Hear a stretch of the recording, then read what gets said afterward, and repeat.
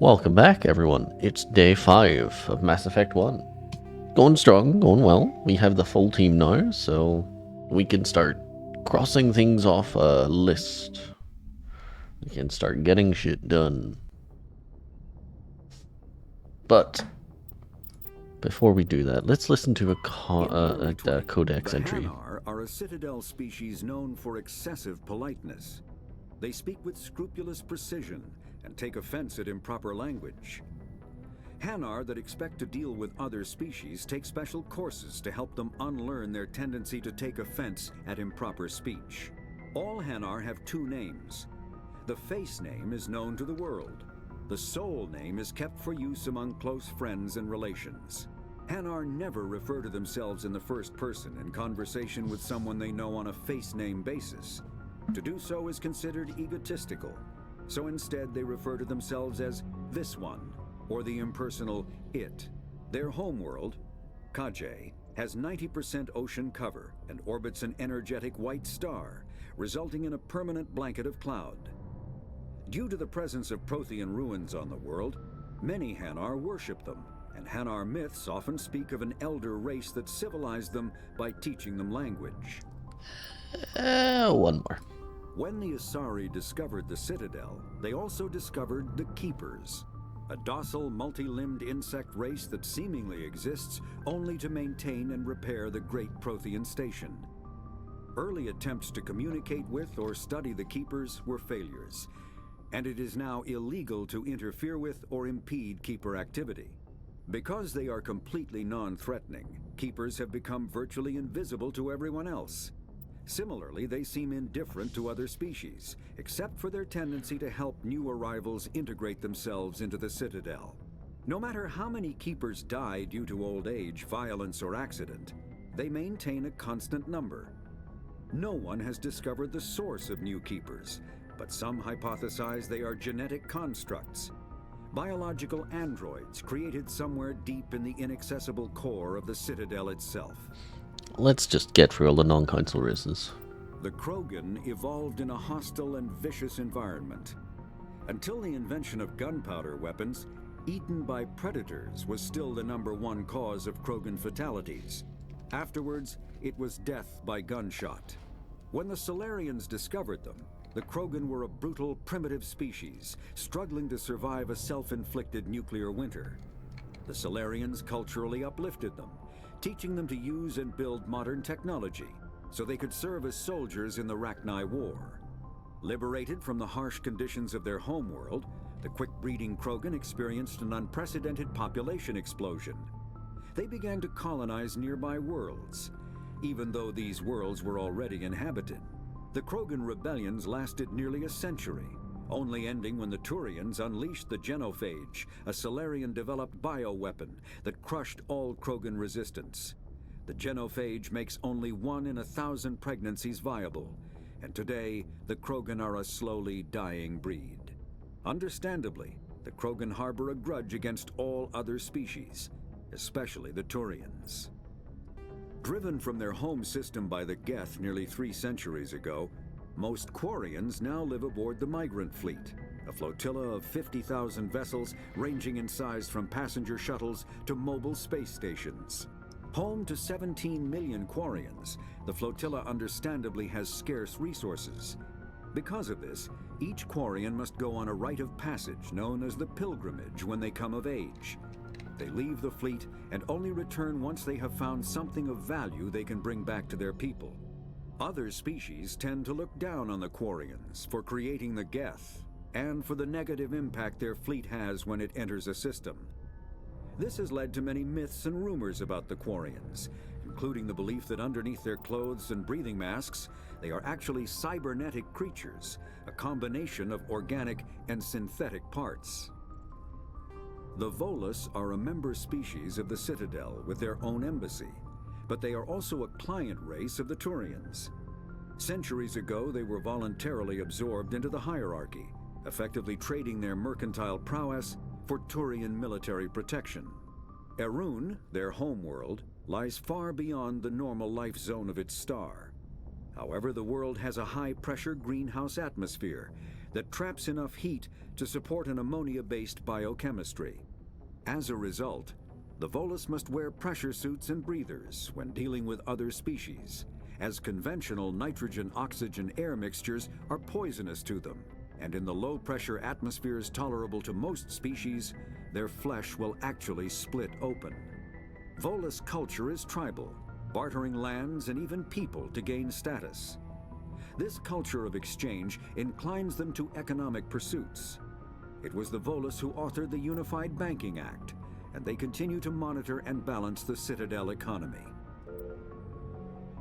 Okay, we still got a fair few things to get through, but that's enough codex for now. Right, I should do a quick look at my journal to see where we're headed. But as I recall, we had just finished up...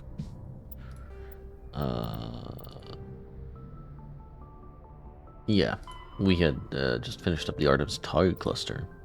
Alright, we should go... to the Hanadis. Is that Hades? No, Fortuna. No, it is Hades. Hanadis is Hades.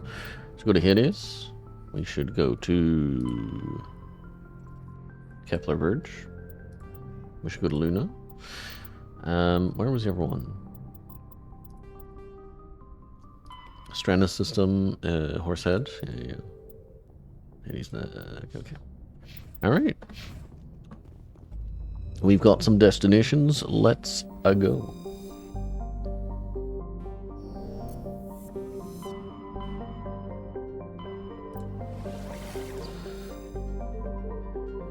Farinata dis Antes. Where's Han? Interesting. Let's start at Farinata.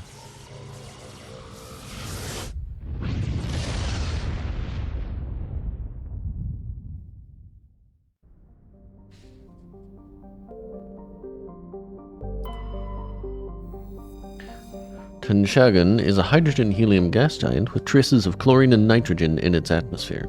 It has an unusually small number of moons for a gas giant, a mere 7.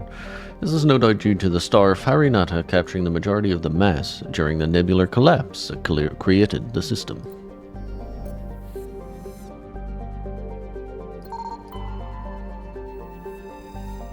Large asteroid has several smaller bodies orbiting it. We find magnesium.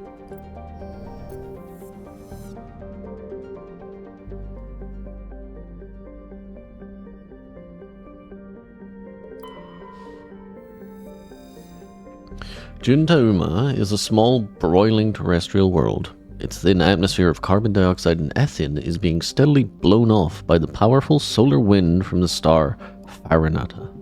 The surface is scorching hot and mainly composed of sulfur with deposits of copper.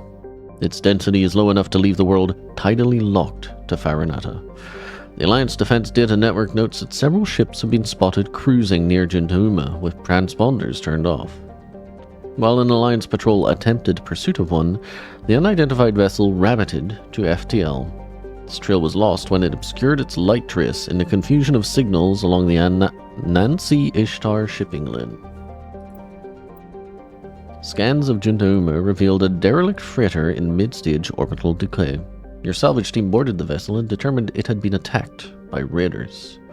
There was little of value still on board, but the team did find a Prothean data disk.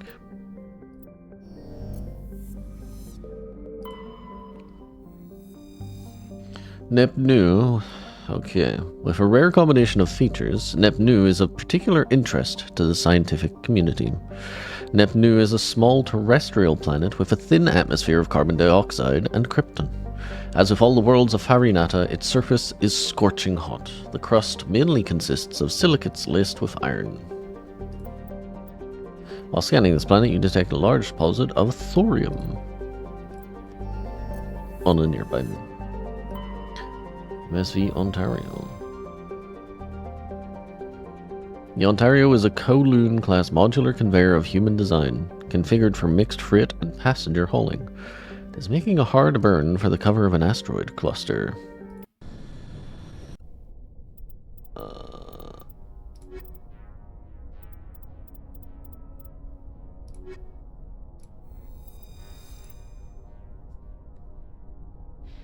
What's going on in here?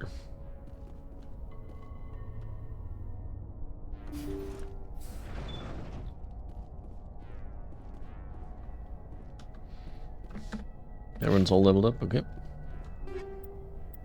Reaper and a Survivor 5. Reaper's good. Not as good as what I got. Fair enough.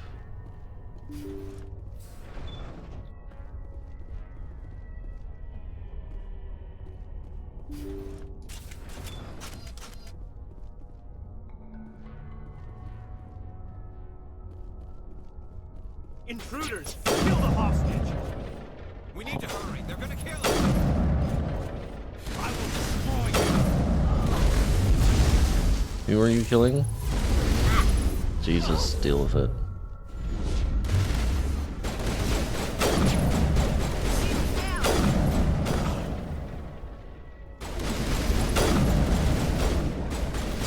I will destroy you! I should really learn to quick swap to my assault rifle for situations like this. Perimeter clear. 4-9. Good to go.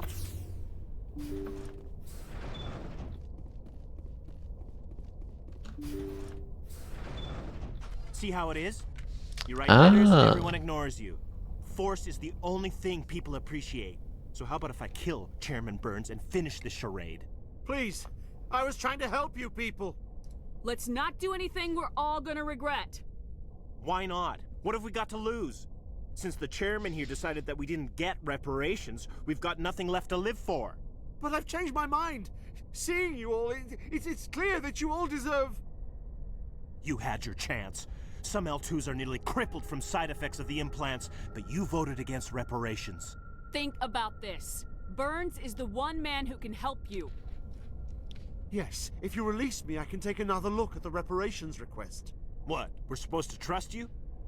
Sure, you promise us freedom and say everything will be fine, but as soon as we surrender, you'll double-cross us. I'm not promising to let you go. All I'm saying is that Burns will take another look. Right, Burns? Absolutely. I had no idea that the L2 biotics were this desperate. If I'd known, the reparations will come. For whatever it's worth, I promise that.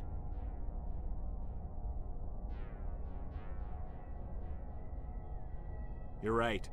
I don't want to die. Maybe something will happen this time. We surrender. Thank you, Commander. I thought I was dead when they took me. I'll see to it that the reparations discussion is reopened. I didn't know they were so desperate. A 5th Fleet cruiser will be by shortly to pick you and the prisoners up. Sorry about the 6 people we gunned down very quickly. You know, ideally that wouldn't have happened, but you attacked us first, so...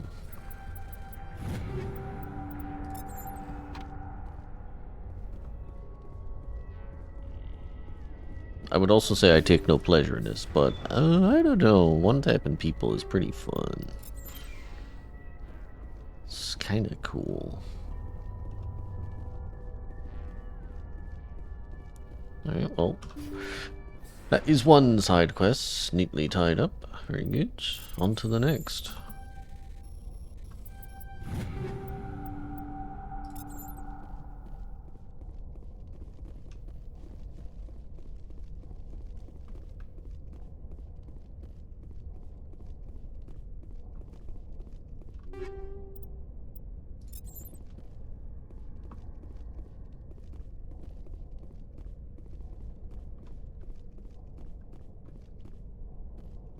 Any other containers hiding around here?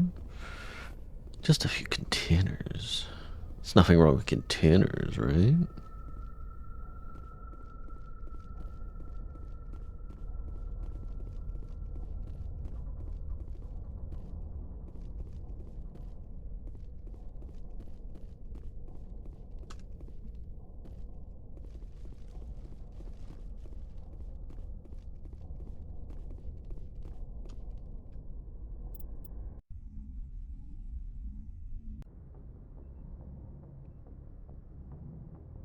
I need to get closer to the mic. I need to be practically swallowing it every time I open my mouth.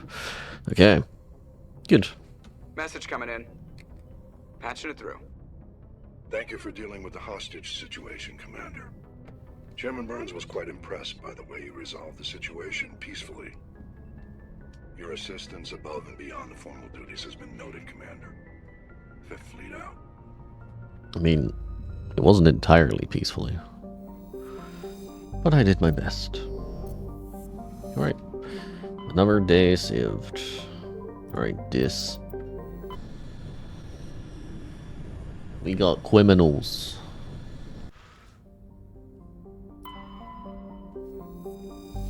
Jartar is a terrestrial world with a trace atmosphere of krypton and xenon.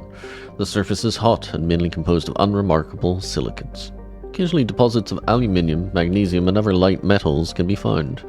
Jartar is noted for the discovery of the Leviathan of Dis, the apparent corpse of a genetically engineered living starship. The Leviathan was found in the bottom of a crater by a Batarian survey team, and estimated to be nearly 1 billion years old. It disappeared after a visit to the system by a Batarian dreadnought 20 years ago. Since then, the Batarians have steadfastly denied that the Leviathan existed at all, and all the more vociferously when shown recordings of the corpse made by Solarian researchers.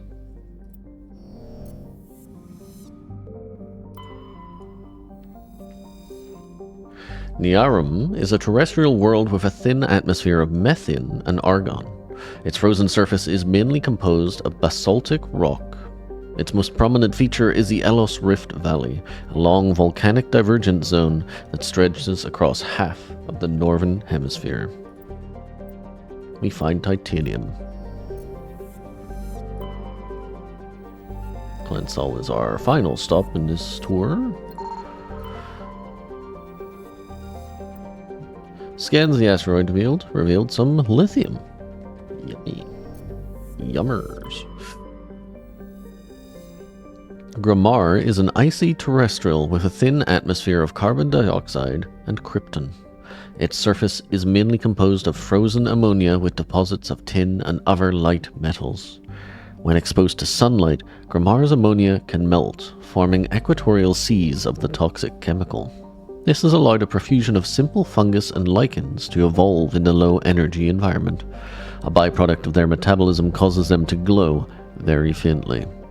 While the light of an individual is insignificant, large patches seem to reinforce the light of one another and are visible from space.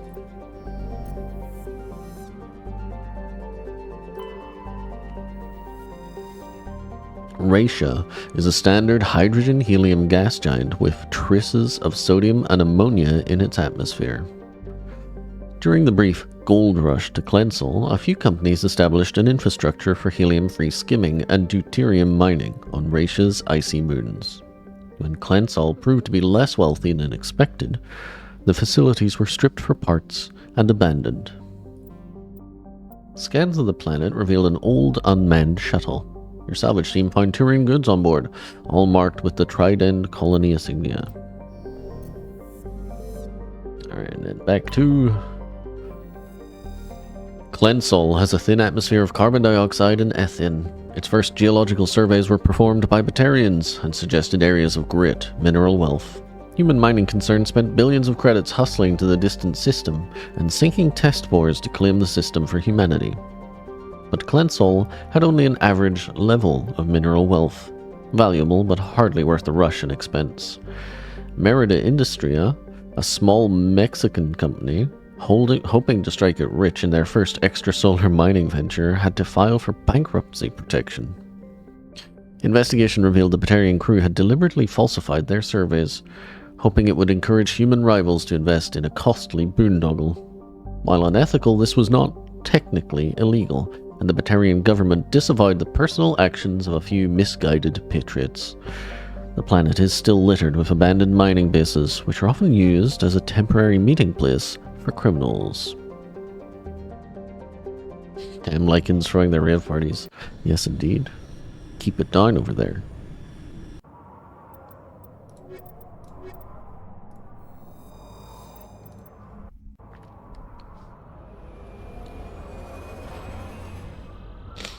Alright.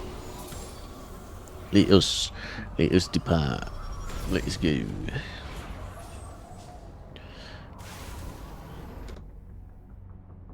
Well, there's our biz, so we'll go here first. Yeah, and then hook around.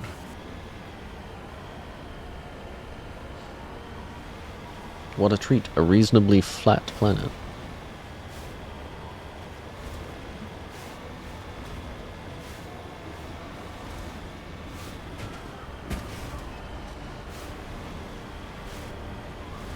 Never mind. here's the mountains.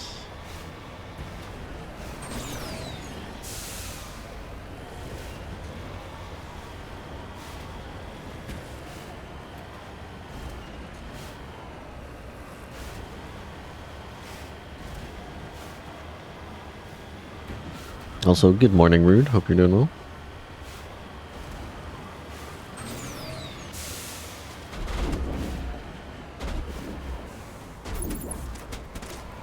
Or we playing this game? Okay.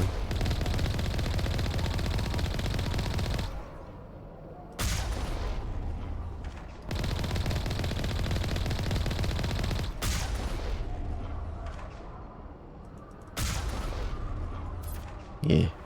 Maybe don't fight at the fucking tactical armored vehicle. Idiots. Fight at the? Shoot at the. I'm doing okay. I'm very tired.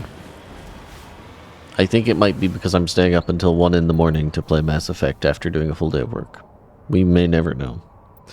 There's old footprints leading away from this escape pod, but no sign of any survivors. It's truly a mystery.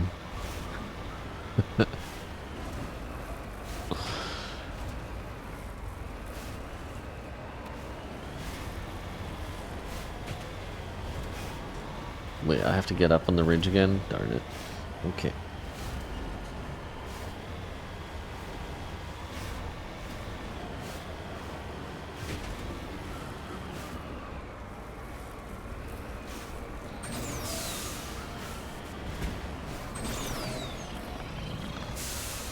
Yeah.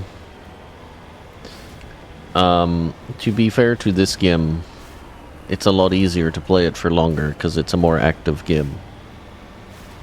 I don't dislike Baldur's Gate 3, but it can be a tough ask to play it for long times because it's such a slow game.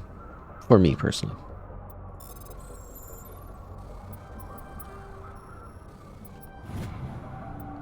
The dead traveler had a League of One medallion.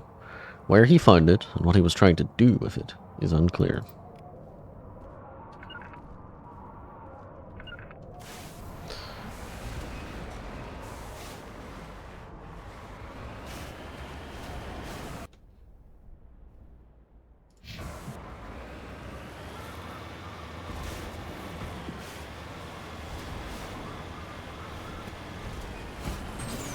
It really is a shame how the Baldur's Gate 3 Honor mode, the last one, played out.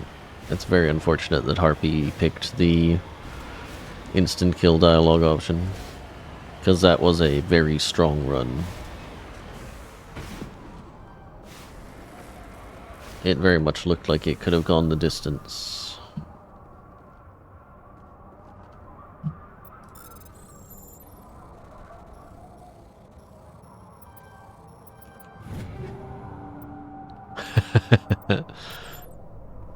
Don't worry, not in this game, in Baldur's Gate 3. Harpy and I were doing streams where we were doing, yeah, Baldur's Gate 3 Honor mode. And, we had 2 genuinely good attempts. The first one was our first attempt, where I was an Eldritch Knight, and she was a Ranger Knight. And we were doing fine, and then we got smoked by the robot butler in the Underdark. I blame myself for that one. Because, yes, Harpy accidentally started the fight. But there was almost certainly a way I could have won it if I'd used consumables slightly better. So I refused to let her take the blame for that one. And, yeah, the second genuinely good run we had, we were crushing it. It was barely close in any fight. For quite a while. We had sort of hit our stride. And then, yeah, Harpy unfortunately poked the bear a little too hard with Lakith. Again, not really her fault. When we did our casual playthrough off stream with each other, we had Lae'zel in our party. And Lae'zel gives you a little more time to realize you really shouldn't keep doing this. So Harpy, understandably, was just sort of clicking through the dialogue, and in her brain there was more dialogue to go before things got really bad. But that's because last time we did it, Lae'zel was in the party. So, very unfortunate. Peak Baldur's Gate shenanigans.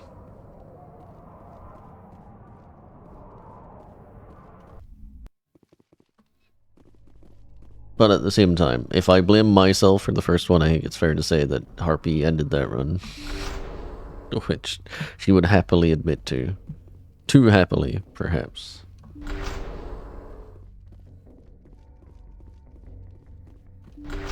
We still hold out hope that one day we'll get a,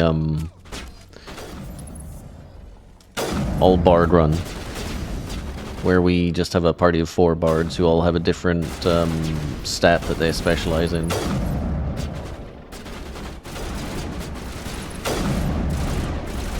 Oh, Jesus.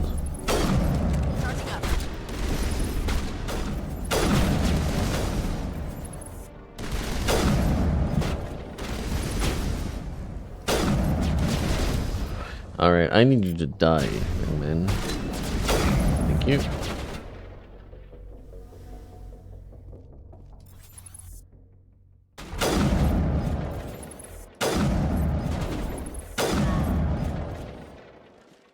Oh, Jesus. That could be real bad.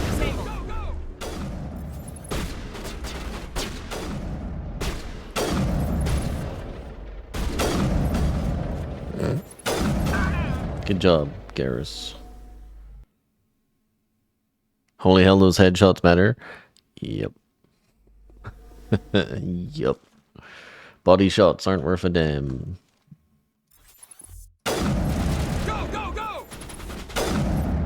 That's not true. They are worth something, just the headshot multiplier is significant.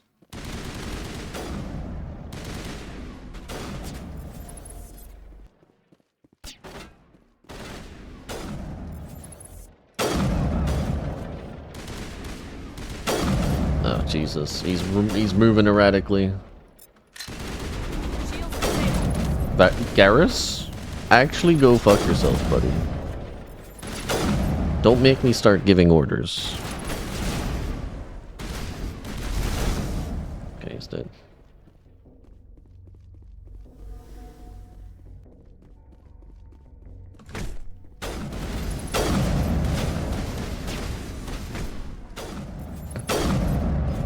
I haven't really shown this aspect of Mass Effect yet. It's pretty funny. Helena was right. These guys had quite the operation going. But that's all going to change. One down, just one more to go.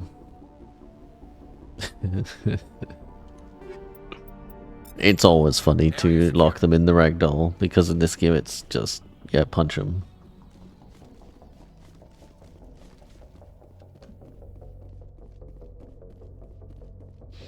But yeah, I need to figure out what the quick change button is for weapons. I'm almost certainly there's like a previous weapons one. I could always do this, but I'd rather just have a button. What is it? There's a keybind for it. Previous weapon. Mouse scroll up. Next weapon. Sure. Last weapon X. What can I put it on that would be better than X? Like T? No, I do this. And then order rally can be... What is R? Is R anything? Okay, Archme, really? Alright. And now, if I do this... Assault rifle. Sniper rifle. Alright. Yeah. There's been one too many missions where people just run at me. I would like to be able to switch to what should be a good assault rifle, actually. Let's see. It's not bad. Should do the trick.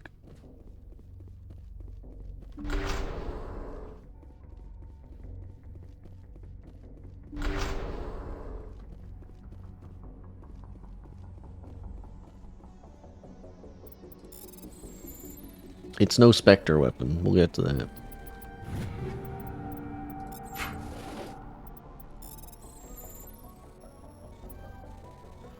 Because this is a stat-based game, Spectre weapons are actually insane. I'm pretty sure the assault rifle just does not have any sort of bloom. It's basically a laser gun. And yeah, that shreds things. And obviously the Spectre sniper rifle is just a one shot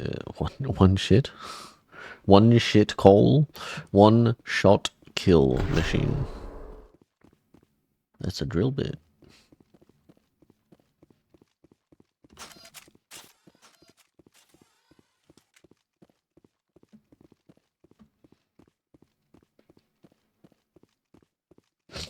Excuse me.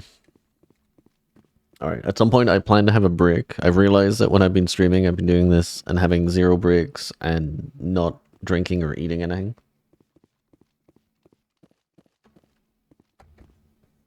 So I'm going to see if having a planned hydration / munchies break will help.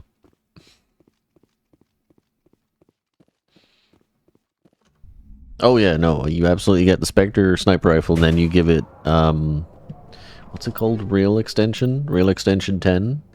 Chef's kiss. Everything will die. Yeah, rail extension.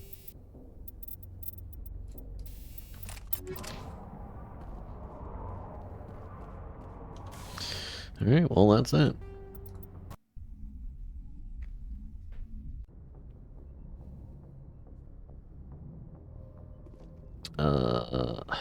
Where was the other one? I thought it was also in Hades Gamma, but I could be wrong.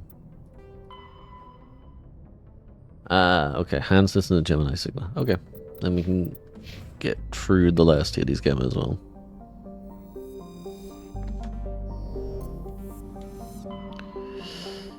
Hello, Antaeus. It was Antaeus, yeah. We haven't been to Antaeus.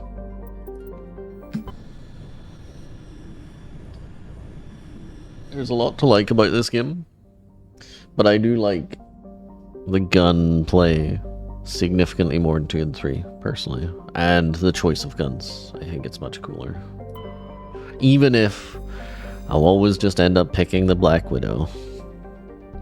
During the initial survey of the Antaeus system, only a single flyby probe was spared for the small scorched world of Ageko. It revealed a planet unusually rich in heavier elements given its size. Ageko is a standard terrestrial with a thin atmosphere of krypton and xenon. Its crust is mainly composed of magnesium, with deposits of cobalt and other heavy metals. Due to extremely rough, cratered terrain, starships are discouraged from landing.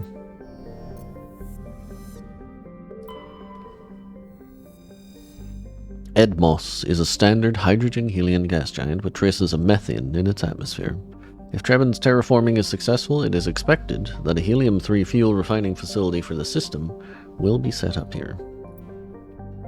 While scanning the planet, you find hydrogen in the hydrogen-helium gas giant. That's crazy.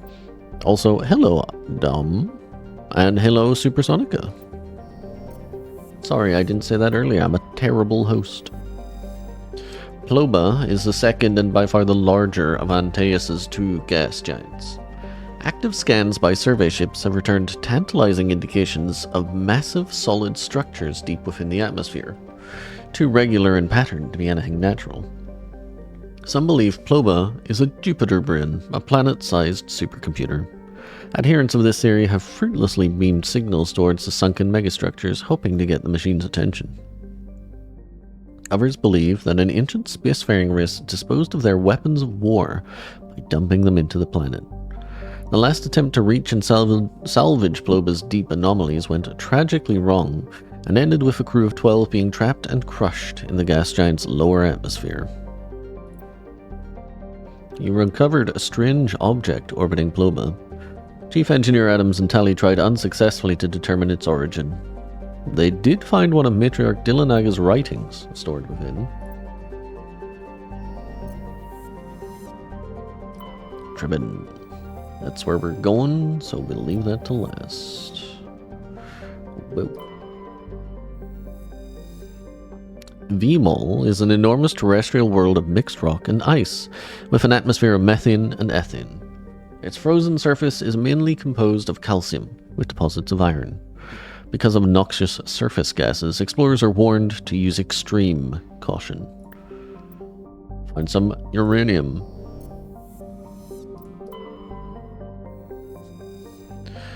Hunador is a moderately sized ice world with an extremely thin atmosphere composed of krypton and xenon. Its frozen surface is unusually smooth, suggesting widespread repaving by cryovolcanic processes, though no such activity is currently evident. Which planet? Vmol?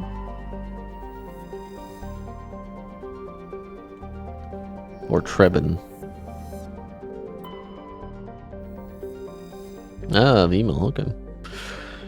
Trebin is a modest terrestrial world with an atmosphere composed of nitrogen and argon. Its surface is mainly composed of nickel with deposits of silver. Trebin's environment is relatively mild, but the scarcity of water or similar enabling substances has prevented the development of any biosphere. ExoGeni Corps recently performed a test impact of a single water-ice comet into the surface, the first step of a long-term plan to thicken the atmosphere and introduce water to the environment. A survey team is on the surface monitoring the geological and meteorological effects of the test impact. Most of the water released is still in the form of atmospheric vapor, but thick cloud banks have formed. There is every indication that this arid world will soon see its first rain. The surface team's progress has been hampered by frequent mechanical or computer failures in their GPS satellites.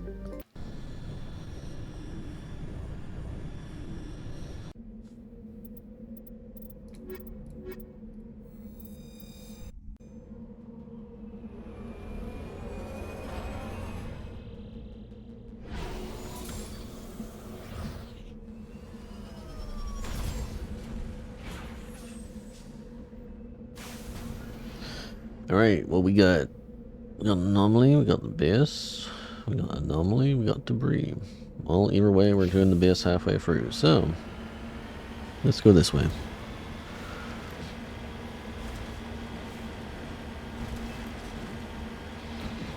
Whoa. Whoa.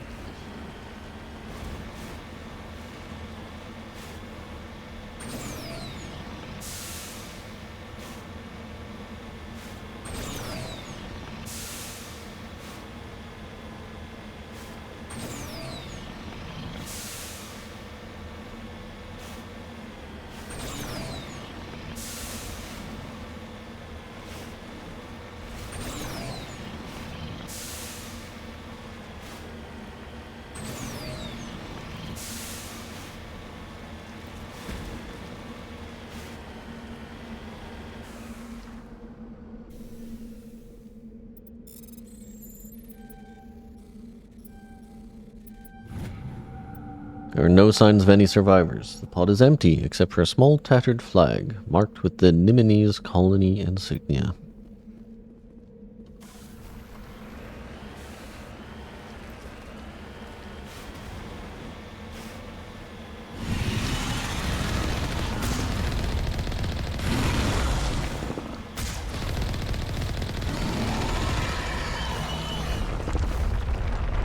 Oh, you're going that way?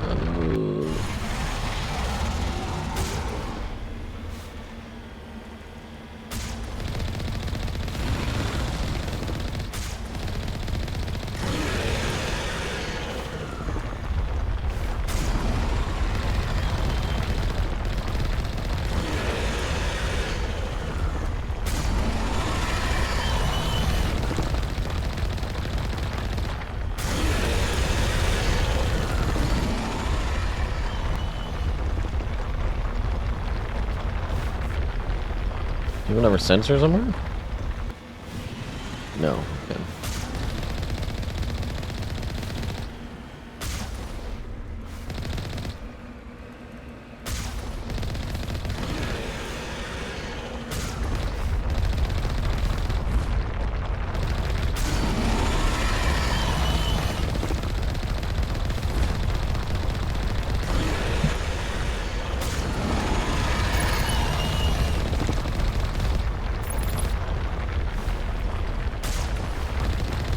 Missed.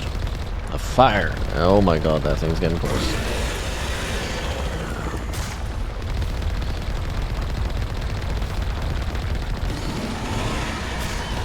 That was very nearly a game over right there.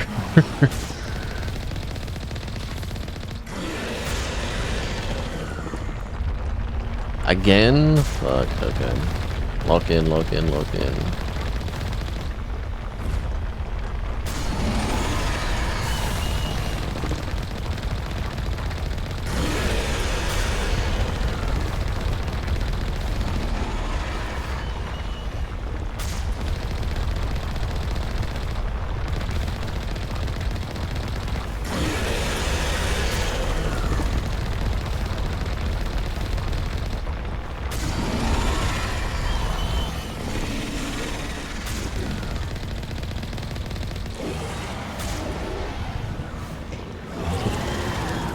These expeditions are more like Helldivers do. They can be, that's for sure. Well, that was fun. Thanks, game. I should probably repair. Just in case something happens.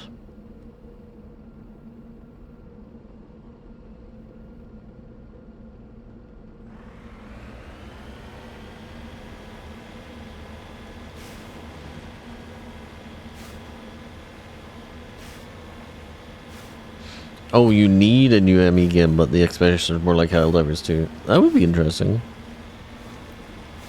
Would be interesting. Aren't they working on a Mass Effect game?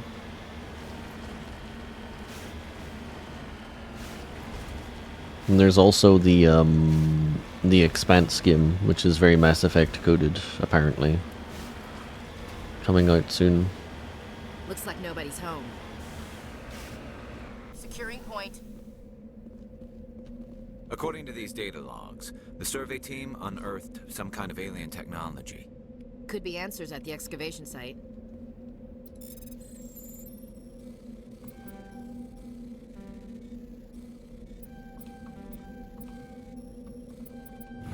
I am hacker man.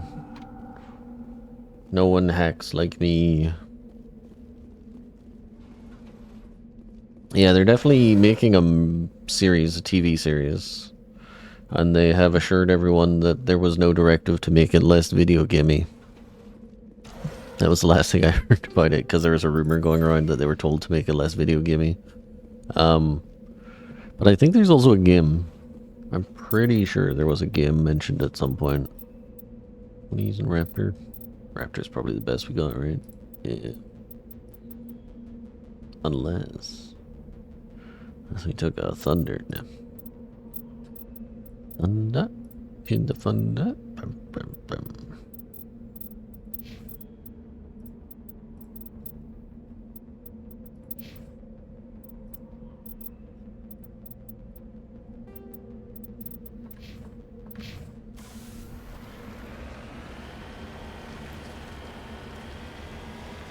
Yeah, that's true. Veilguard was a bit of a damp squib, so it could be that's been tossed aside. Still haven't played Veilguard. I want to play it. I do.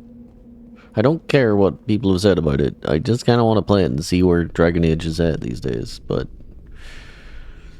yeah, at the same time, I have other stuff I could play. I kind of want to replay Inquisition. I barely remember that game. Hostile contact!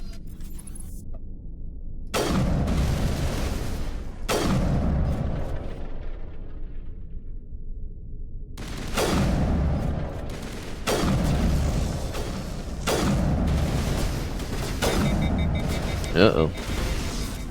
Lost shields. Ashley, both of you, get out of my way.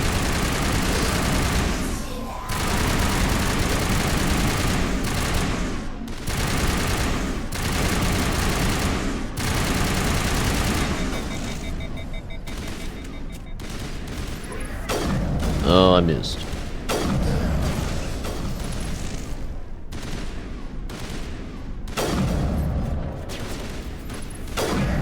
I've seen this before. Machine cultists. The survey team must have unearthed some alien technology that turned them into mindless fanatics. Whatever they found, it's long gone now.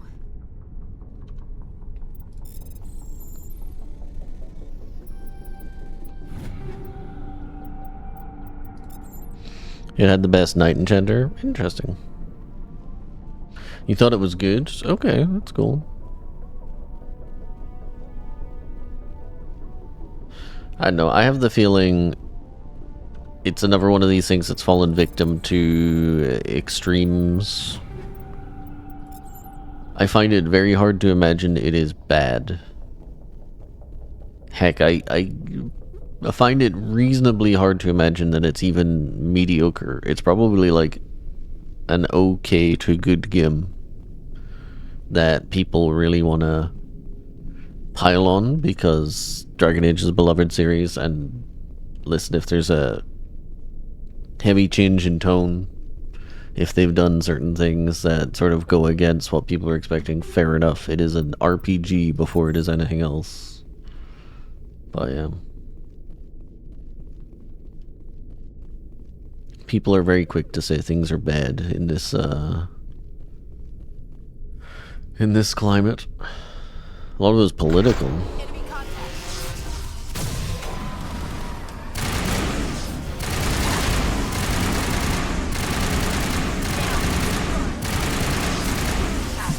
Get me. I did not realize I was up against weird geography. Yeah, makes sense. How far back are we? Landing on the planet?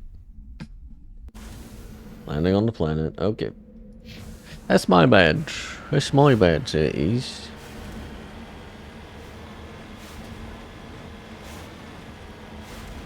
I wouldn't even say it's a hive mind things.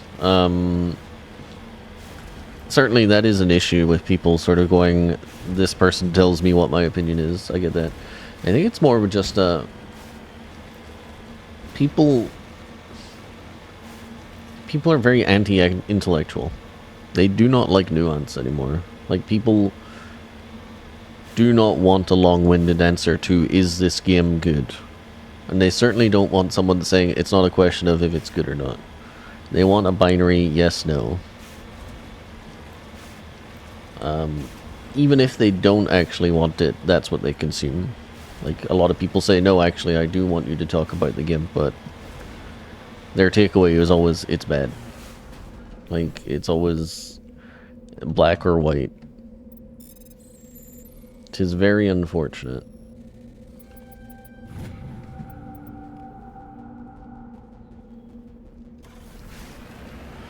Alright, let's fight it again.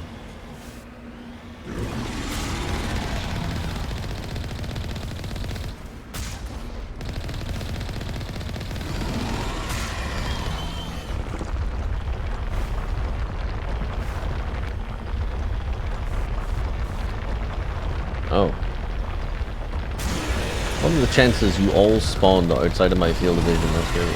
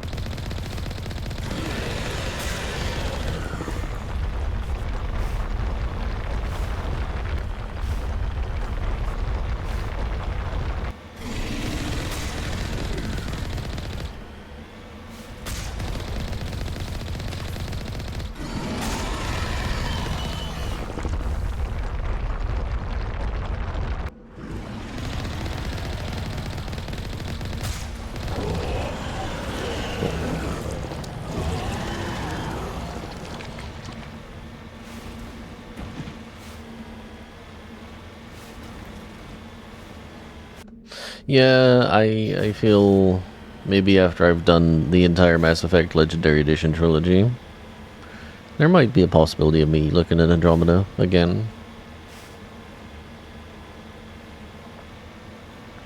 Just, I suppose it depends how long it takes me to get through the whole trilogy. In terms of days, like days and months. A lot can change in a couple of months and all that.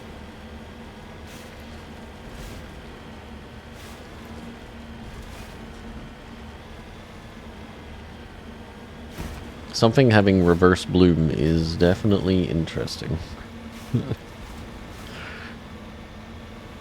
Looks like nobody's home. Okay.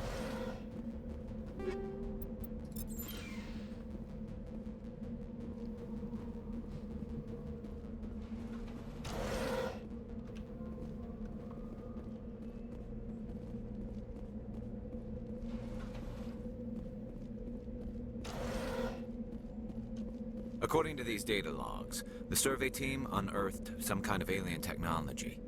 Could be answers at the excavation site.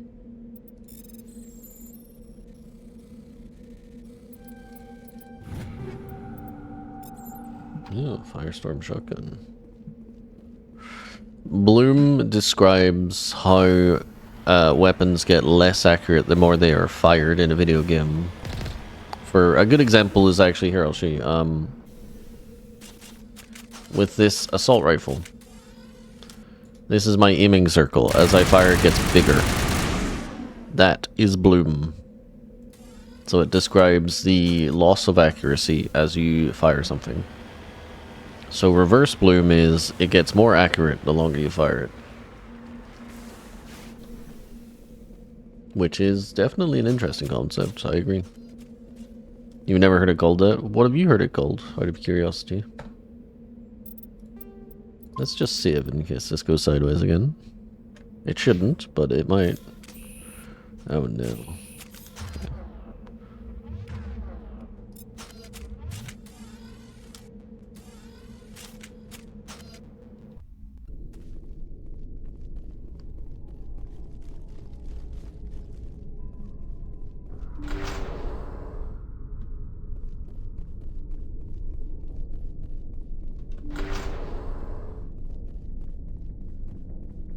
I don't remember the devotion in Titanfall at all.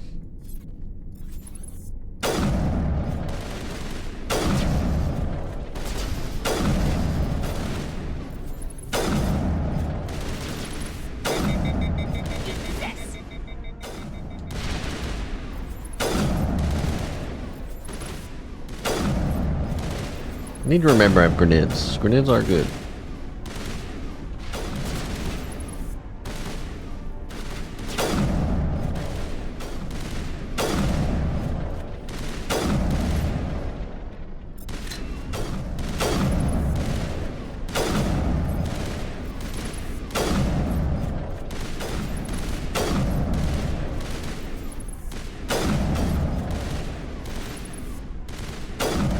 I missed. I've seen this before. Machine cultists. The survey team must have unearthed some alien technology that turned them into mindless fanatics. Whatever they found, it's long gone now. Fair enough, Rude. Less elegant than the term us old heads had. But it gets the point across, it's fine.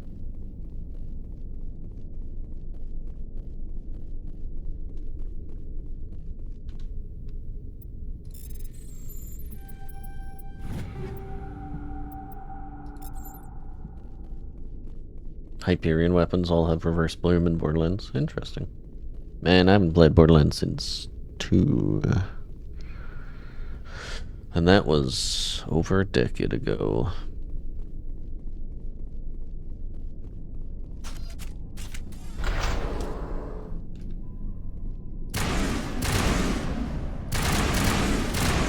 Okay.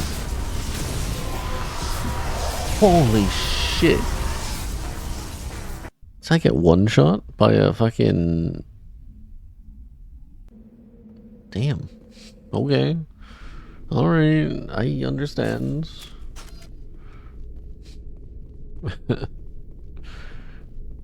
It is insanity. I mean, so far I've been dying very little, so it's a bit of comeuppance, but damn. That just, yeah. As soon as I was like, I should get some space, it was too late. I was already fucked.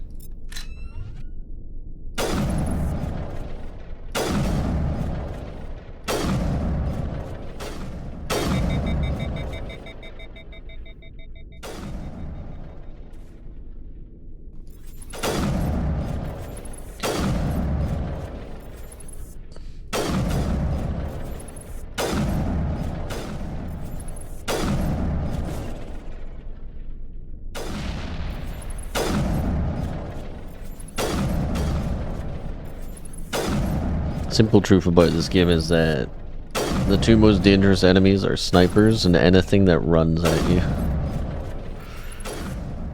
Everything else very manageable. Oh, Jesus.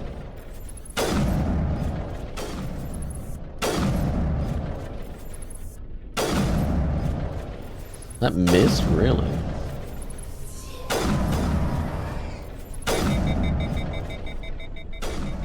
I've seen this before.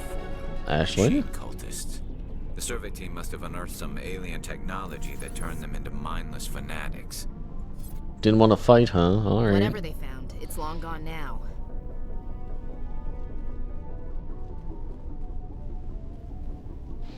You thought they only had melee? They explode every so often. Because they're actually not zombies. There are zombies in this game, but it is not them. They're space zombies.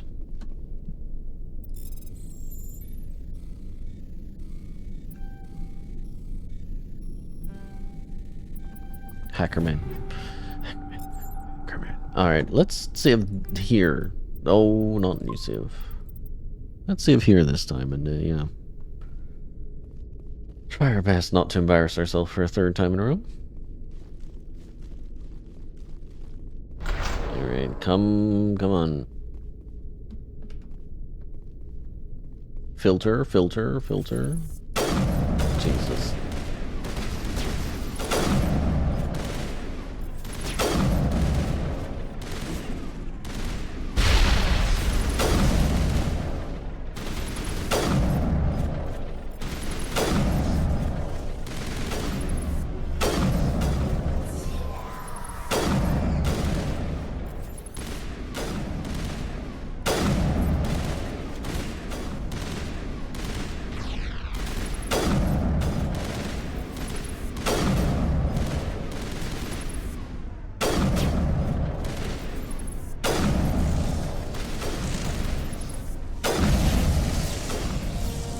Okay. That accounts for all of the Exogeny survey team. They were converted to cybernetic husks by devices similar to those used by the Geth on Eden Prime. How they came to be buried on a frontier world so far from Geth territory is a mystery. So yeah, it's definitely my fault. Husks are reasonably easy to deal with. I just got caught up on terrain and stuff like that. But yeah, this is insanity. They're dangerous if you let them get close. That will become relevant soon with a different enemy that I do not wish to think about right now.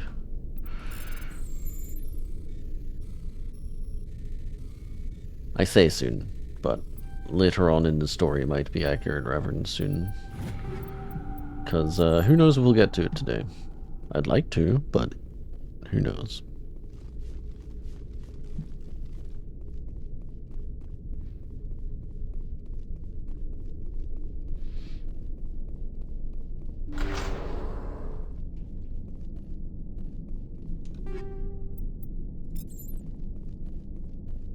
Hey, isn't it about time you start giving me 6s and 7s?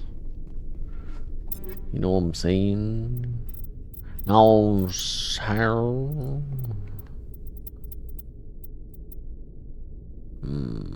Equalizer might be the play. Why do I have a 9 out of 5 instead of something better?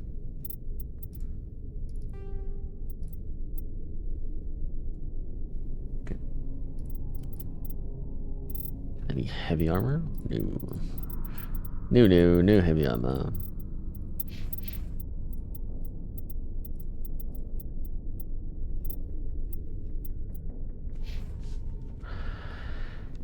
Okay.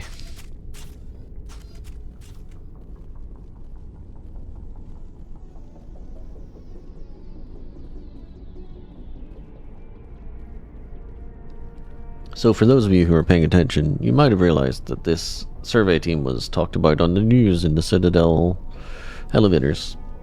It's kind of a cool thing they did in this game. A lot of side quests are actually sort of hinted at in news articles and stuff like that, even if they're not outright given to you.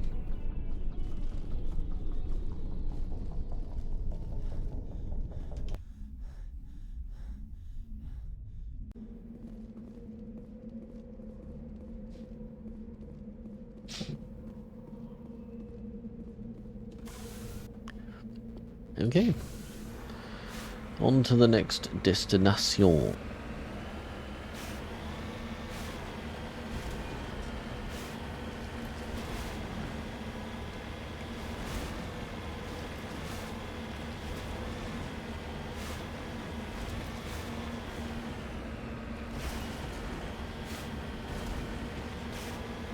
Yeah, definitely. It's nice. What do they call it?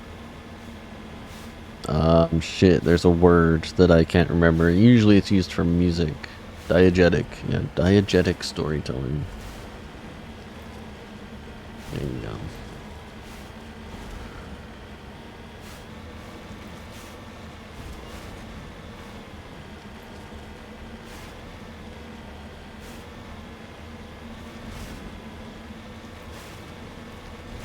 At least I think that's how you use diegetic. I might be wrong. I'm not afraid to admit, sometimes I'm stupid.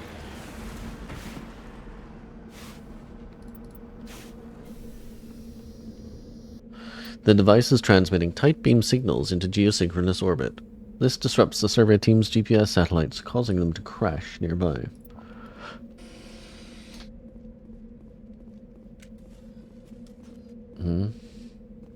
What do you got weapons out for? Are any of these lootable?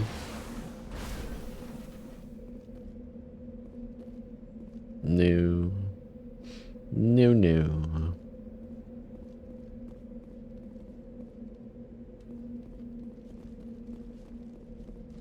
No. Okay.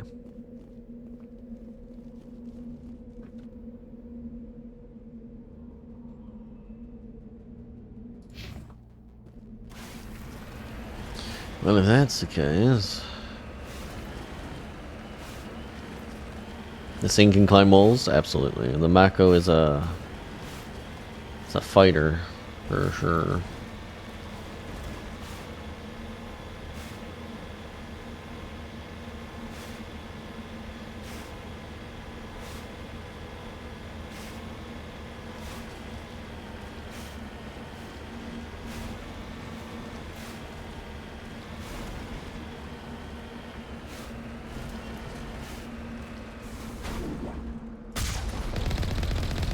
Hey guys, I'm a tank. Small arms firing, gonna cut it. I'm a tank. Redeploying.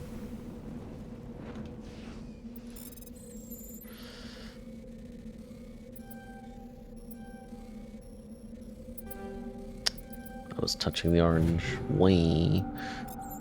Oh, those are sixes. Hell yeah. We're getting sixes. Yeah. Right. Was there no minerals on this place?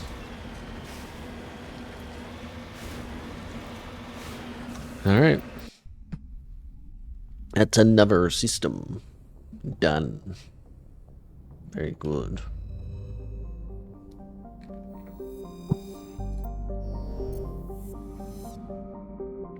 Definitely just hit the mic with my mug. I apologize if you heard that. Okay. Hades done. Artemis Tower we've done. Gem Sigma is one that we have to do. Kepler Verge. Still have to go to the moon. Let's go to the moon.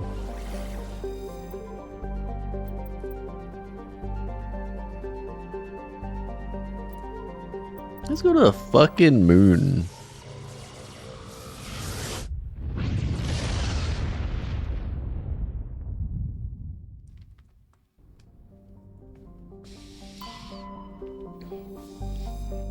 A handful of solar power stations exist on peaks of eternal light at the north and south poles of Mercury.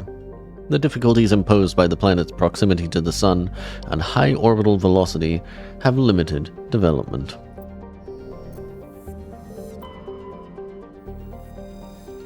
With its molten temperatures, sulfuric acid clouds, and crushing carbon dioxide atmosphere, Venus has only a handful of aerostat research outposts.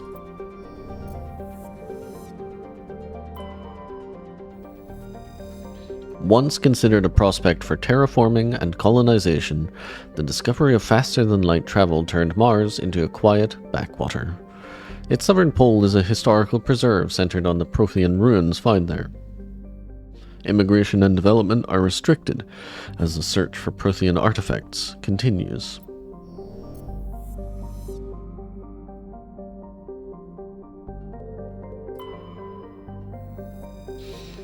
Jupiter's deep gravity well and lethal radiation have kept its moons from being significantly exploited. The largest outpost is Binary Helix Corporation's Nautilus facility attached to the underside of Europa's ice sheet.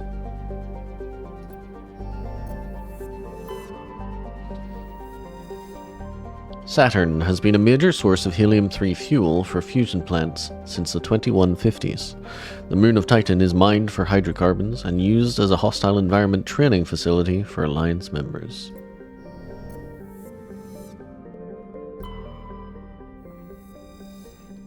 After the development of Mass Effect FTL drive, distant Uranus was the target of a land rush to exploit its combination of plentiful helium-3 fuel and shallow, for a gas giant, gravity well. Today, Uranus is the largest producer of HE3 in Alliance space.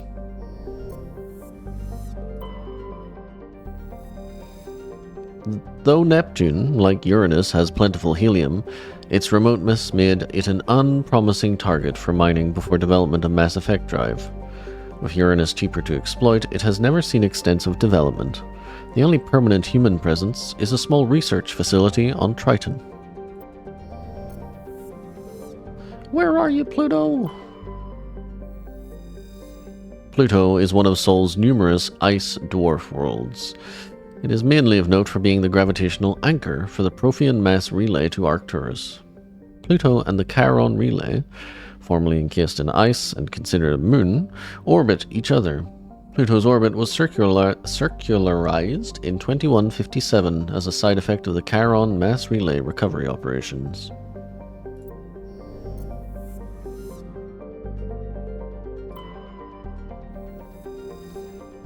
For detailed information, please refer to the Standard Issue Alliance Galactic Codex. Earth orbit is riddled with debris generated by bootstrap space development. Use of kinetic barriers is recommended at altitudes of over 85 kilometers.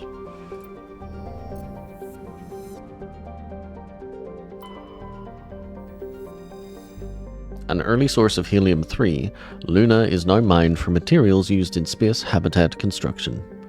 24 major stations have been constructed at Earth's L4 and L5 Lagrange points, all from lunar resources.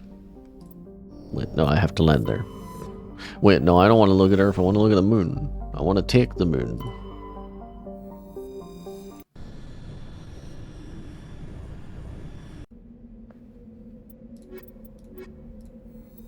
I see your Balatro joke. I see it. I understand. I have your measure as a human.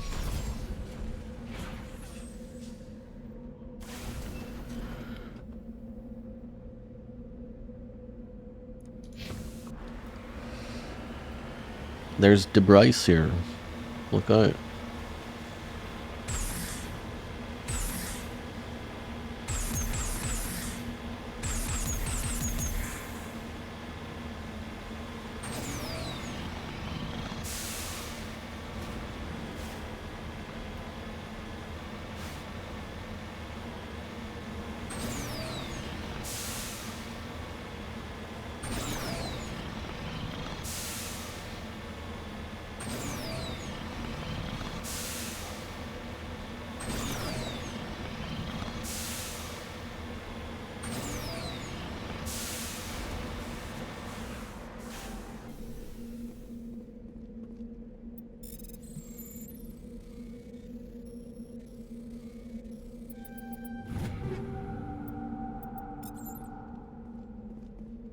At some point I'll have to review my gear now that I've got 6s and see where I'm at. But not today. You should rewatch Futurama again.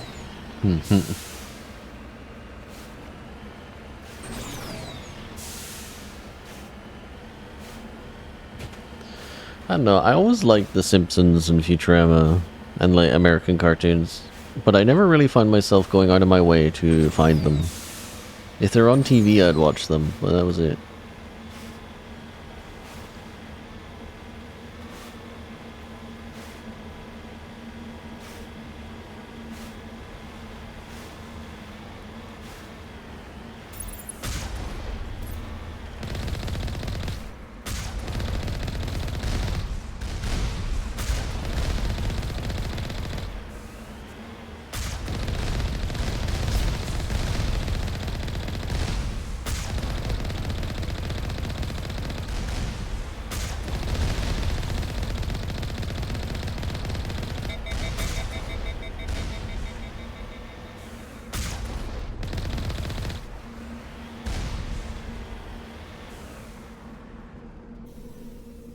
Did you ever watch, what was it? Not Enchanted. Was it Enchanted? What was the latest Matt Groening one? The fantasy one?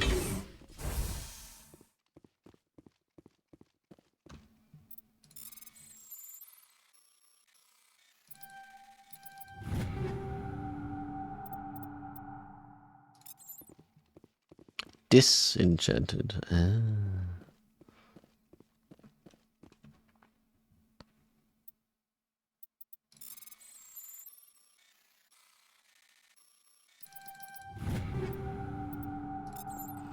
Actually, maybe it's no time to do a damage check. Adventure 6 is not good enough. Good to know. Raptor 6 is it. Raptor 6 is the shit. Give it to me. Along with, I guess for now, more likely need it for Shredder stuff. Jealous 6, Gladiator 6. I need some heavy armor. Where's the heavy human armor? Gim. Put that on, it looks better.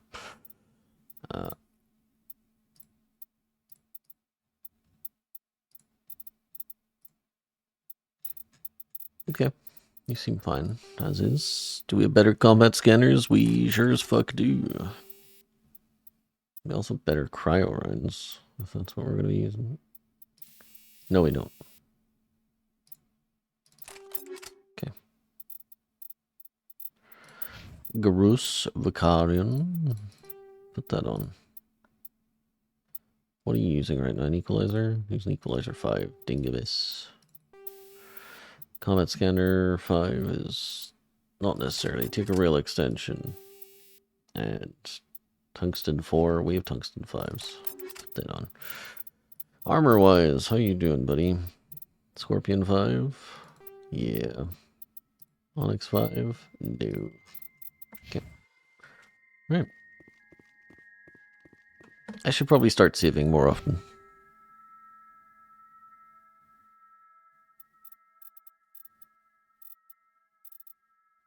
Should also maybe start investing in assault rifles.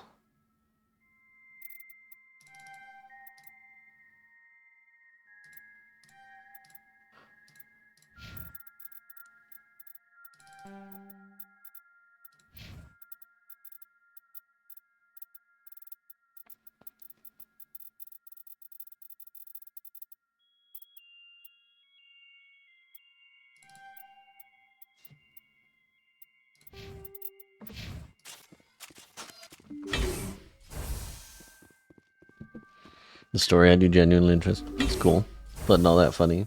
Interesting. It was primarily a like comedy show, right?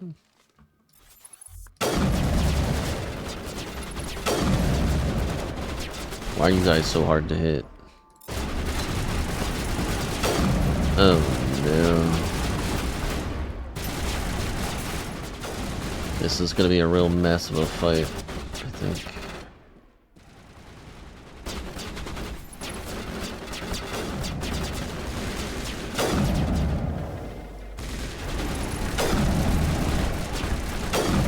How tough are these things? Jesus. Okay. It's time to start using powers, gentlemen.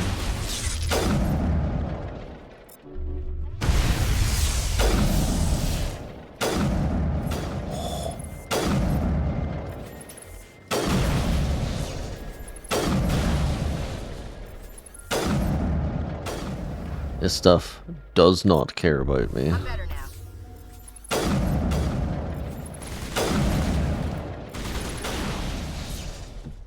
Damn.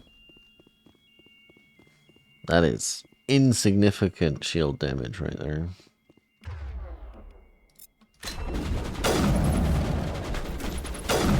Gel deployed.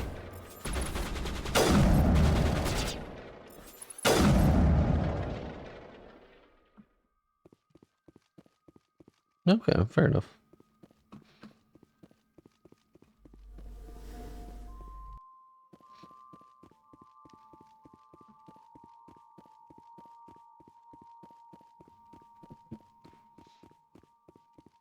Wonder how Invincible's doing. I haven't been keeping up with it.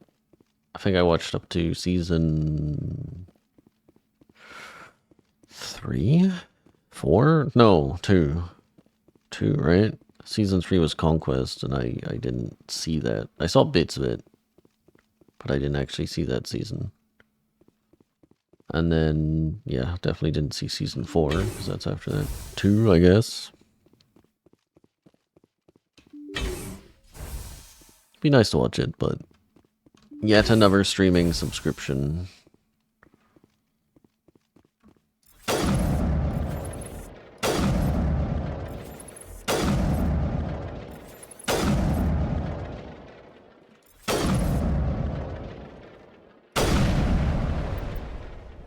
I shot the wrong part of it, I guess. Did I?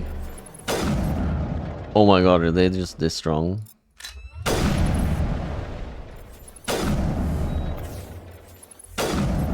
What an annoying issue.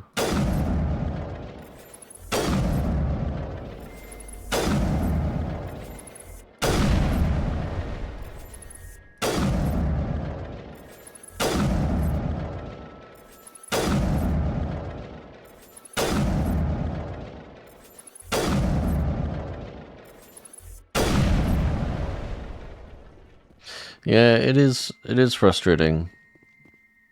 But it's not that they didn't learn their lesson, it's that they just want the money whilst there's money to be got.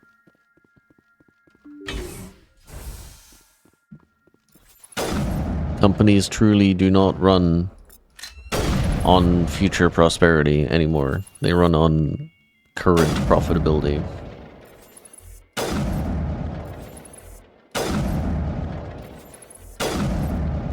We're seeing a similar thing in politics, actually. Around the world, a lot of politics is no longer particularly future-facing. It's just instant gratification.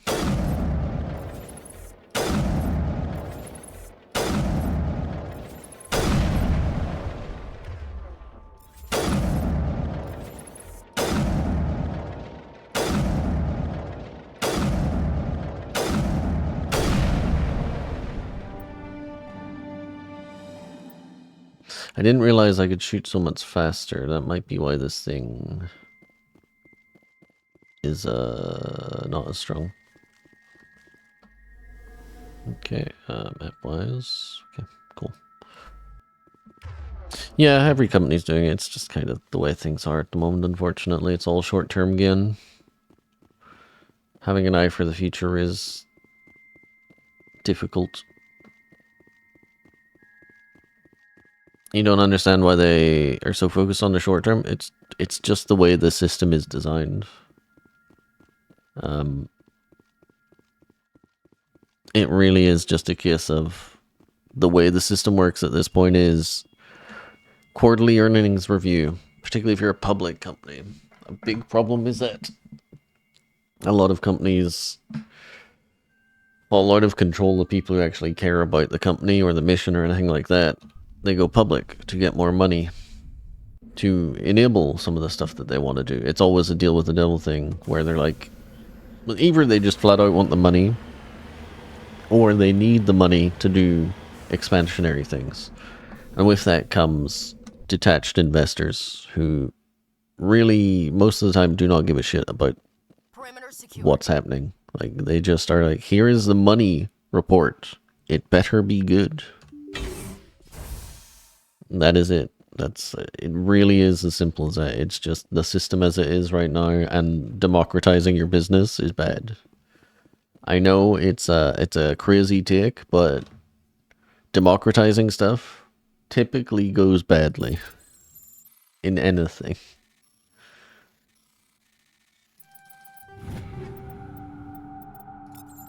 Like, I'm all for democracy. I am a big fan of the quote, democracy is the worst form of government we have that works. But, like, you can't argue. Or at least it's very hard to argue that the average person understands what it requires to run a country, or is willing to accept the sort of sacrifice that makes countries great. I don't mean the evil sort of sacrifice, but like, hey, if we don't pay you as much now, we can do more civil works. That sort of shit. But it happens in companies too. It gets democratized. People show up who just have no business having a say in how a company is run. And yeah, that's kind of a death knell for the company quite often. Yeah, I need to fucking get back.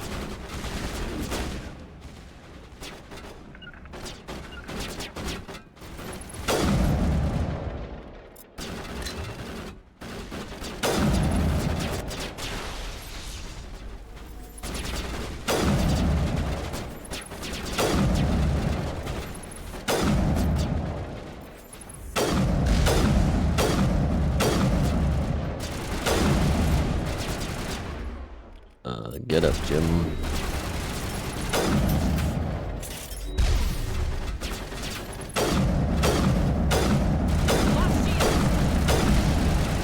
Holy shit, these things are killing us.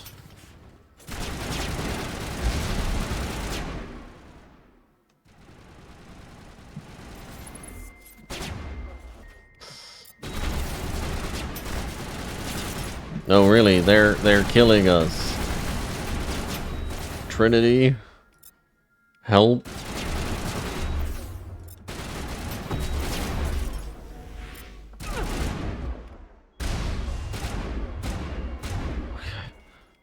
Are you dead? Fuck.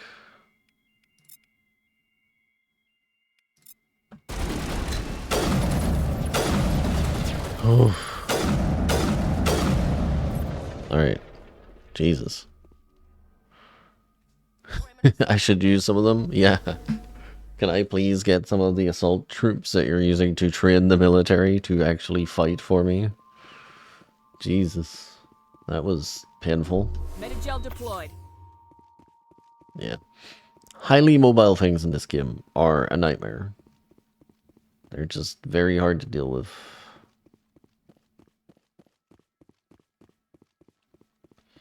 Admittedly, I'm not really proactively using powers. The game's sort of starting to make me a little bit, that's for sure.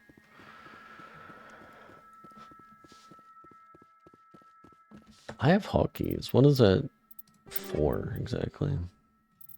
Glenn is 4 or 7? My god. My god. I mean, at the very least, I should probably do this. Might be good for my survivability.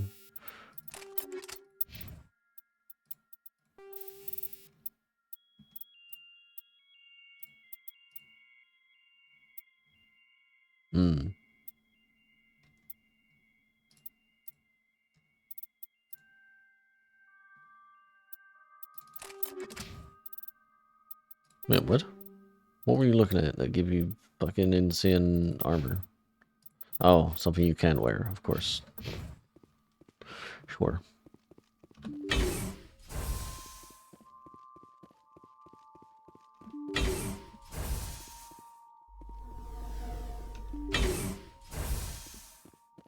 But yeah, the streaming thing really is just...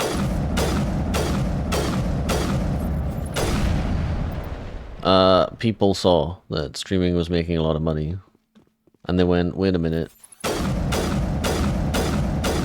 Contact. I want that money. It really was as simple as that, sadly.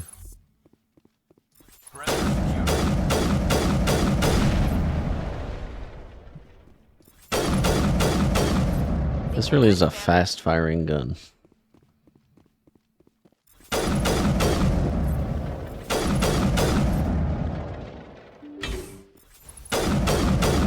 For a sniper rifle, it is insanely fast-firing.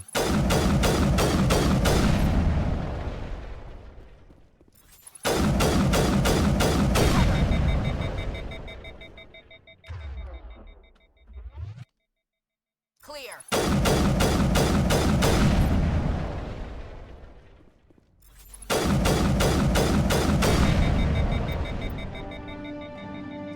Alright.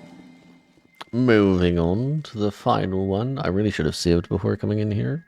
We'll try and remember to do that before I enter the final bunker, or else we would end up doing all of this again, which does not seem like great television, if I'm being honest. Not many containers in here.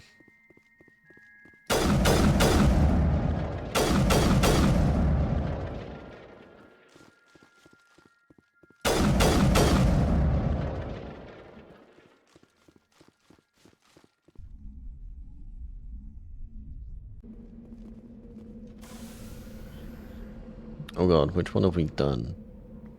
Oh shit. Well, if we came from the north, that means we did this one and this one, okay? Right?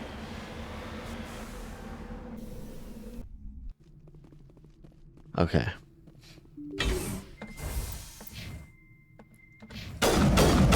I can't save in here? Okay. Wish me luck, gentlemen and ladies. Anyone else?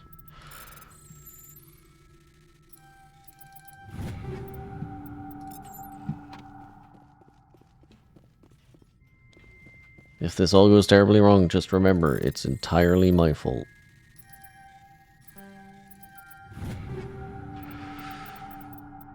Survivor 6.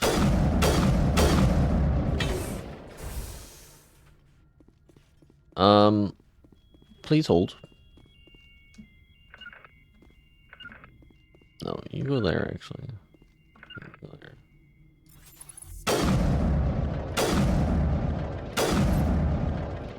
First of all, do that, do that, do that. Holy shit, rockets.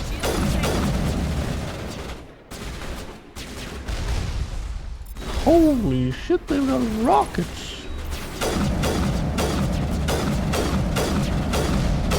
Jesus, I'm missing so much. Okay. Get me away. Get me away from the rockets.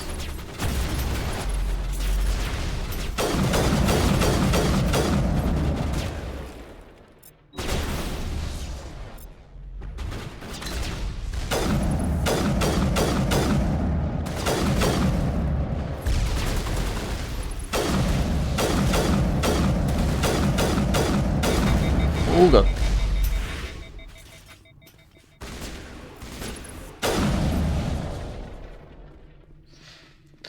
Okay. Clear. Huddle up!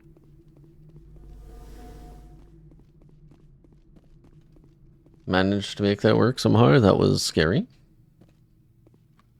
Cool.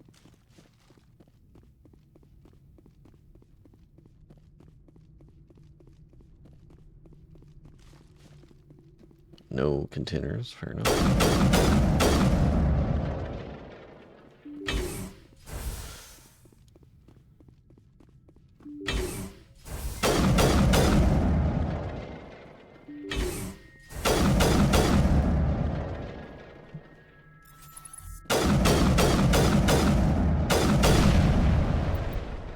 Additional security drones.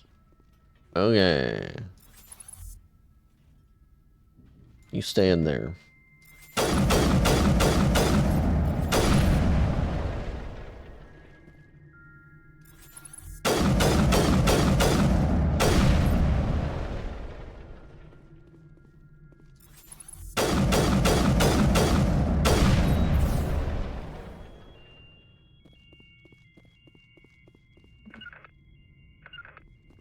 deploying. No, go there. What the fuck?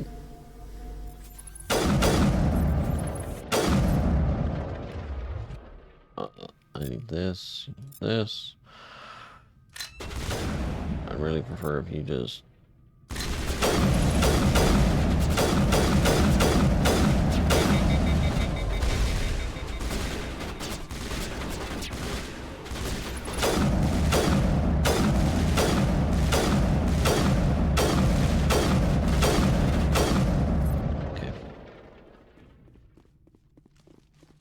All clear. Pretty sure there'll be some drones in the main room again, so...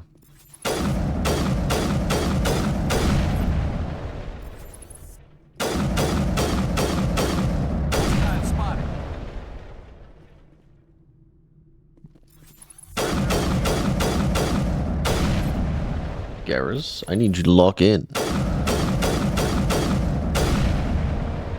Burst of white noise over all frequencies nearly deafens you. Your hard suit's heads-up display interprets in a series of zeros and ones. 01001000, 01000101, 01001100, 01010000. They repeat again and again, blanketing all frequencies until the lights on the final VI cluster flicker and die. Specialization class achieved. Does anyone want to try and translate what that binary is?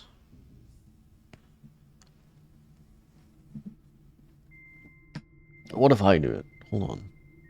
Actually, I can't. If I tab out, I can't see the screen anymore. Alright, chat. That's your mission for today. Your specialization class will replace your base class and the talents on the squad screen. Talent ranks in your base class transfer over to your specialization class. Go to your squad screen to view the bonuses you gain with each rank in your specialization class.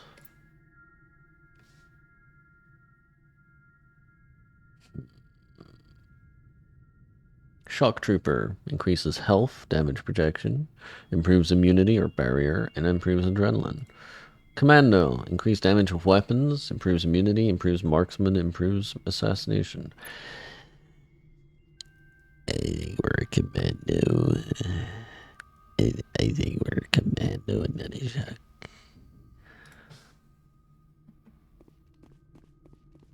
Okay.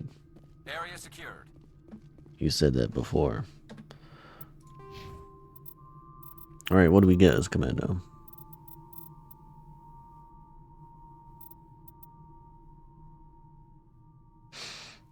Give it to me. Give me assassination specialization.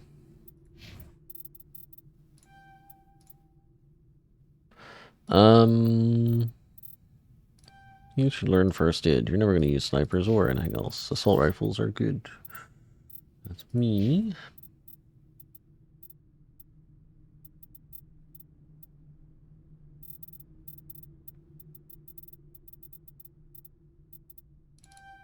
You know what? You need medium armor. Young Garrus of the Vicarians. Holy shit, so many sixes. We're going to have to sell when we get back on the ship. It says help? Cool. That VI was suffering. Smile. Smile. Alright, we have saved the moon from the crazy AI. Sorry, VI.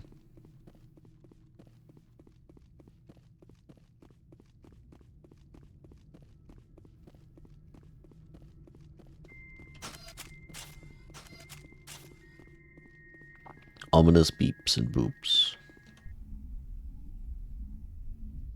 Also, hello, Renifolia. I hope that was your first message and I haven't just ignored the fact that you showed up. That would be very not nice of me. But hello.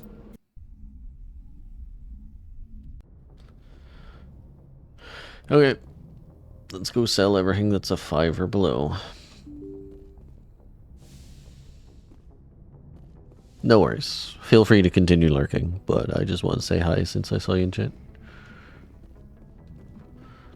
Wait a minute. Can I flirt with Liara? Can I talk with Liara? Can I?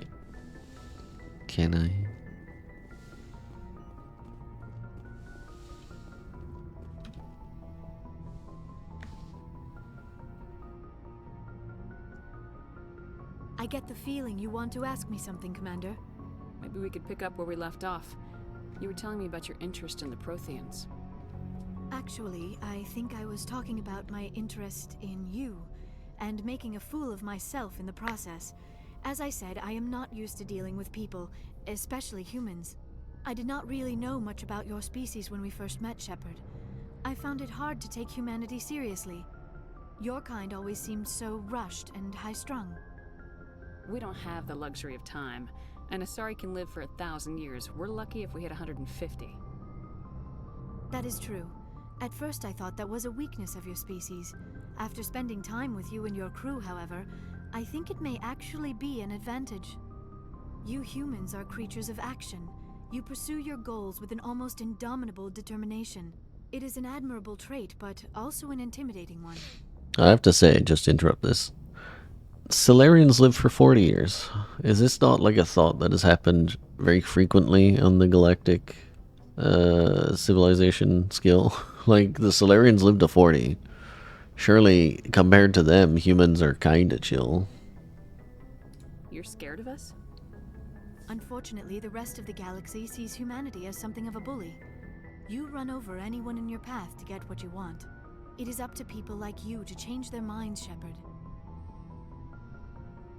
Alright. I've not been talking in the middle of conversations. However, humanity's history in this game is that they found mass relays. The Turians saw them fucking with a mass relay and tried to attack them. The humans shocked the Turians by being able to actually fight back. And everything since then has just been humanity being like, yeah, I mean, I guess we're part of the galactic civilization now, so, make room. How is that being a bully? What the fuck? I'm doing the best I can, Liara. There is a reason the Council chose you to become a Spectre. They saw something special in you. The best of what humanity has to offer. I looked into your history. I know what happened on Akuz. The fact that you survived shows a remarkable strength. You didn't need to go behind my back. I would have told you whatever you wanted to know. I apologize, Commander. After our last conversation, I was afraid I would say something stupid again. I wanted to know more about you, to understand what made you into the woman you are. There is something compelling about you, Shepard. Yeah, there is. Are you sure you're interested in me? Or is it my visions of the Protheans? I admit, your connection to the Protheans had something to do with my initial interest, but it has grown beyond that. You intrigue me, Shepard, but I was not sure if it was appropriate to act on my feelings. I thought there might already be a relationship between you and Lieutenant Alenko. The Lieutenant and I are just friends, nothing more. My mistake, then. I am not as adept at understanding human relationships as I thought. But what about us, Shepard? Is there a mutual attraction, or was I wrong about that too? No. I'm attracted to your voice. There is something between us. I knew it, and I knew you felt it too. But does this not seem rather strange? Why do I feel so close to you? We have only known each other a short time. We are from two different species. We have almost nothing in common. This makes no sense. These things never make sense. They just happen and we get swept up in the storm. You make it sound so chaotic, so dangerous. It's so cringe. Oh no, the dialogue is so funny. I'll keep you safe. I am not looking for a protector. This is all a bit overwhelming. I am not used to this. You. I need some time. Take all the time you need, Liara. I'll be here. Thank you, Shepard. Let's just talk about something else for now. You thought romances took more effort? No. Some of the BioWare games is very much, I have stumbled into sex with someone, help. I should go. Goodbye, Shepard. It doesn't do great things for the put the coin in and the woman gives you sex idea that some people have when games' idea of romance at times was a little like this. But, you know, gaming was an emerging art form still. There's some great writing in it, and there's some dodgy writing in it. It's fine. You make it sound so dangerous. I'll protect you. Looking for supplies? Let's see what you got. You bet, Commander.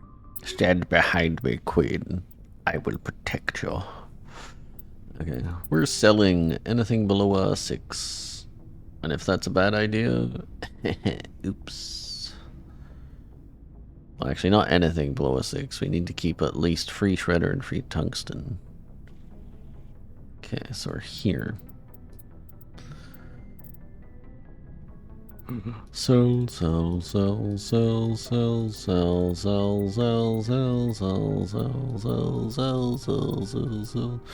Keep. Sell. I'll not keep doing that. Someone will actually get angry.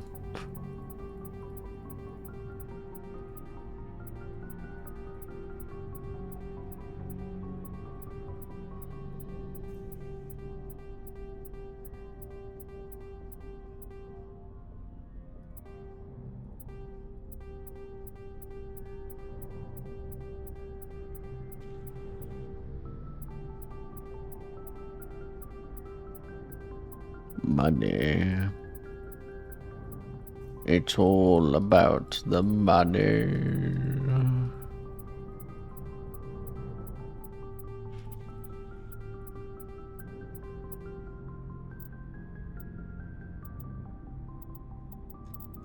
Even 6s are kind of on the chopping block. But we'll keep it for now. Okay. Damn it. Looking for supplies? Can you only do one at a time? No, there's... Okay, I'm dumb. I'm stupid. It's a lot of money. Yeah, I'd say it's a reasonable amount of money. I can get a better sniper rifle, which I will for myself.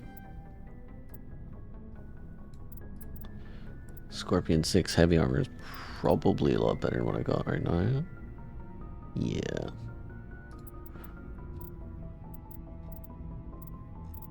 However, I'm not going to get armor.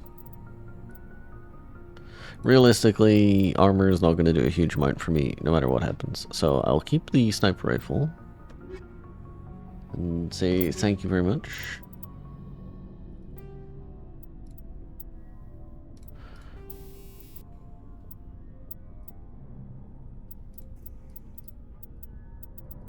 Give it a real extension.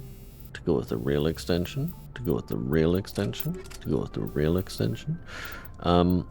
Why does it say yo cryo rounds? Excuse me, put in tungsten. Yep.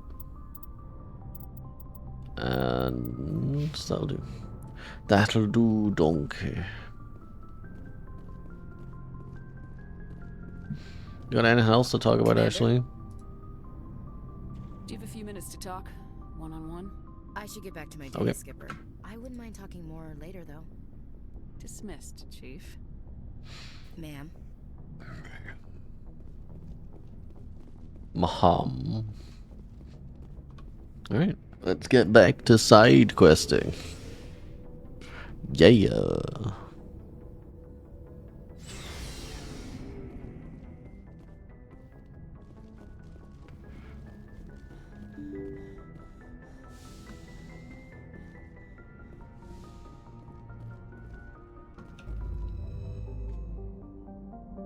Alright, so we have done Sol, or the local cluster.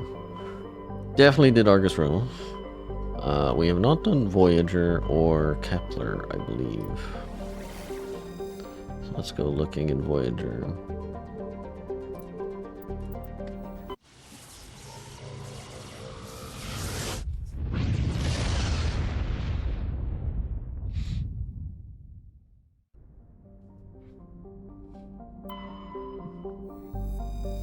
Ren Chateau is a close-orbiting hot Jupiter with traces of sulfur in its hydrogen-helium atmosphere.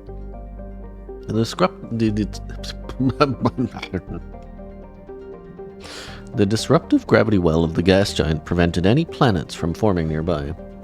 It's interesting actually reading all this aloud. There's more typing errors than I expected. Whenever you're just reading it in your head, you kind of fill in the gaps very easily. Dragir is a small barren rock world with trace atmosphere of krypton and xenon. The surface is frigid and mainly composed of silicates, with deposits of magnesium, aluminium, and other light metals. Dragir has a weak magnetic field, making it unsuitable for drive-discharge operations. But it does have beryllium. Alrumptor is a small rocky terrestrial planet with a trace atmosphere of nitrogen and krypton. Its frigid surface is mainly composed of light metals with deposits. Areas of frozen ammonia. Jesus. You detected a weak signal coming from the far side of the planet Alrumptor. Joker brought the Normandy around, and your salvage team picked up a small escape pod trapped in orbit. There was a long-dead Turian inside, along with a few personal items and a Prothean data disk.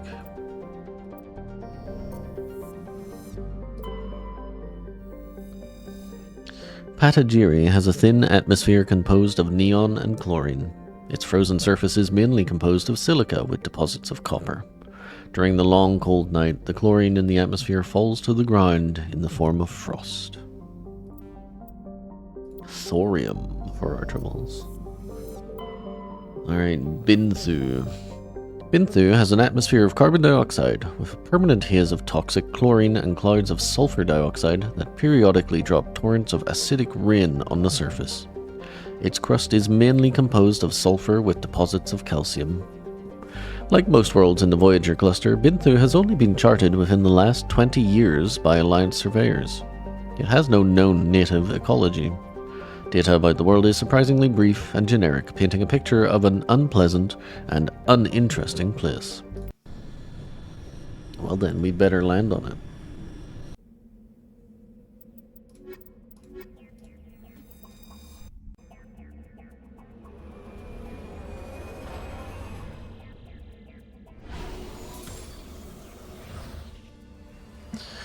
Ka-dunk dunk. Alright, what you got for us, Binthu? Immediately got minerals up there.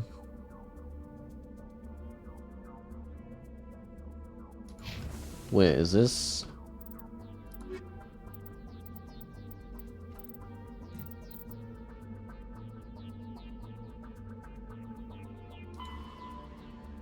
Yep.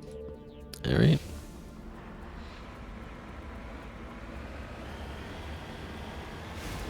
We're here to fight Carbados, Cerberus, the three-headed drug. Did I say drog? What's wrong with me? Might have to take that wellness break soon.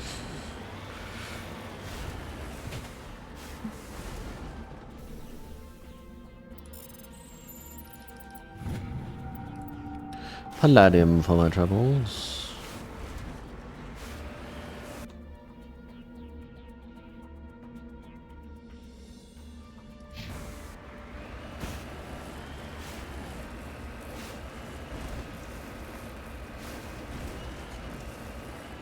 Grog. Hello. I'm Grog Strongjaw. I would like to rage. Any of you fans of Vox Machina or any of the Critical Role stuff?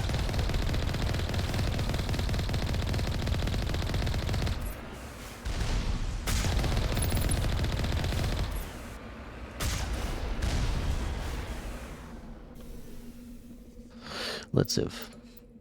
I don't know what's in here.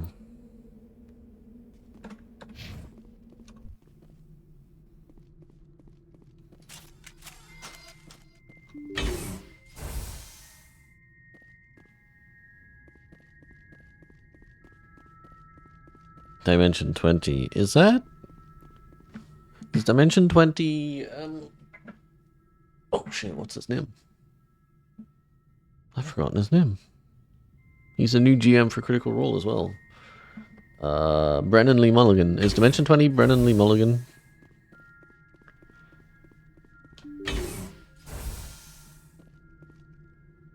Yeah.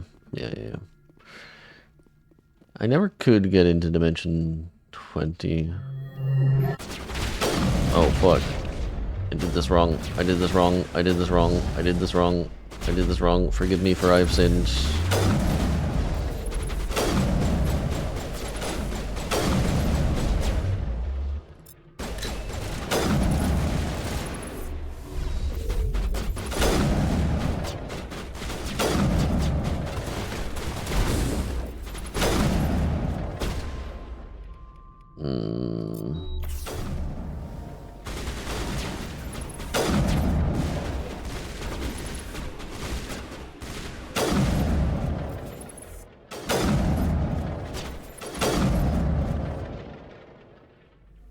Okay.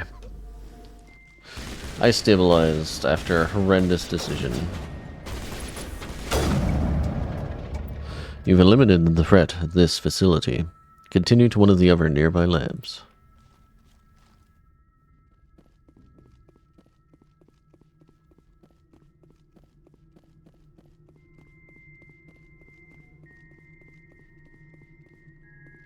Looks like Cerberus has other bases on this world, Commander. Yep.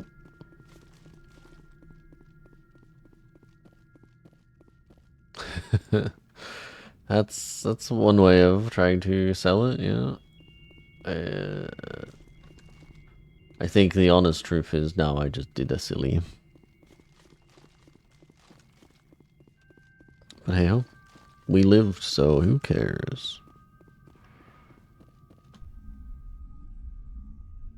Yeah, I tried watching the latest, what would be season 4 of Critical Role, which is Brennan Lee Mulligan in charge.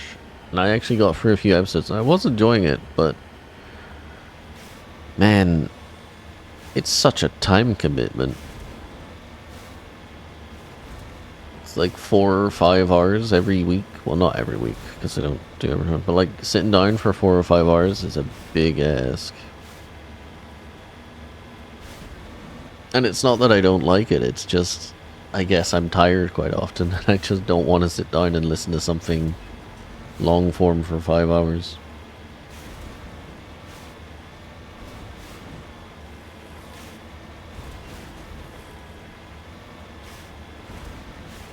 But yes, I have very fond memories of Critical Role. Season 1 Vox Machina, and then The Mighty Nine as well. But I have not watched either animation, because they have cartoons of them. Or adult animation, or whatever you want to call it.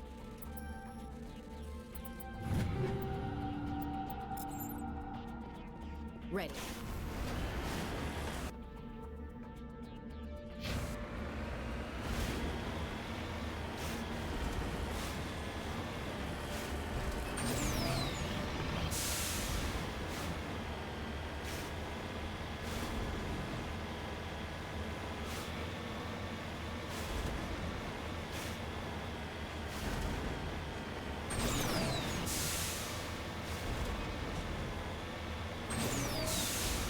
I'm curious, Jet. What do you think makes a good streamer?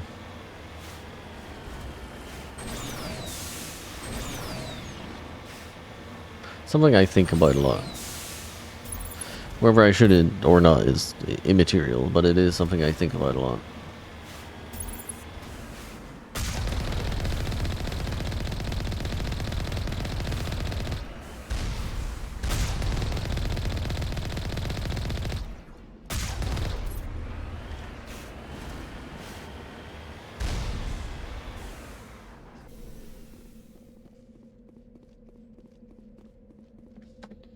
I suppose a problem is introduced whenever you don't really clarify what you mean by good, because then you have to figure out what you think of good.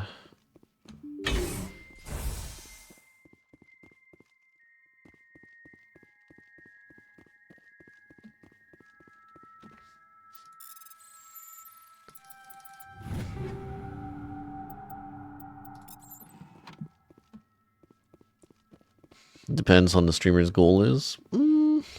I don't know if I agree. The streamer's success is not dictated by the streamer, it's dictated by whether or not there's an audience that's willing to watch it.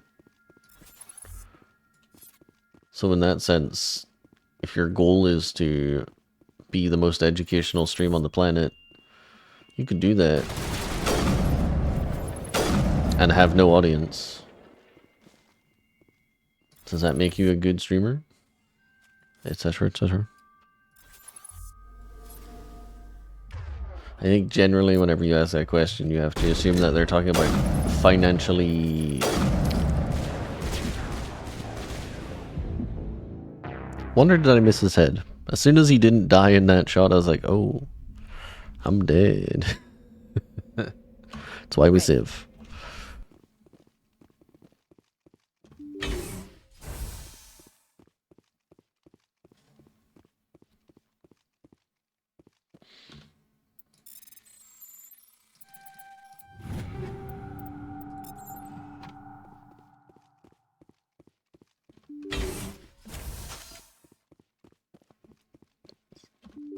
It's okay, I play Marathon.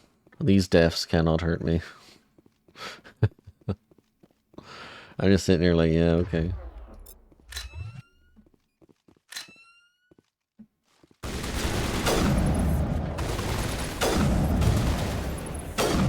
Pretty sure Ashley just took a bullet for Cerberus. Oh, you're gonna run in front of me, can you like kill them? Wait, did you rush me this time instead of using a... Oh god. Oof.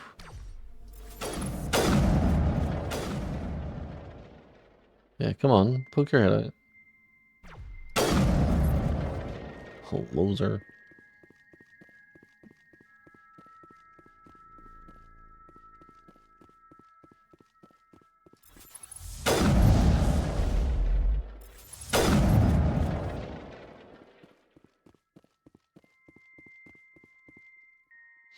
Who killed me? A sniper killed me.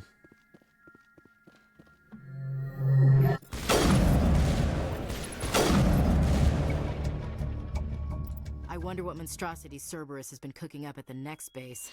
Do I still have cryo rounds on? And if so, why?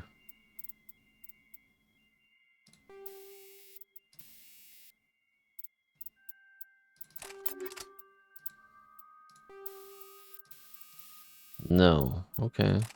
Who has cryo rounds on? Oh. Okay. Teehee. Okay. Okie dokie. Good is something you personally enjoy. I'm kind of getting at that as well.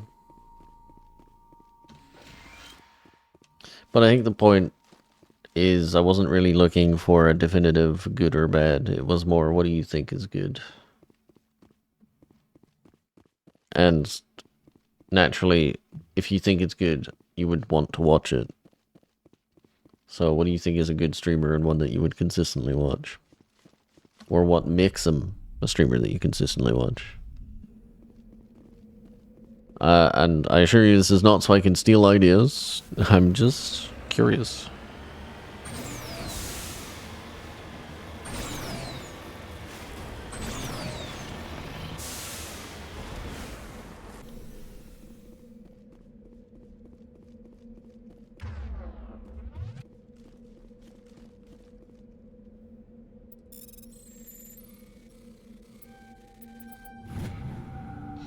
There are a few children's toys and some ragged clothes stuffed inside the top of this monument, along with a Prothean data disk.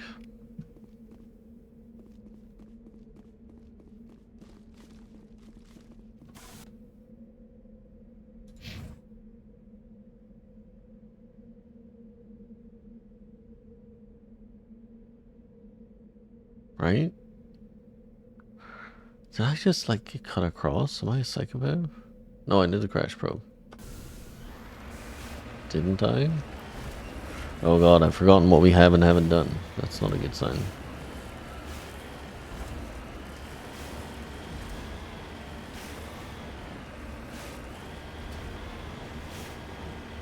I'm pretty sure I went to the crash probe.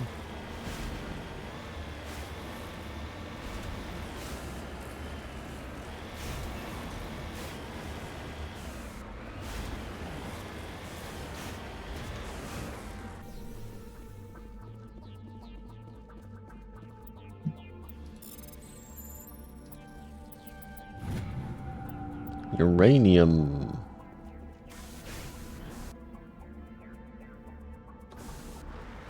Entertainment and interaction. That's fair.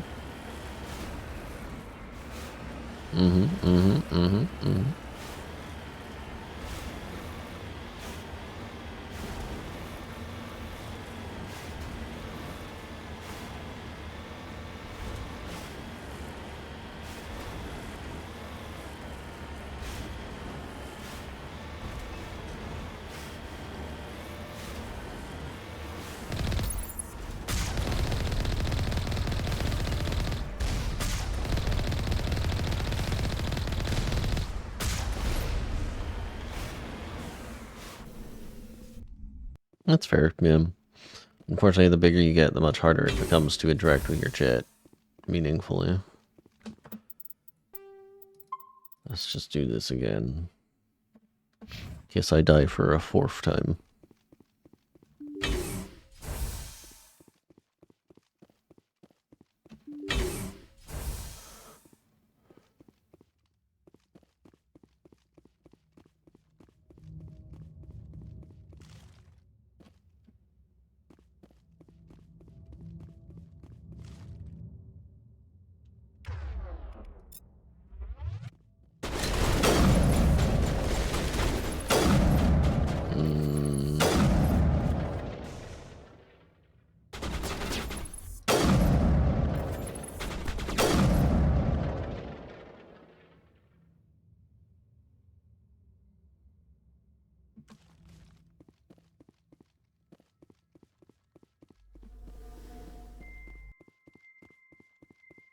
That's right, run and hide, biotic Cerberus agent. It won't help.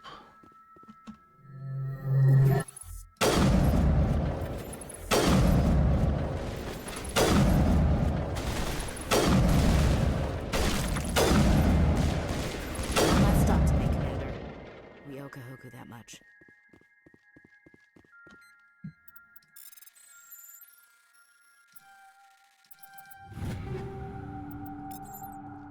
Fucking Phoenix armor, it's all white and pink. It's Gary armor. It's Isaac's armor, no.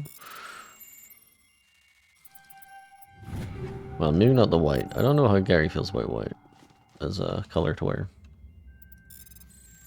I'm sure he doesn't really care, but just purely from a branding point of view.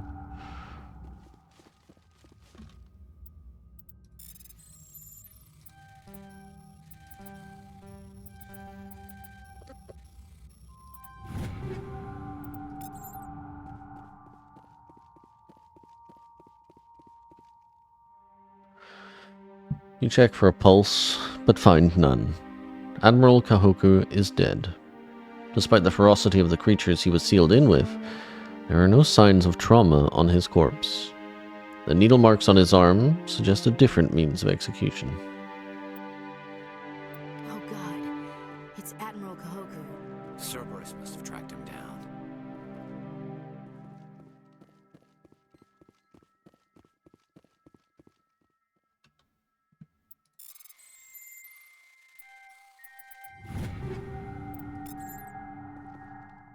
Let's see. I prefer watch people play or do things I enjoy to see their opinions and their approach. I see. I've been watching Vinny Vinepaws for years because his approach to life is so relaxed and I can appreciate that. Fair enough, yeah.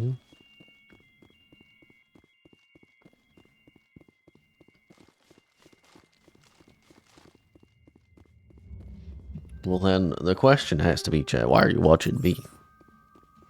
I'm not entertaining and I barely interact with you guys.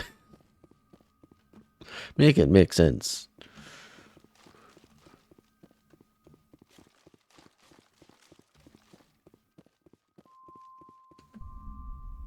Is it the charming low effortness of it all?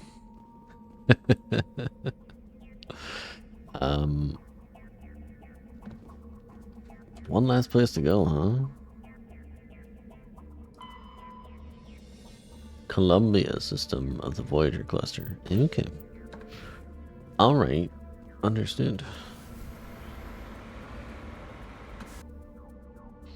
I have to check this because I genuinely can't remember if I went or not.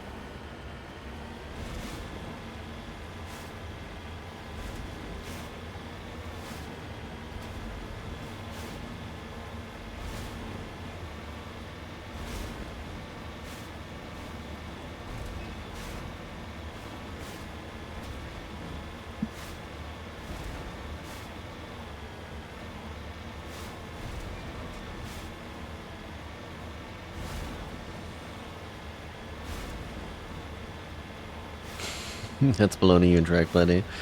Yeah, slightly tongue-in-cheek.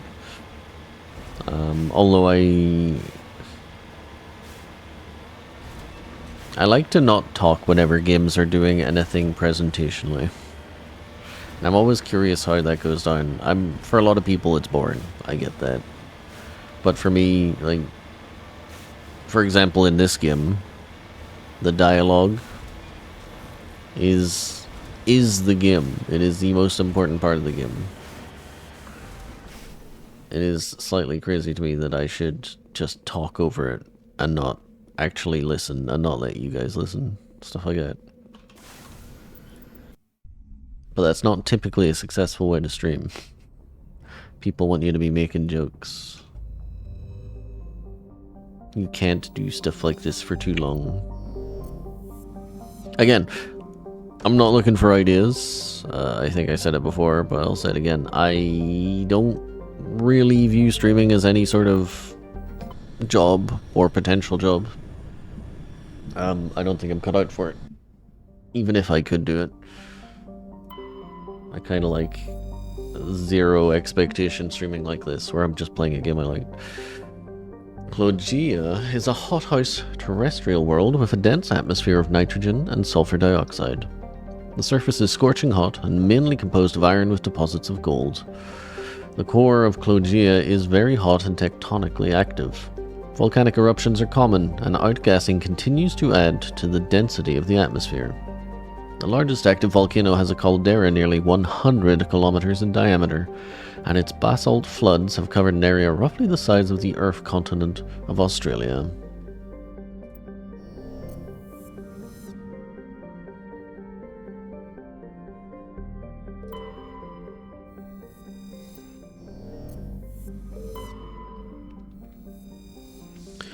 Ontaheter is an unusually large ice world with a core of silicate rock and light metals, and a trace atmosphere of krypton and xenon. The crust is mainly composed of water ice. Ontaheter's ice sheet shows obvious signs of large-scale fracture and refreezing centered on a massive crater near the South Pole. A recent extranet meme suggests that a Prothean ship crashed through the crust of the planet before the collapse of their empire, and might still be recovered from the planetary core. This is purportedly the source of the planet's unusually high mass. Careful mapping of Ontaheter's gravity field by orbiting satellites have proved that the planetary core is entirely normal. While scanning this planet, you detect a deposit of samarium.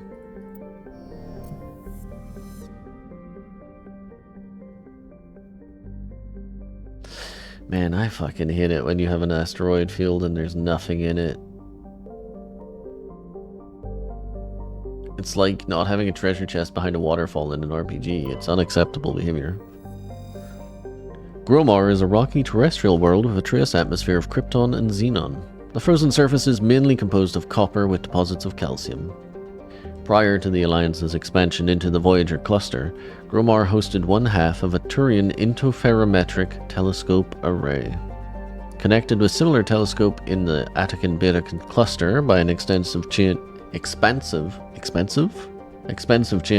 comm buoys, the two functioned as a single virtual lens, with an effective aperture equal to the thousands of light years between them.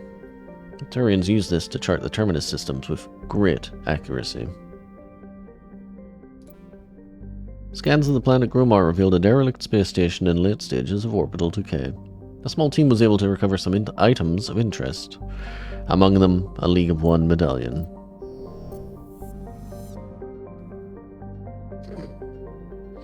Some guy named Marcus appeared in Isaac's streams and started pulling off some huge jokes. Known to man. If that isn't you, then I don't know why I'm here. It's fair, yeah.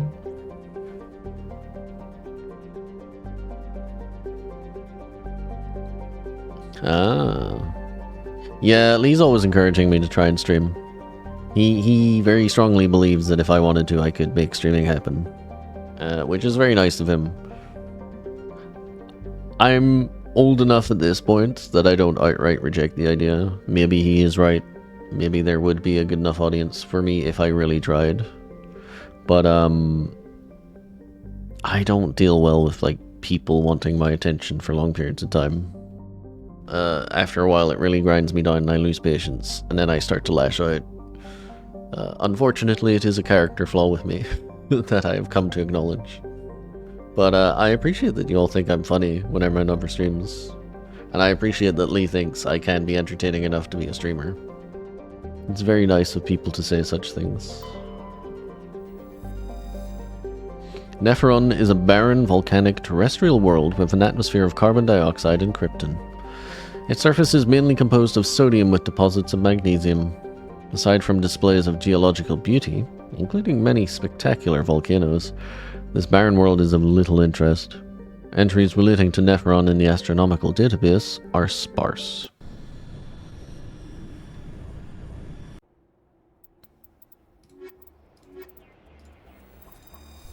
But yeah, like most people, I can play off my friends pretty well. I can be pretty funny when I'm with my friends, or I can at least get one nuclear-sized joke in the span of a 5-hour stream, which, listen, my KD being 1 is better than it being 0, I suppose. But, yeah, on my own, I don't think I'm that funny most of the time. I don't really try to be. I'm a bit too sincere in my enjoyment of games. I just I get lost in playing the game and stop trying to make jokes pretty quickly.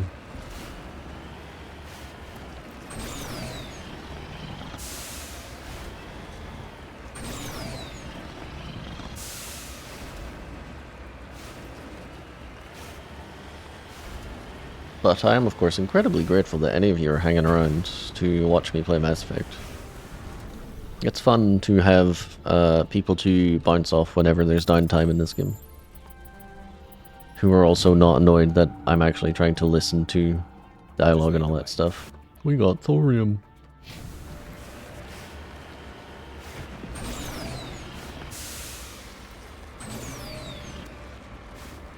Get me out.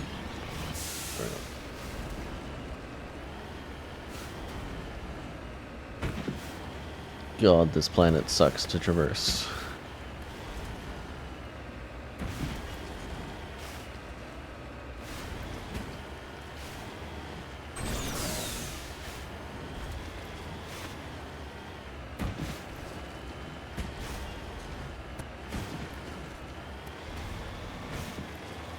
My Switch 2 comes on Saturday.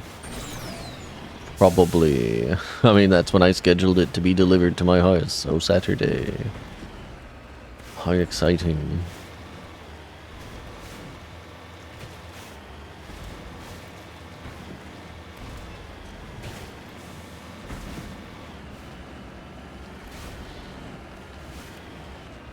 Unfortunately for you guys, I do not have a capture card in Japan. Unless I go and buy one, so... This is not at all relevant to anything remotely relating to streaming. But for me, I'll have a Switch 2 soon.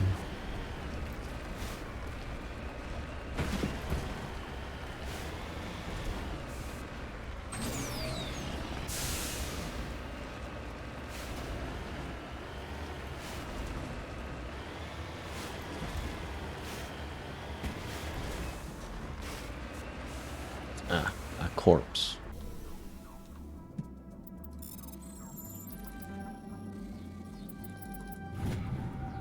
This Cerberus soldier had an identification tag for Captain Varsinth, one of the Solarian soldiers responsible for capturing the League of One. It is unclear how he came into possession of this relic.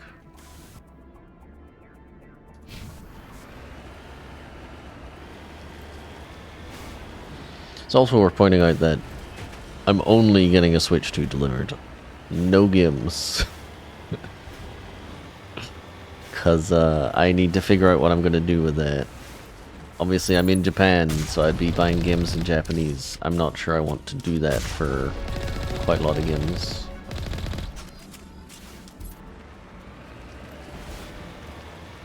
Level up.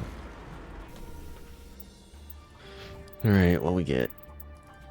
Maxed out commando, very good. Then what? Fitness? Fitness.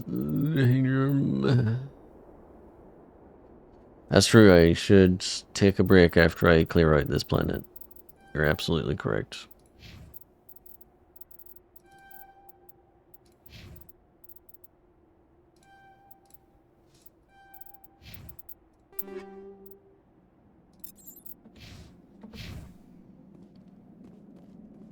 It's just so easy to keep going.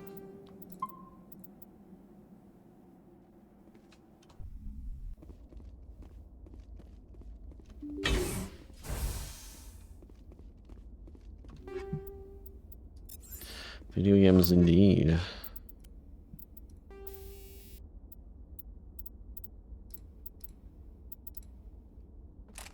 High explosive still better. Probably.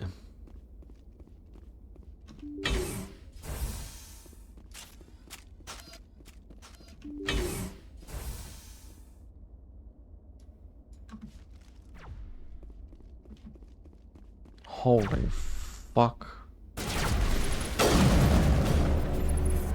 Oh god, get me out of the sight of that dude. Run!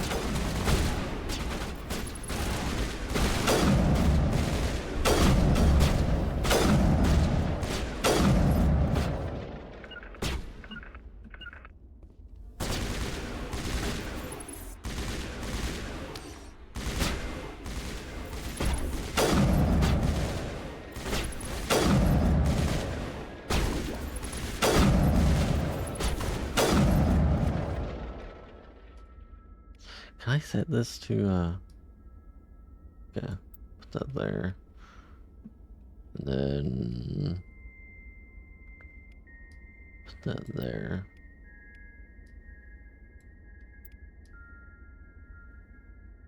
Yeah. Okay.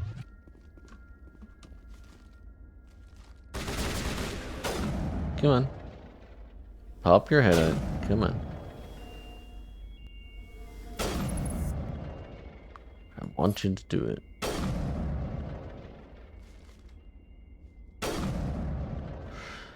Alright, fine.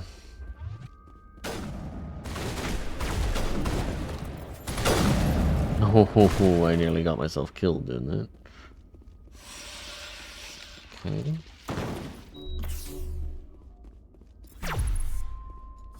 Oh shit. It's not dead.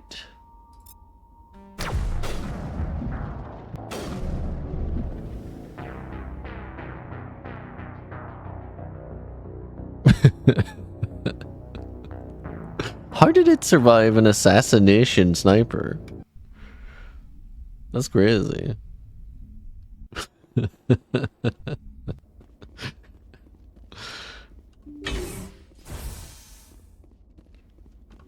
I must have like hit the shoulder or something and not the head, but still, that's nutty. Damn. Okay.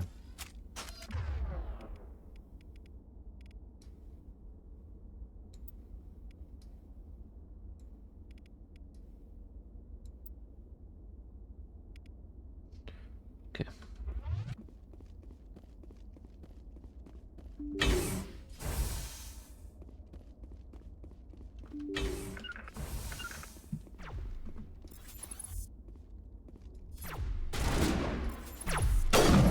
Oh, okay.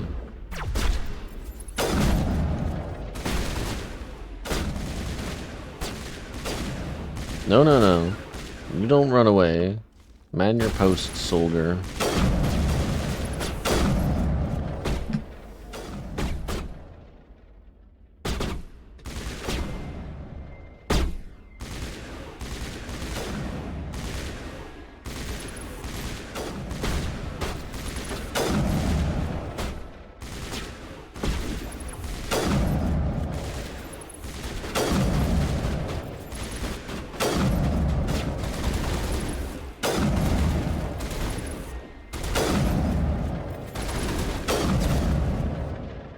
The fact that snipers are surviving headshots is a little concerning.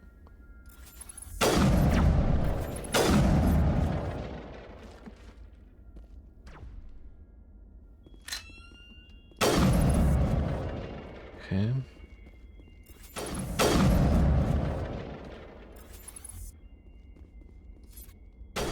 Garrus, you little bastard.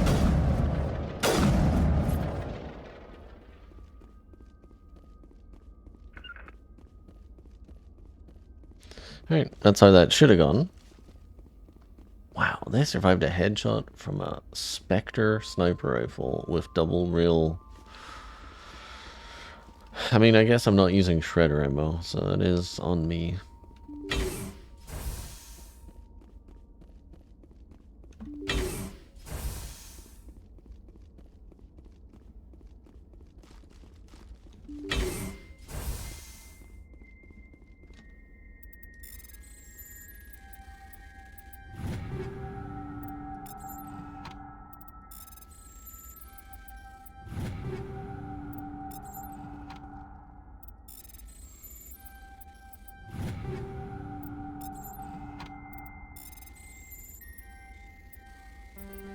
Damn. I was looking pretty competent for a second there.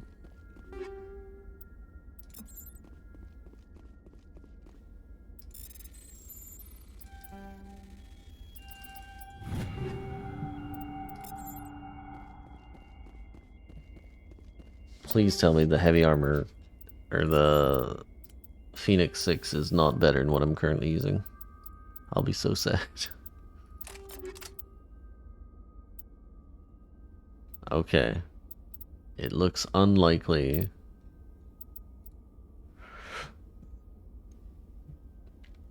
Or Sif. Garrus, what are you using currently? Equalizer 5? Get yourself a 6, big dog.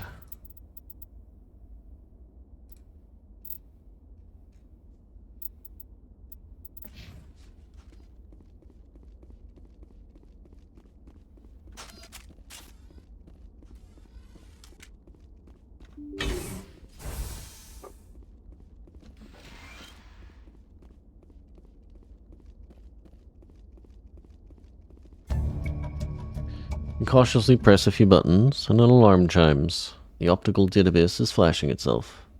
Quickly, you copy as many files as you can to your hardsuit's internal computer. Its memory wiped, the computer shuts down. The files are sure to be encrypted, but you've got time to crack them.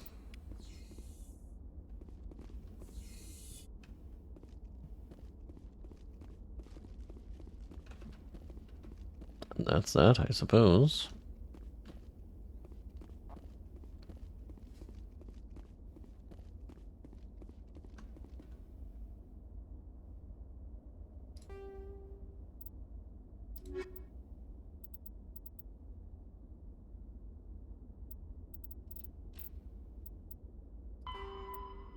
Yeah. 'Tis done. Always mildly concerning when an exclamation mark is on a map, but we're done here.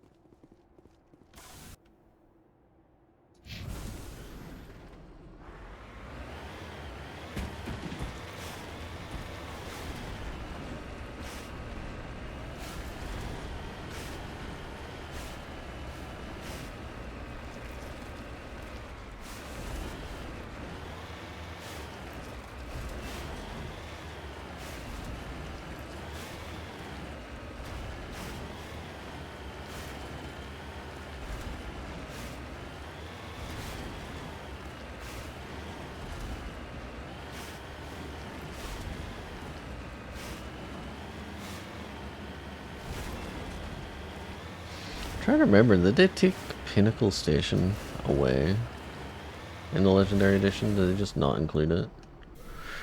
In the original Mass Effect 1, there's a DLC where you can do a sort of... Is it Mass Effect 1? I think it is, where there's like a score attack. I think it's Mass Effect 1. It comes back in a different Mass Effect game, but definitely Mass Effect 1, I think Pinnacle Station. And I think it's not bundled with Legendary. Okay. Time for a quick break. I'm gonna mute myself. I'm gonna make some tea. I'm gonna use the bathroom. Hopefully shouldn't be more than 5 minutes. Okay, I'm gonna leave you with the galaxy map. Transmission coming in, Commander. I think you're gonna want to hear this one. Greetings, Commander Shepard. I represent a party interested in obtaining information on Cerberus activities. Who are you, and who do you represent? Who I am is inconsequential. Suffice to say, I am an agent for the Shadow Broker. You see, Admiral Kahoku contacted my employer looking for information on the location of any Cerberus facilities. We provided that information on the promise that he would turn over copies of all files gathered from the Cerberus systems to us. Did you have anything to do with Admiral Kahoku ending up dead? We had no reason to harm him. He was going to provide us with information about Cerberus. Information that is now in your possession. You must have some connection to Cerberus. How else could you tell Kahoku where to find them? Information is our business, Commander. Through our contacts, we were able to determine that the Cerberus group was active in the Voyager cluster. Unfortunately, that was all we were able to find out. That is why we are so interested in acquiring copies of the files from you. These are classified Alliance files. I am not handing them over to you. Be reasonable, Commander. Cerberus was operating outside Alliance jurisdiction. You don't owe them any loyalty. The Alliance is just going to file this information away in some archive. But no secret stays hidden forever. Eventually, someone somewhere will deliver it into our hands. Might as well be you. Transmit the files to us and you will be well compensated. What are you gonna do with this information? Information is a commodity. It can be bought, sold, or traded. Why my employer desires this information is not my concern. I am only the buyer. My loyalty is to the Alliance, not the Shadow Broker. That is unfortunate, Commander. My employer will remember this the next time you need something from us.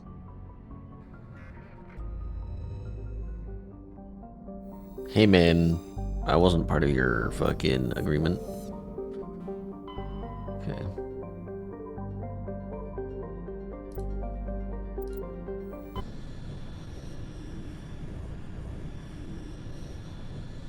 Commander, incoming signal from 5th Fleet HQ on the Citadel.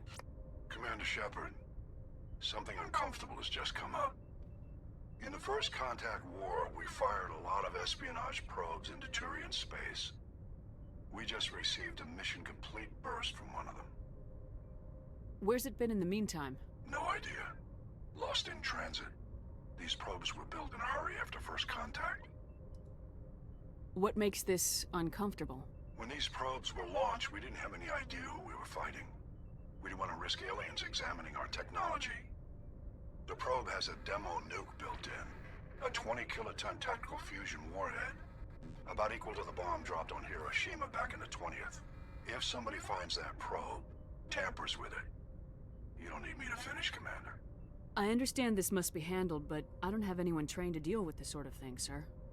I know. I wouldn't ask if it wasn't important. These probes have been classified for 26 years. The Council will call fusion bomb booby traps dangerous and irresponsible. The Alliance would face censure if they find this probe. I'm asking you because the Normandy can get on site quickly and quietly. It's in the Voyager cluster. It's in the Voyager cluster. That's the opposite side of the Alliance from Turian space. How did it get there? I don't know.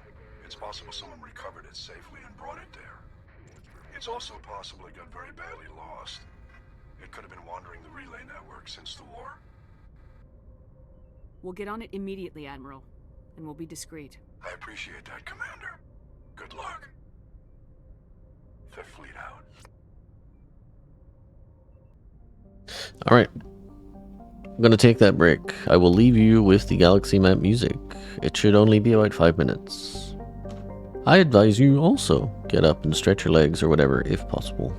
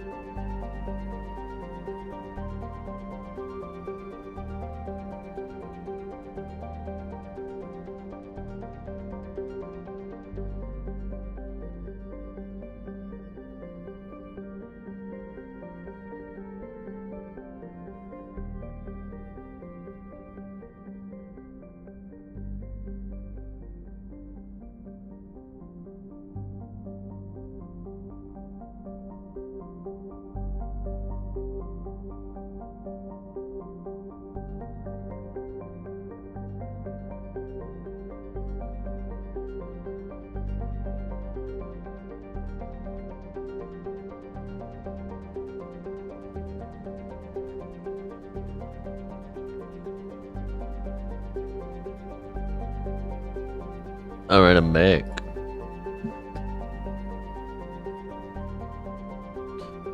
Okay. Let me just shuffle back into position here. I have a weird setup. I actually have a floor chair, not a desk. So I'm sitting on the floor the whole time as well. Which for a man of my advanced age is a questionable decision, but there you go. I shall deal with the repercussions later in life, I suppose. And I've decided I shouldn't eat anything because it's so lit. So, just a nice warm cup of tea. Alright. Well, that's where we're going, so not that one. Dernuka is an enormous terrestrial world nearly twice the size of Earth. Its environment is similar to that of Mars, arid and a mix of craggy basalt highlands and sand-scoured deserts of iron-laced silicate dust. Dernuka's atmosphere mainly consists of carbon dioxide and argon, but the planet's mass is great enough that measurable amounts of helium and even molecular hydrogen remain trapped in its atmosphere. The planet's gravity well is deep enough that it has collected nearly a dozen small satellites, most captured asteroids. Its surface is scarred by many large impact craters, marking the final resting place of other captured asteroids. Your back would be dead in minutes. Nah, you'd be fine. Maybe. Maybe I am built different. Maybe. Okay. Sonedma is the second of the Amazon system's arid superterrestrial worlds. It is considerably less dense than its neighbor Dernuka and has an atmosphere of carbon dioxide and ethane. Its frozen surface is mainly composed of iron-laced silicates with deposits of sulfur. Polonium. Wonderful. A small rock and ice planet, Cybin has an extremely thin atmosphere of hydrogen sulfide and ethane. Its frozen surface is mainly composed of magnesium and silicates with deposits of iron. Cybin's crust contains significant deposits of green serpentine, a mineral formed by volcanic activity. This suggests Cybin was more of a geologically active world in the distant past. While scanning the planet Cybin, you discovered a large mine grid in geosynchronous orbit. With help from Navigator Presley, your recon team recovered a small unmanned probe marked with the Quadim Outpost insignia.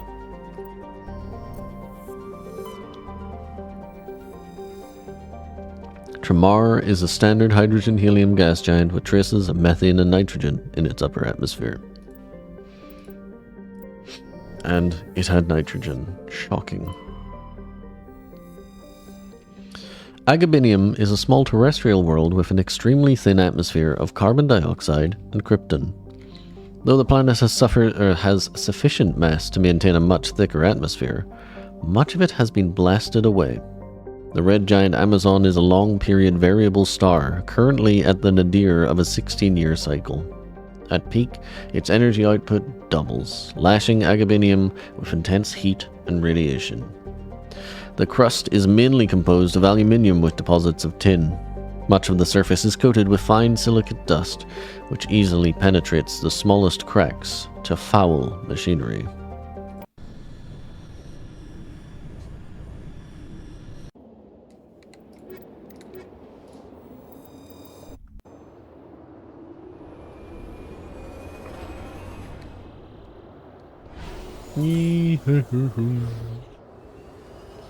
Doing. Alright, where are we going? Do the first thing last and the last thing first.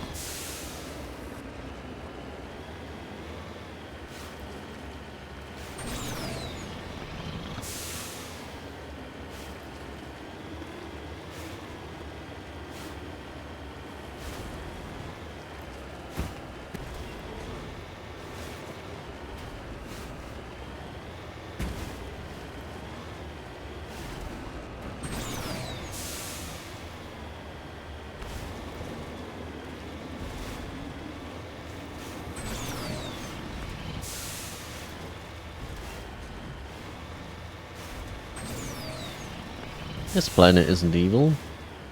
It's just the sun is red, that's all.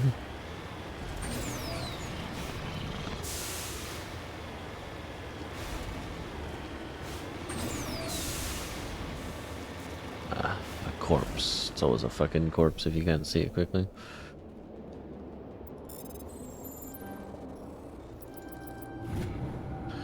The body is a long way. The body is a long way from anything, and appears to have been here for quite some time. On the body is a book of drawings, including one of the Siglar outpost insignia. How are we doing on that, by the way? 11, 6. Missing heavy. Well, we're missing lots of the metals. 2 more of those to go. Only 4 more League medallions. Doing pretty well on Collectathon.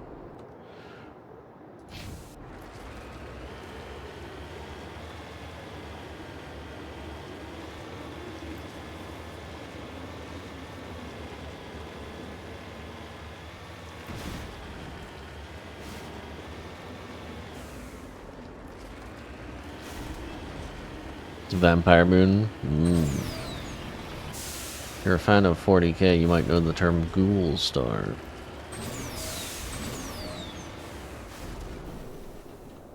But perhaps not.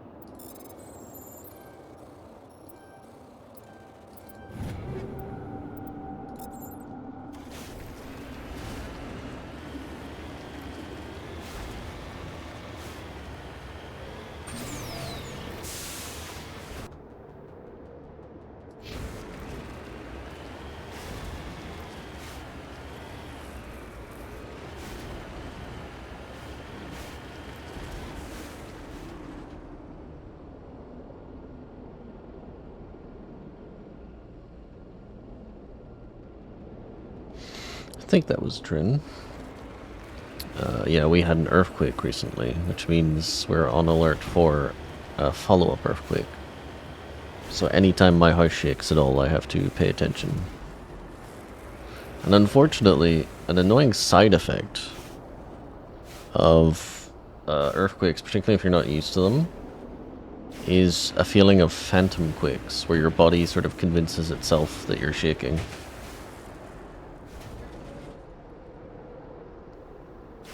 Very annoying.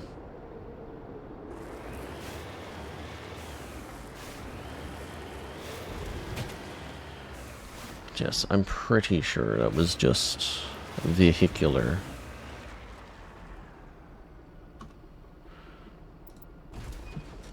Let's see, does my phone say anything?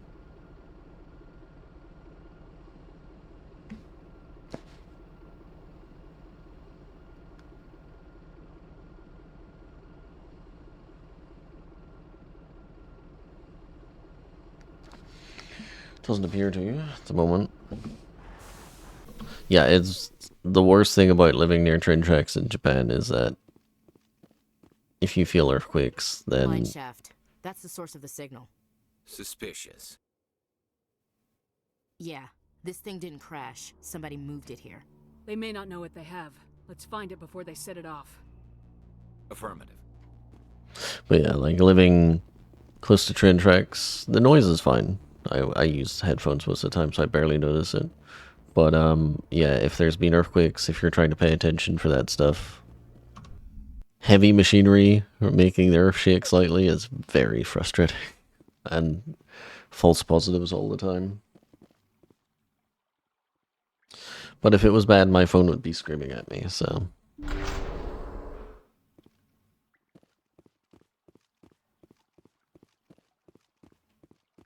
Hello, Jared Sills.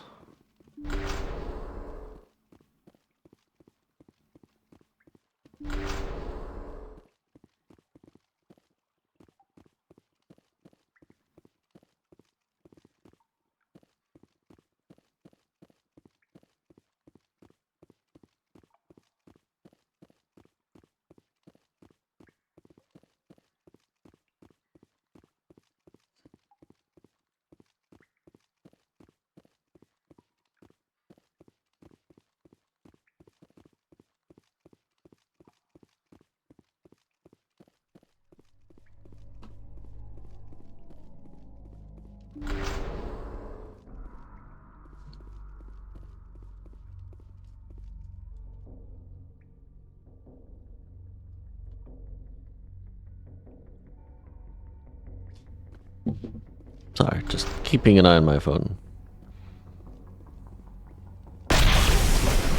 What the hell? Shepard, at last. You have me at a disadvantage. My name is Ilanos Halliot. I doubt you know it. Who do you think runs the Terminus clan, Shepard, huh? Thousands of pirates, slavers, criminals of every stripe? In most criminal organizations, it's the one who's recognized as the most successful. That's correct. The one who kills the most men, seizes the most ships, pillages the most colonies. 3 years ago, I was the strongest. I used my influence to assemble a fleet. We would drive your kind out of the Verge. You're the one behind the attack on Elysium. I was the motivator, the instigator, the one who promised glory and riches for sacking the largest human colony in the cluster. The one blamed when it failed. Failed! I was ruined when your kind held against the Blitz. What better way to recover my reputation than by eliminating the first human Spectre? My crew will come for me. Oh, let them. We'll be ready. An Alliance warship would make a fine prize. Oh, and if you haven't noticed, the ores here are laced with heavy metals. I'm afraid your suit radios aren't powerful enough to transmit out. It doesn't have to be like this, Halliot. Empty words from a dead woman. Goodbye, Shepard. Orders, Commander. We've got air and light and the Normandy's still in orbit. Let's look for another way out. There's no time to get out. You have to disable the bomb before it goes off.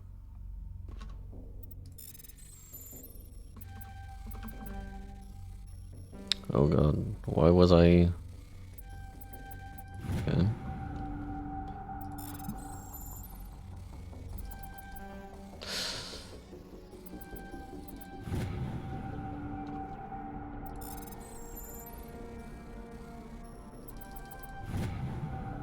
You've disabled the bomb. Ready.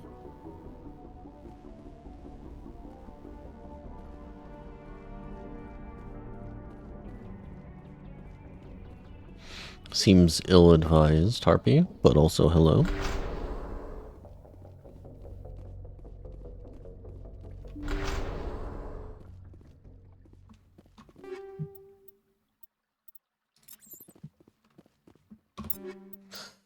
Alright, we're about to get jumped by morons, so...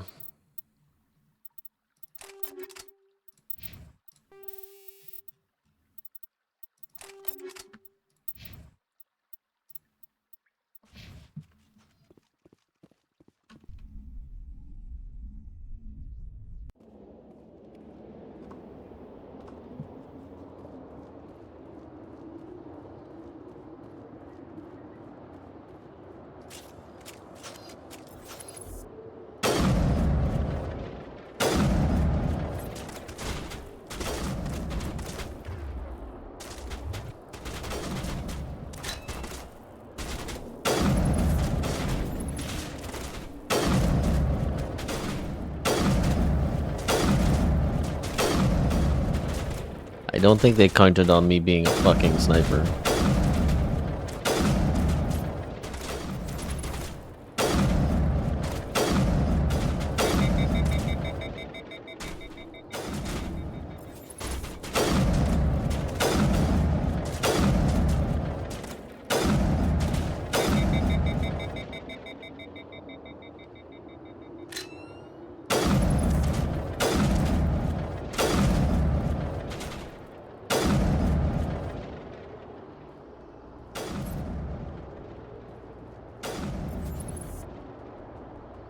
Stand up.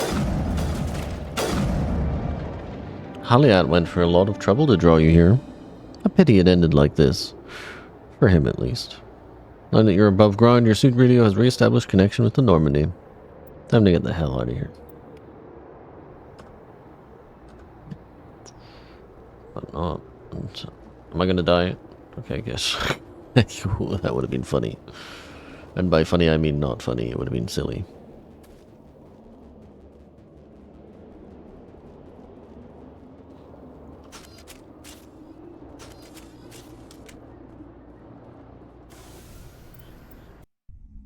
It's that panicked fast run.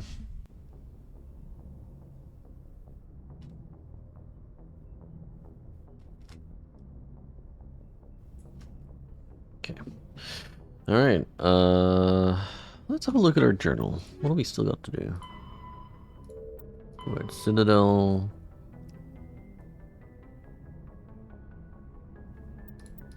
Oh yeah, the second one is in Gemini Sigma. I haven't gone there yet. Let's go back to Citadel. Kepler Verde somewhere.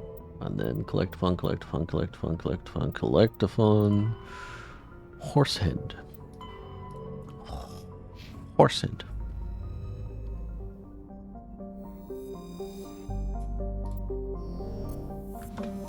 Sir, Commander Shepard just uploaded her Fizz clan sniper montage of us on Binthu. Sir.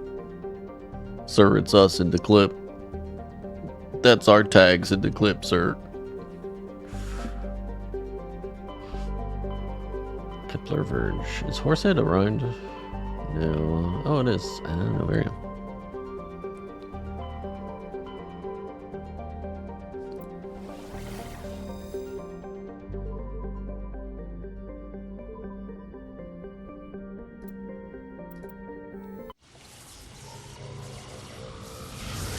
Sir, she put the kill over it. Some really good songs, sir.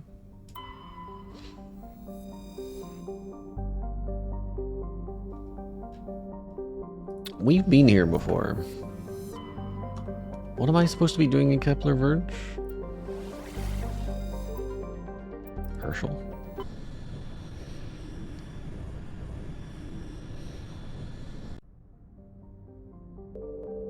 There we go. Okay.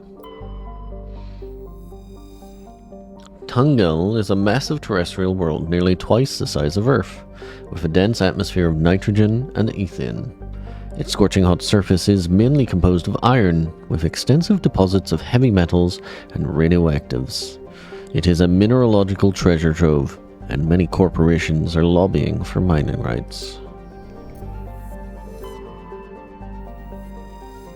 Several attempts to chart Mattol have been made, but none have been successful.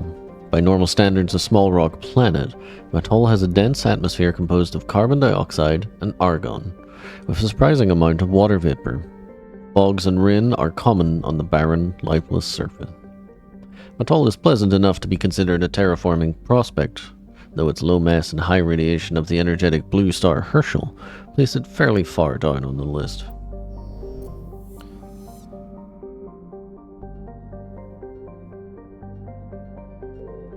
There we go. Give me heavy metal. Ah, platinum. Let's go. Klobaca is a moderately sized terrestrial world with a hazy hydrocarbon atmosphere. Its surface is mainly composed of chlorides with deposits of solid and liquid form hydrocarbons. I was so close to saying cloaca there. Klugon's hydrogen-helium atmosphere is given a fairly dramatic emerald tint by chlorine and ionized gases. It has nearly 100 moons.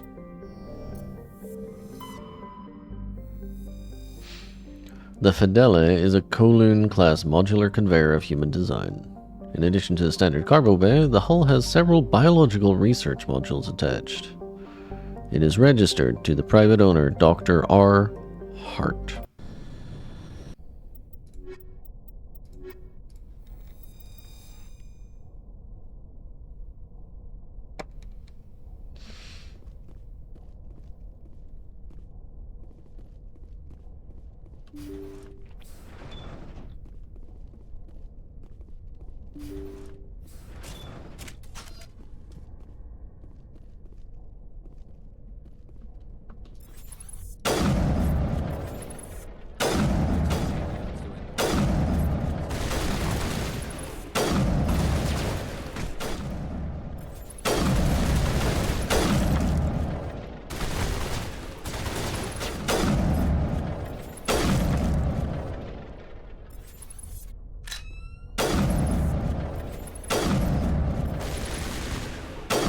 There is no fucking leeway in this game, and it's very funny.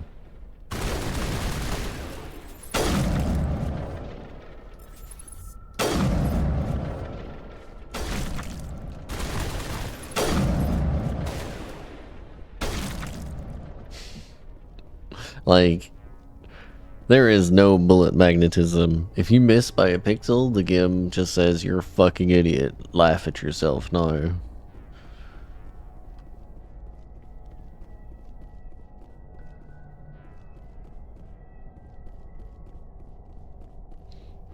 But also, we've learned that I will definitely be thwarted if Saren just runs in a circle. I will not be able to kill him. What will you do, Shepard?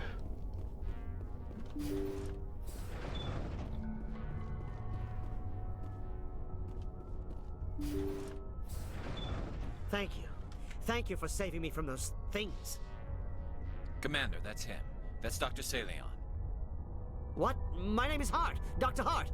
Please, get me out of here. Are you sure it's him? Positive. There's no escape this time, Doctor. I'd harvest your organs first, but we don't have the time. You're crazy. He's crazy! Please, don't let him do this to me. Put him out of his misery so we can get going. Gladly. Your days of butchering are over, Doctor. No! Please! Please! Oh, I have to... Oh, okay. That was satisfying. Good. Remember that feeling. That's how it should be. I will, Commander. Well, I guess we're done here. Thelion's medical equipment is stained with the blood of many species. Pale blue, violet, orange, and more than a few dark red. But his work has ended here. Time to head back to the Normandy. I mean, there's sometimes you just kind of have to not be the nice person. It always felt appropriate that it was execution there.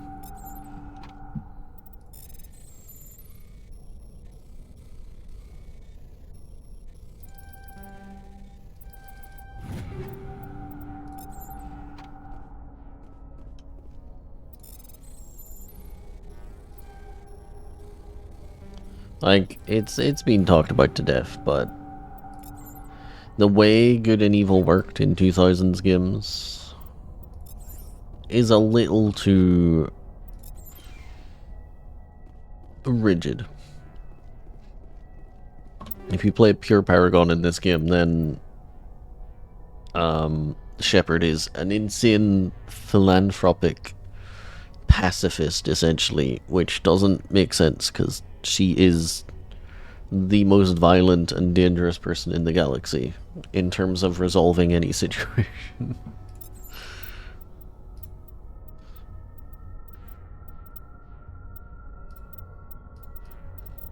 God, so many Phoenix armors.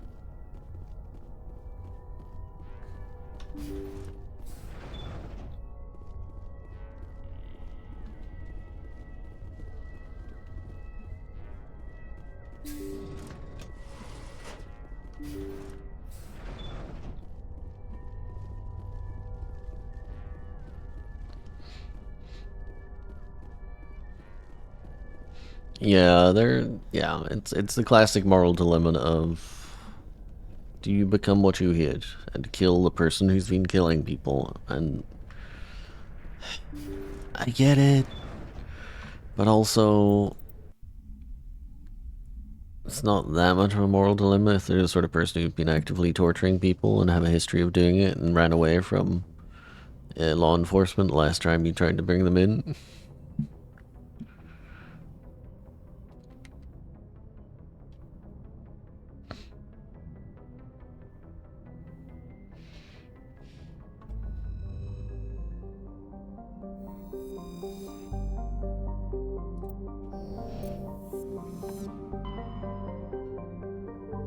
Yeah, no, it absolutely makes sense to be like, are we sure? No, we've been to Newton, right? Okay. Voyager, Artemis. We've on Artemis Tower. That was everyone's favorite Asari.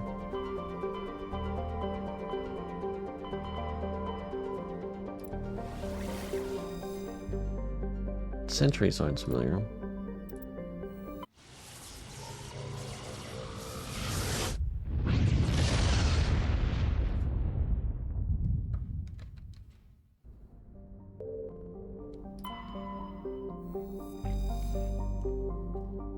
Let me just check before I actually read all this. We've been here. I remember press route.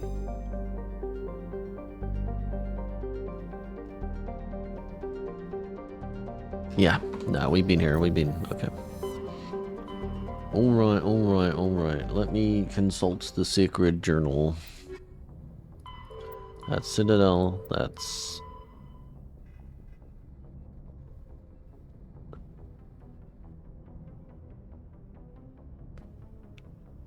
Gemini Sigma. Hades Gamma, okay. I don't think we have access to Gemini Sigma as of yet. That's thing. This is Horsehead. Okay. Okay. So we're looking for Gemini Sigma.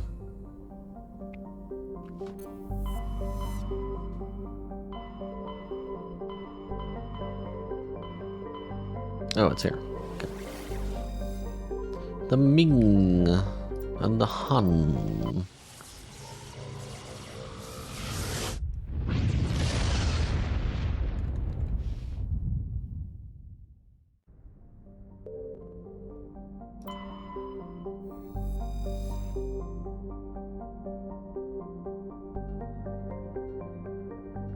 The Worthington is a Kowloon-class modular conveyor of human design, configured for mixed freight and passenger hauling.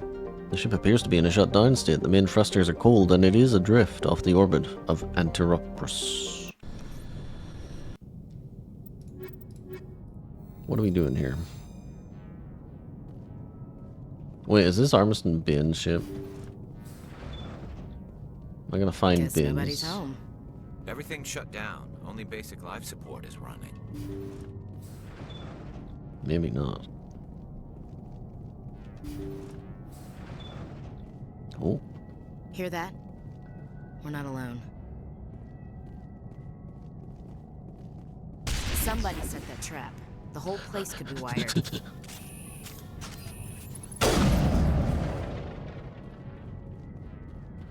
Alright. Come out with your balls out. I'm gonna kick him.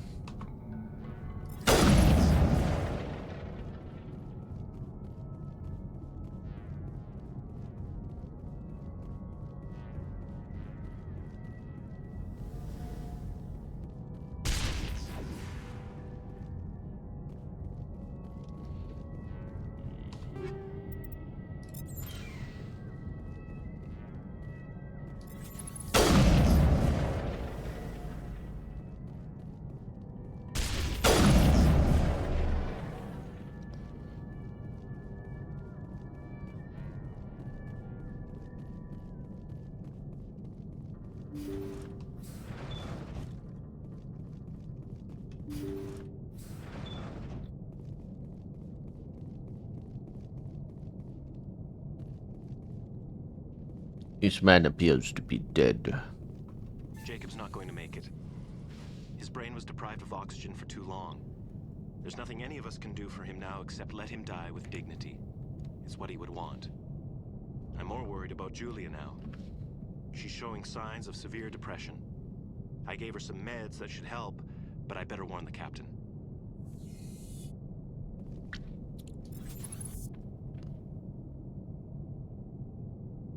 Wait, he's moving. Are you supposed to be moving, Doug? Looks like that machine is keeping him alive. No brain activity. He's dead. Body's nothing but an empty shell. Maybe we should shut the machine down. It's the merciful thing to do. Your call, Commander. But maybe we should wait until we know more about what's going on before we do anything. Correct, Ashley. Thank you for getting me out of that. Maybe you're not so bad after all.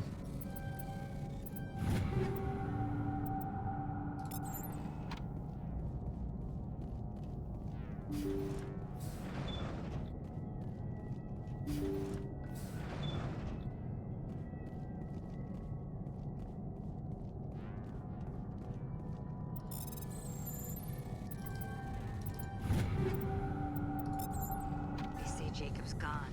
They say his brain isn't functioning anymore, and they want to shut off his machines. But Jacob's the only thing in the world that matters to me. I don't know how to help him, and it's tearing me up inside. I just feel so helpless, so damn angry. Dr. Smith gave me some meds to calm down, but I didn't take them. I can't. Not until I figure out a way to help Jacob. I won't give up on him. I won't!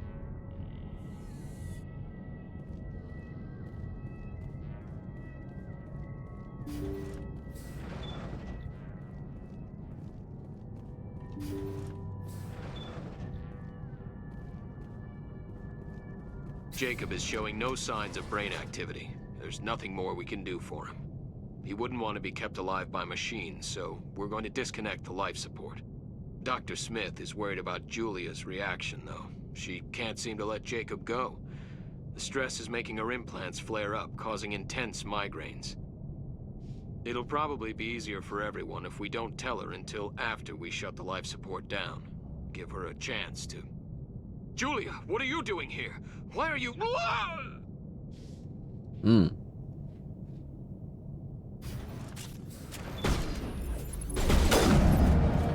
Please sit down. Now that you've calmed down, let's have a conversation. Oh, whoops, I threw a grenade on her corpse. That's definitely a war crime. No one saw that. Okay. Oh my god, I destroyed the body.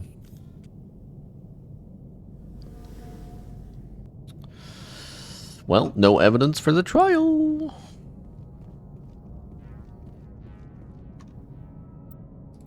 You did the right thing, Commander.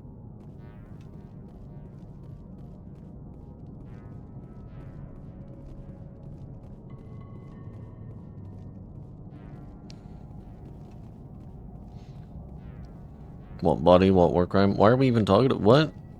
Where'd this come from?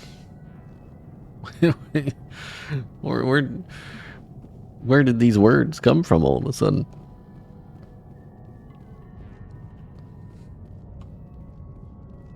Chat, favorite war crime that you've committed?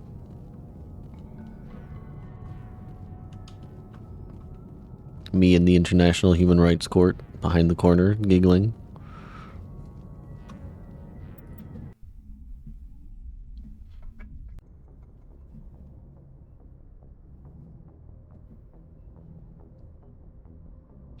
Well, that was a situation.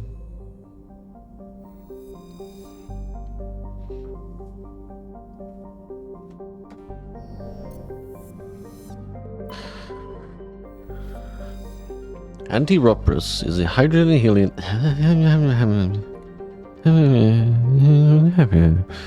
Anti-Rupprus is a hydrogen-helium gas giant that formed in the outer regions of Ming's systems, and is in the process of migrating inwards. In a few million years, the planet's atmosphere will begin to boil away into space. There is a sizable temperature difference between the side of Anti-Rupprus facing the energetic blue giant primary and the side facing the cold of deep space. This variance powers massive cyclonic wind systems. The intense heat it absorbs from the sun, in addition to its own internal heat engine, causes the planet's dark side to radiate faintly in the infrared.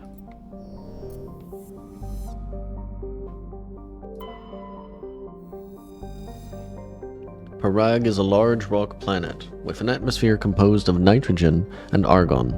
Despite lying over 600 AU from Ming, its surface is scorching hot and mainly composed of alumina with deposits of silver. Due to the radiation and heat, landing on Parag's sunward side with anything less than warship grid shielding will likely be fatal. Parag rotates at a retrograde to the rest of the Ming system, indicating it is likely a captured body. Give us some titanium.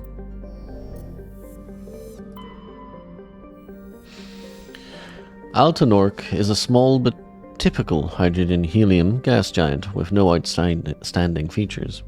Its combination of strong magnetic field and relatively shallow gravity well make it a popular stopover world for discharging FTL drive cores. Scanning Altanork revealed something of interest in a debris field. Joker brought the Normandy in close, and a small team was able to retrieve some valuable detritus, including a League of One medallion.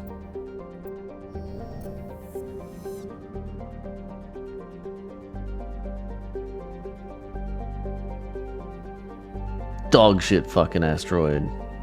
Go to hell. Sorry, that was strong of me. Probably something in a Metal Gear game. That's fair.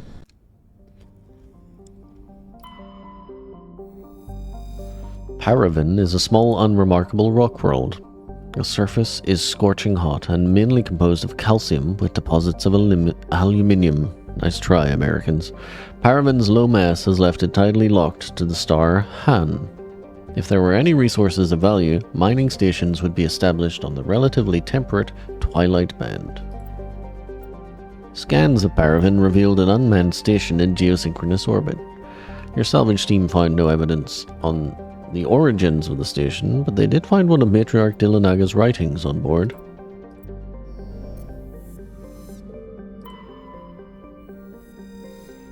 Huningto is a Jovian-sized gas giant with a standard hydrogen-helium atmosphere.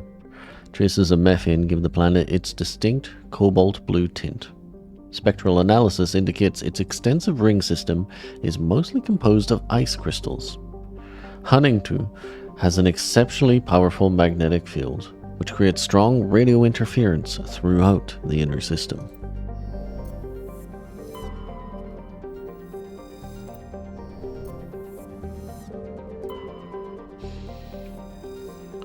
Farkrotru. A standard gas hydrogen helium I'm tired and they are not proofreading their entries. This is a bad combination. A standard hydrogen helium gas giant, Farkrothu is only distinguished by its moons. Several dozen of them have been sculpted into the likenesses of an arthropodal alien race not yet known to Council science. Radiometric dating suggests the moons were worked over 500,000 years ago.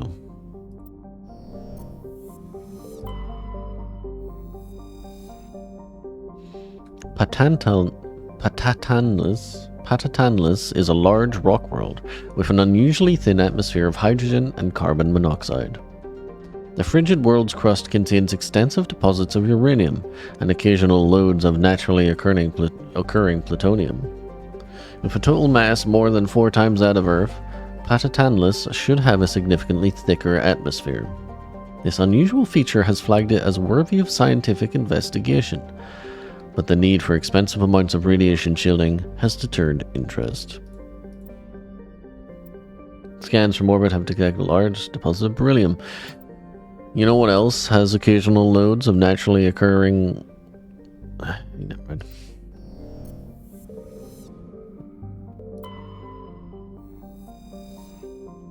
Warning, level 2 cold hazard.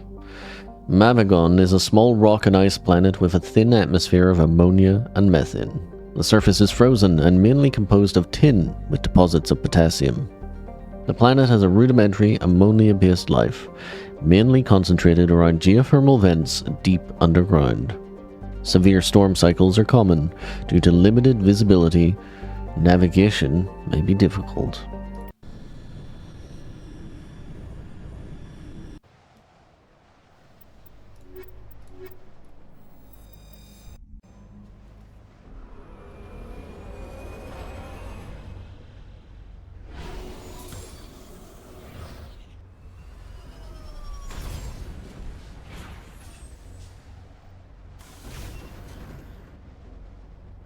I think the tragic truth is that we are 1,000,000% not doing a main story marathon run. 1,000,000% not doing a main story quest today. We're gonna wrap up all of the side quests, and then tomorrow we are absolutely going straight to, I think, Novaria first. Usually I do Pharos first, so we'll do Novaria first this time for gits and shiggles.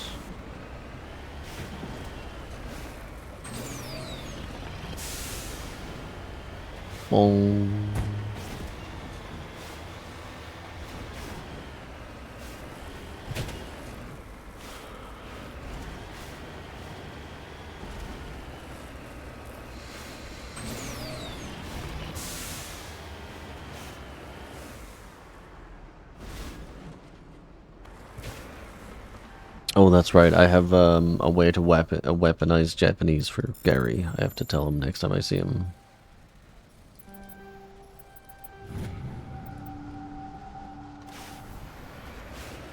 I've known it for a while, but it didn't occur to me until recently that I should tell him because it'd be funny. Good morning, Dr. Robotnik.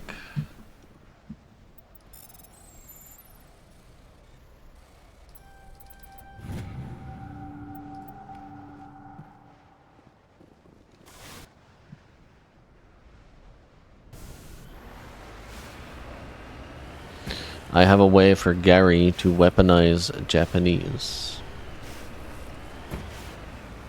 Is what I was saying.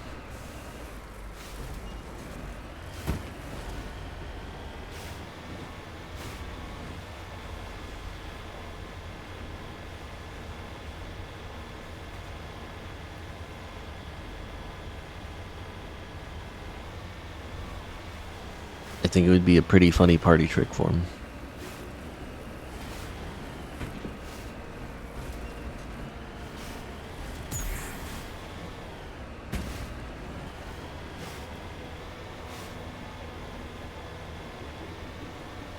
No, that's okay. You can just ignore me. That's fine. Let's go. It's fine. I mean, whatever. I mean, it's not like I bought an expensive computer and am using the internet to, you know, specifically send my voice across the world so that you can listen to me. But you just ignore me. That's cool, man. That's cool. Miracle of science, but like, who fucking cares, really?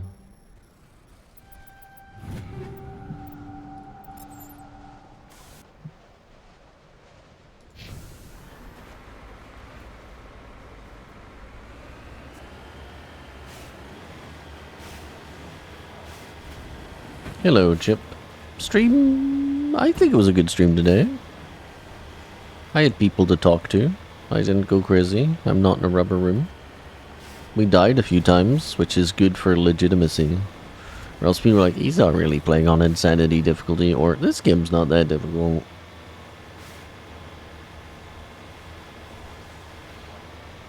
Well, yeah, pretty good.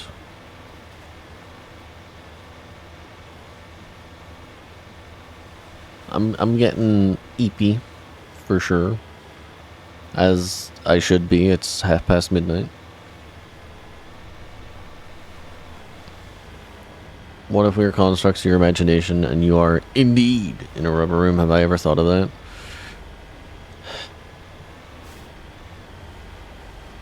Bruh. You know how, like, in RPGs or comic books or any sort of fiction, there's like this, oh my god, I had a vision that was so real, I couldn't tell reality and the vision apart, and I thought it was really happening and I've ruined everything. That simply could not happen to me because I have such an immaculate grip on what is reality. Do you understand? Are you picking up what I'm setting down right now?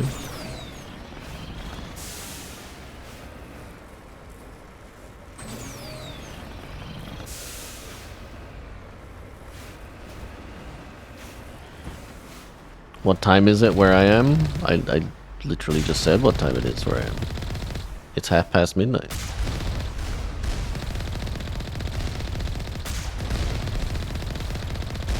It is 0031.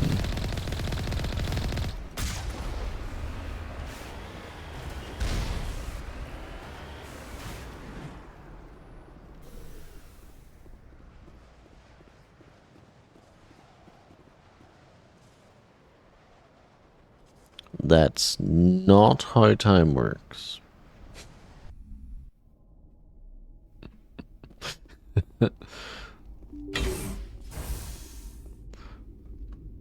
Because you are most assuredly not 11 hours ahead of me.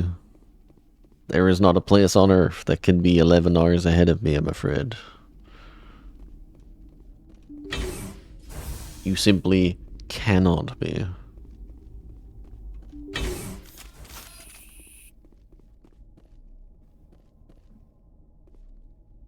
I will destroy you. Hello. Garrus.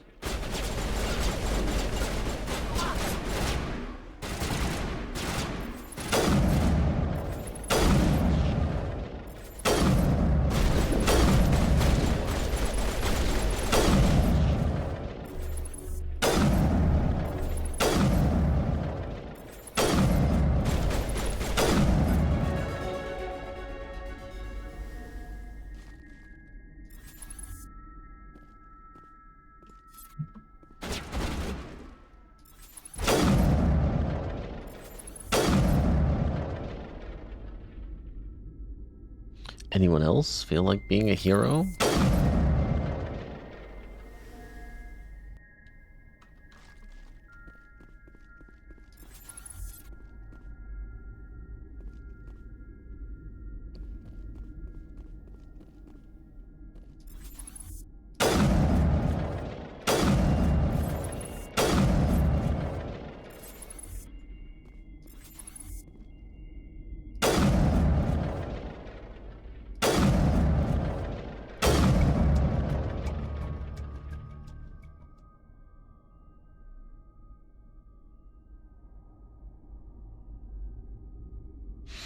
I mean, if the game's gonna force me to tell them where to go, then yes, that's what will happen. Second crime lord defeated. That's both of them. No doubt Helena Blake will be overjoyed to learn that these two scum are no longer a problem.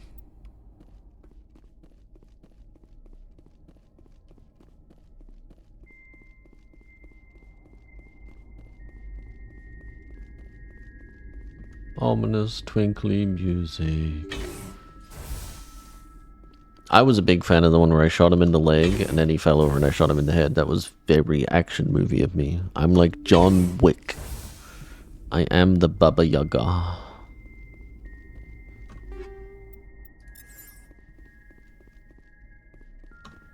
once saw Commander Shepard kill a man with a fucking pencil.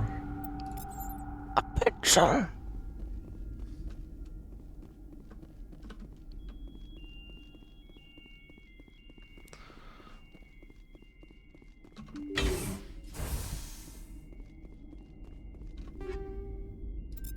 Yeah, I'm hoping they do not reuse it for the Mass Effect 2 and 3 stuff. They shouldn't, because there was lots of different minigames, but really, I'm over it. I'm kind of over it, you know?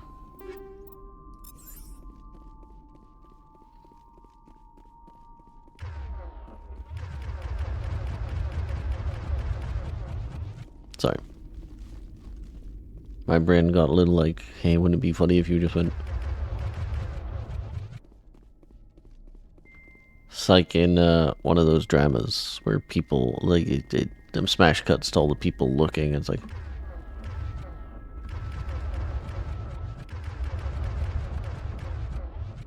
I'm pregnant.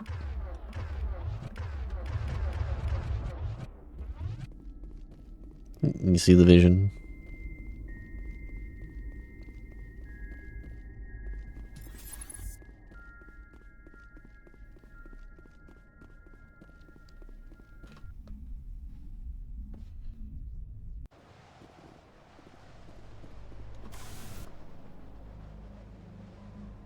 Okay, we definitely checked everything. So we can leave. Good. We can lay. Alright, where do you want to meet? Horsehead Nebula. They got 2 horse heads. Or maybe just the one. Maybe it's just the one.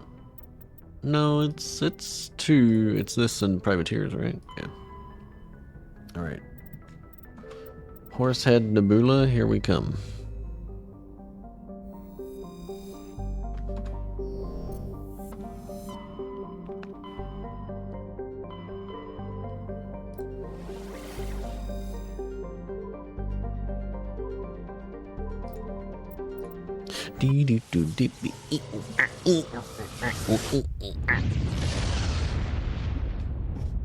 Higher audio levels, by the way. Is it watchable? Is it acceptable? Can you listen to the movie, the video game, and my voice?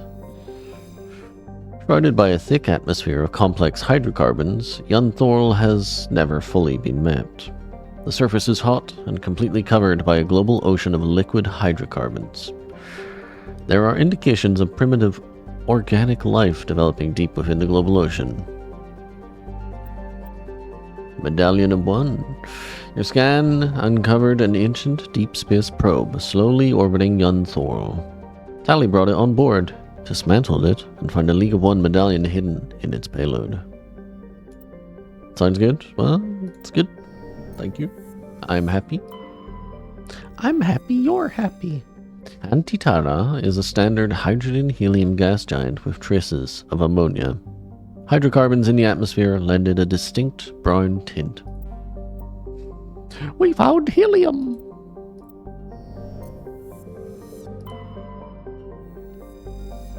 Trellin is a lifeless rock with a trace atmosphere of xenon and krypton. Its surface contains large amounts of iron and magnesium silicates. Due to heavily cratered terrain, starships are discouraged from landing. A Solarian religious cult claims that a certain pattern of overlapping craters in the southern hemisphere resembles their goddess.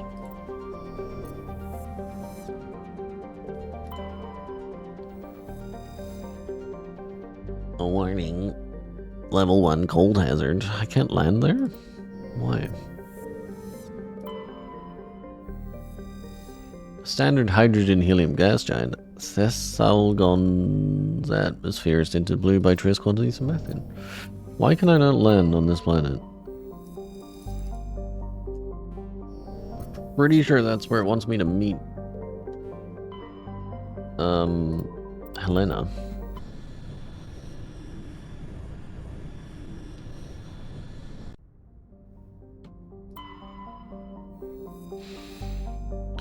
Maganless is a rock terrestrial with an atmosphere of sulfur dioxide and trace amounts of helium.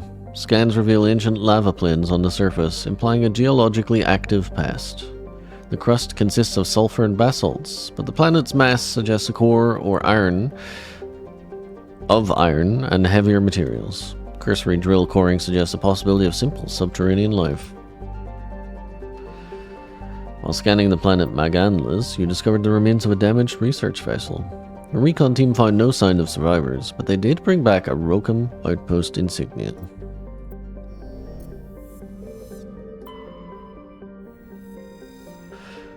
Therumlon is a frigid world with a thick nitrogen-argon atmosphere. The crust consists of silicates and various unremarkable ores, but is surprisingly rich in phosphates. Since the atmosphere lacks free oxygen, the phosphates are relatively pure and could be of value in the manufacture of fertilizers and incendiary ammunition. While scanning this planet, you find plutonium.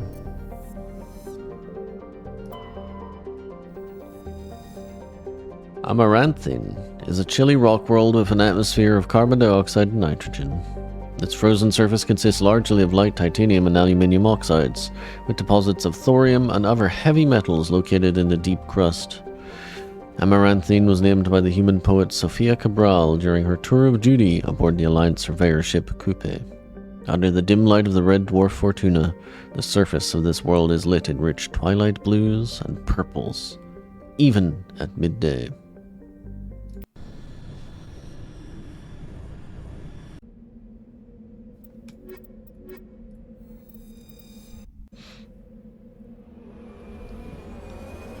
Unremarkable auras.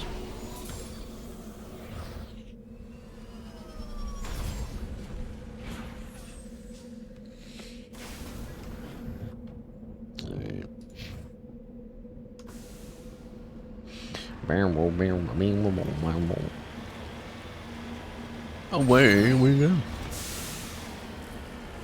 Yeah, it was the right choice not to eat. Because I haven't eaten, I should be able to go to sleep very quickly after I finish streaming. Whereas if I had eaten, I'd probably be awake for a while longer. Which would not be ideal. Give me the iridium.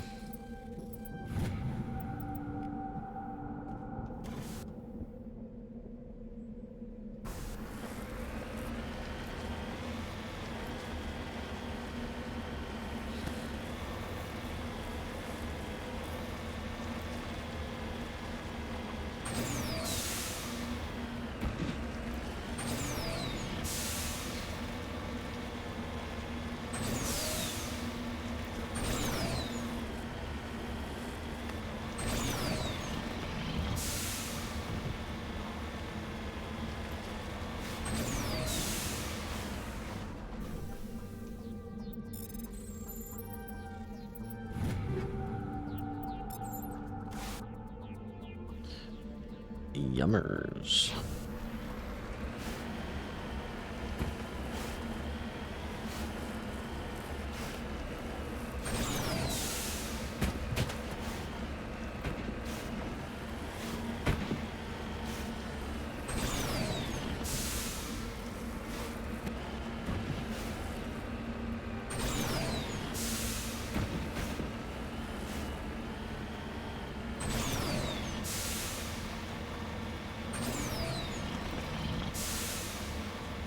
You're now my comfort streamer. Cool. I'm glad that you find comfort in the streams.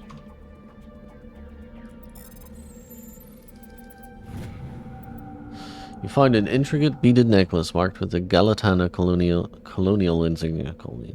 It appears to be very old. I think we're done with that side quest. I leveled up at some point and I just completely ignored it. Only 2 points. Ooh, still not max charm.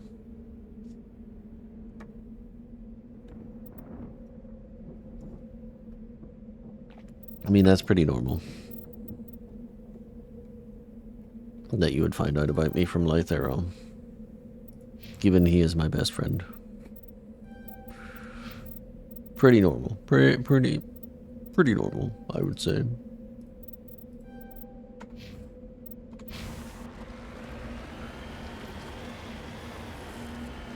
Who the hell is Lithe Arrow? One of the greatest content creators on YouTube, in my opinion. In terms of video editing and comedy and general performance.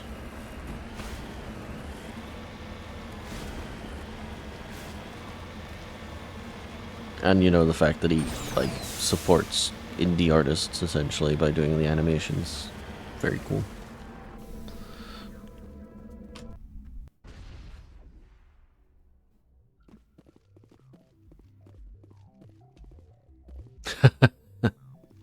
Really? Interesting. Hello again, Commander Shepard. I owe you a debt of gratitude. With my former partners dead, this syndicate is now mine. I could not have done it without you. I killed them because they deserved it. Now I'm placing you under arrest. Surely you don't think that necessary. Under my leadership, this organization will restrict itself to gambling and smuggling illegal technologies. These crimes are hardly worth your time. If you press the issue, my assistants are very well equipped to deal with you. This gang has a reputation for drugs and slaving. It's too late to change that. Perhaps you're right. Perhaps this organization has been so tainted by those two idiots that it cannot be redeemed. If I disband the gang, I walk away freely. I have not come so far to be arrested. I would die before going to prison. I would most certainly kill before going to prison. Now, do we have a deal? You're free to go. I don't ever want to see this gang again. If I do... You won't. I'm not so foolish as to break my word to a Spectre. Now, if you'll excuse me, my men become nervous in the presence of law enforcement agents. Goodbye, Shepard. Yeah, brain getting foggy because I'm tired. Yeah, normally I would also be like, haha, who's Lithe Arrow, blah, blah, blah. But I have been in a different country away from my family and friends for almost 2 years now. So There's a little bit of no, but really they're cool, and I miss them.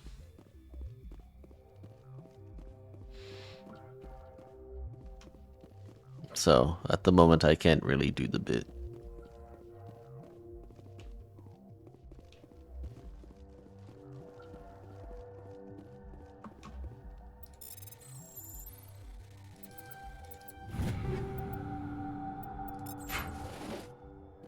Not in a like, ooh, feel bad for me way. Just, you know, it's the reality of living and working abroad and leaving your home behind.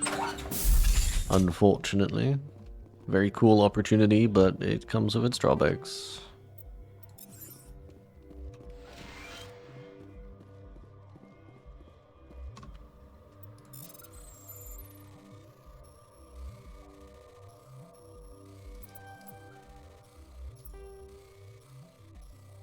Oh, I almost made that work somehow. Oh, this is actually a fucking headache of one. I should have gone all the way up. I'll use my Omni Gel if I have to. Don't make me do it, Mark. Shredder 7. Yummers.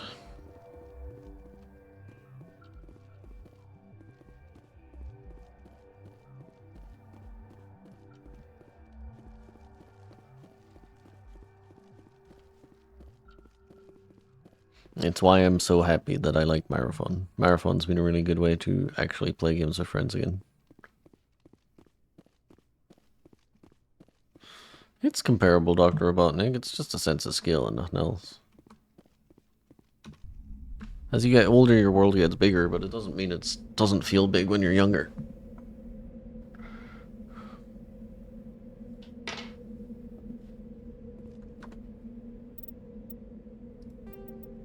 Okay. Back to the Citadel to wrap up some stuff. Strenus. Okay. I understand what happened.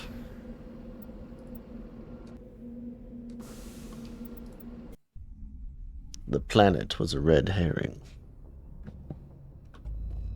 Or perhaps even a blue herring.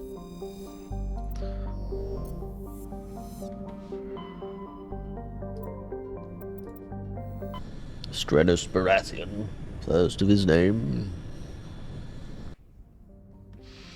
Alright, so somewhere around here is a fucking ship that I need to find.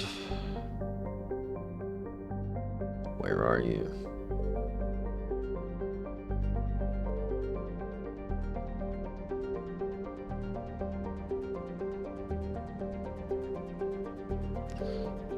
There it is. The Majesty is a Kowloon-class modular conveyor of human design. The ship is a derelict. All compartments are exposed to space and the fusion plant is leaking. The damage is consistent with ship-mounted mass accelerator fire. A faint trail of radioactive particles, possibly exhaust from a sublike nuclear engine drive, leads towards the nearby planet of Zawin.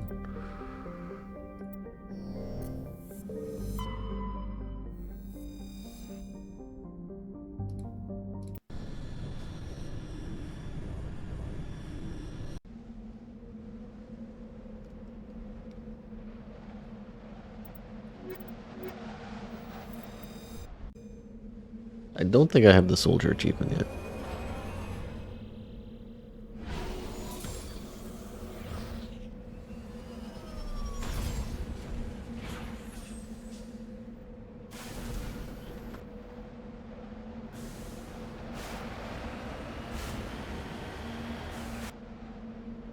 What is this? Anomaly camp.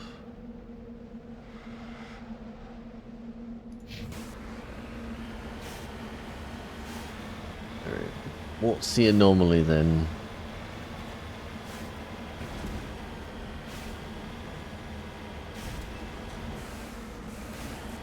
Ancient Debras. Okay. Every fucking time.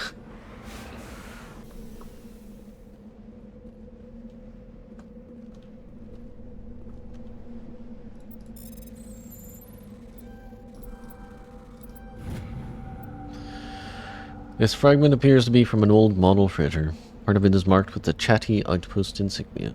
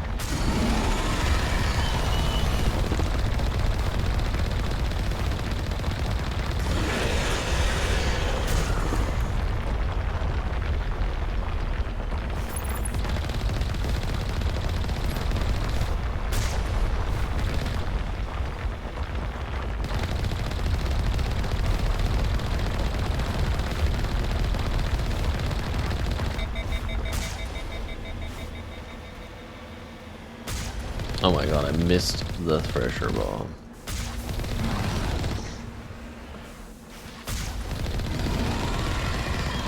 Now that's embarrassing.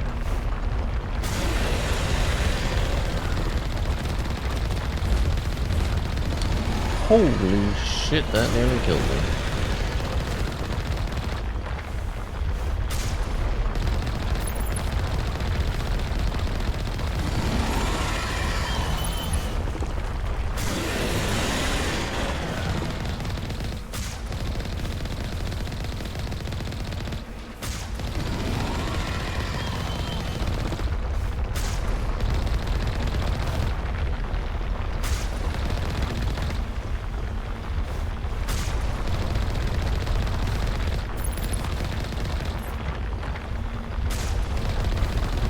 I'm dead. Oh, that was so close.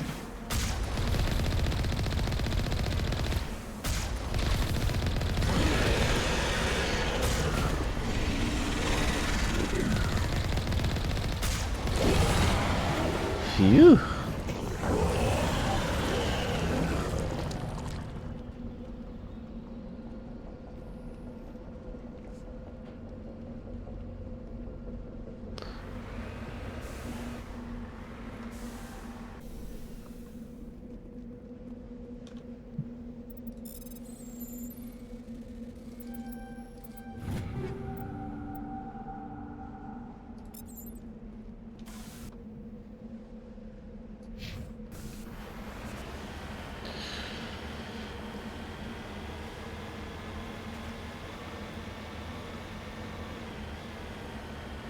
That was incredibly close.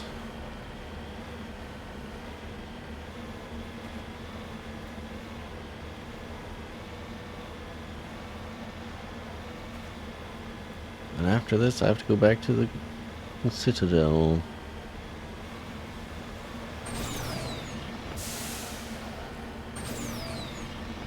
And we'll never learn anything about Armiston Bins, I'm pretty sure.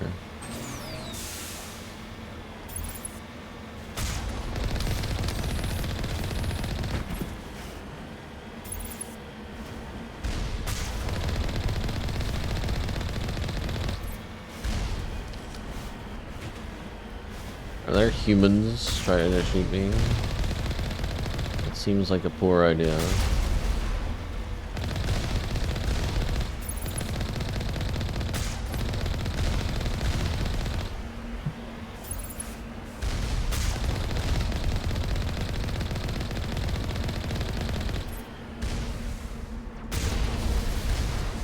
Yeah, there's a turret. Oh.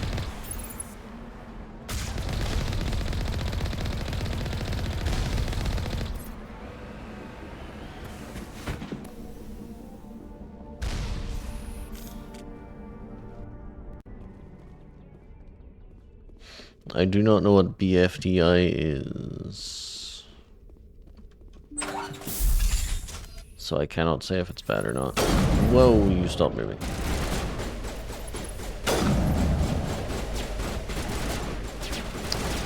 bad position to be in.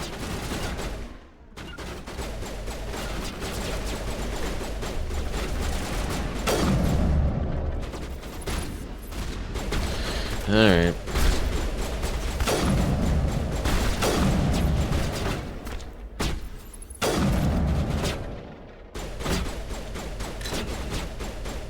Garrus, please move. Garrus.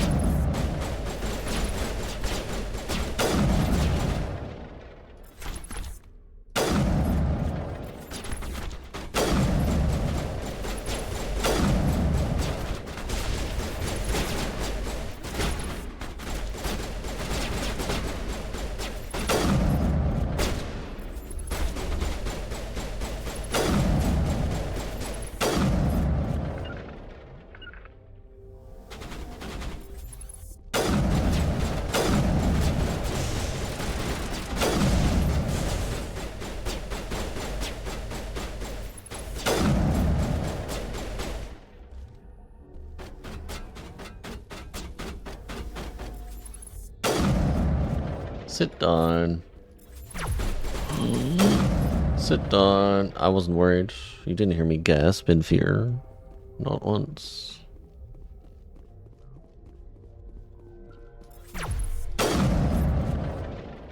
Alright. Easy.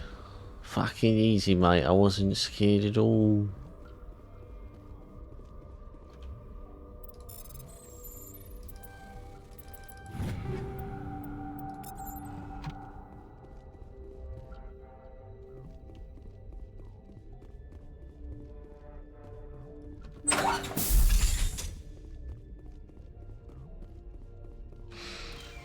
To be fair, your name is Dr. Robotnik, so I probably should have guessed you'd be a huge Sonic fan. This does not feel like the revelation that it should be.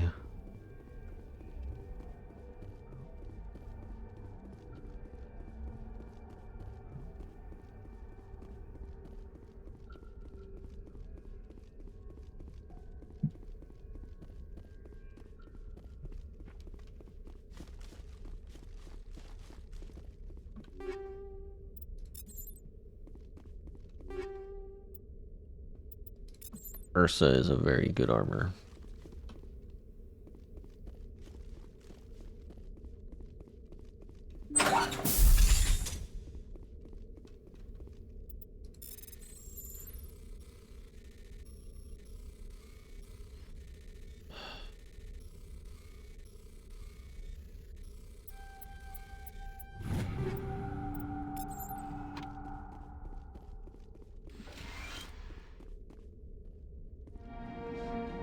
We have discovered the corpse of Captain Willem of the MSV Majesty. His stiff fingers are wrapped tightly around a small datapad.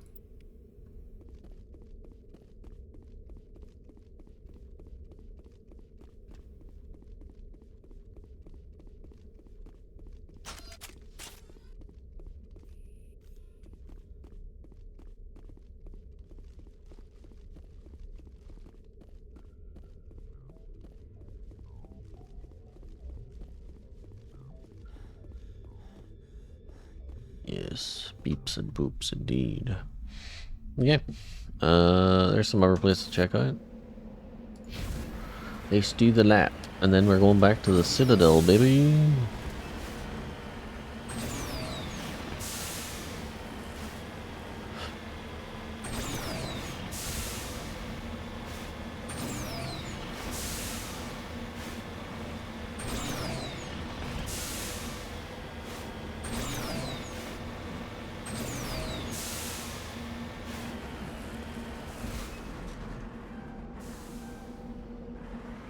What do you mean? This is level terrain, surely.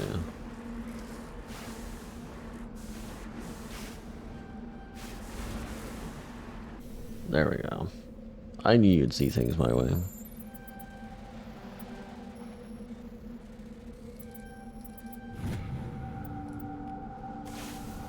I think the worst thing about this, hello Sunset Jack. Long stream? Yes, actually, wow. Didn't realize the time. Well, we've cracked 4 hours. worst thing about that minigame is that it's a circle, but your mouse only goes left and right. So I keep trying to do like circular movements instead of just left and right with the left and right with the mouse, and then I double back.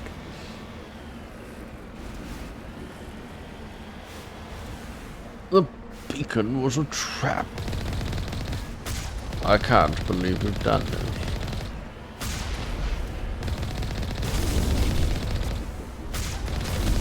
Did I miss again? Fucking hell. Guys, you're just not that scary, I'm sorry.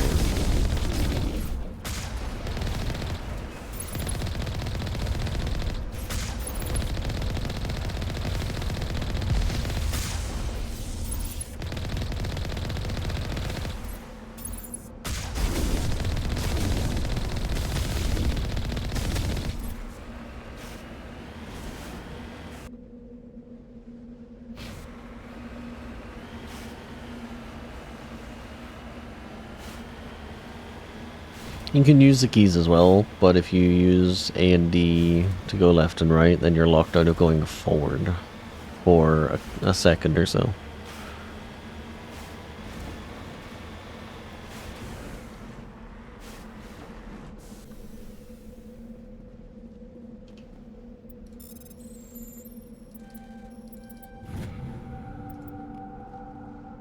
Some cobalt.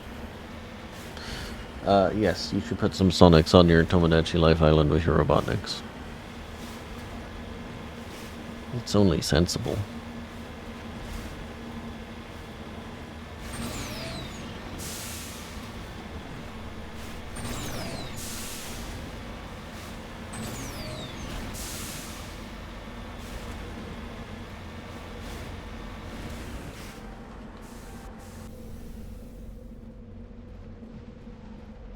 What does this do?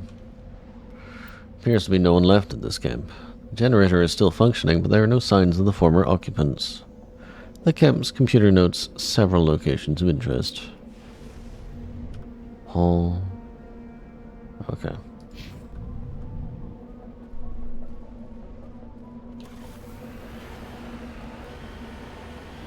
One last one to check out. And then we'll go to the Citadel to turn in some quests. And then who knows? Who knows what we do after that?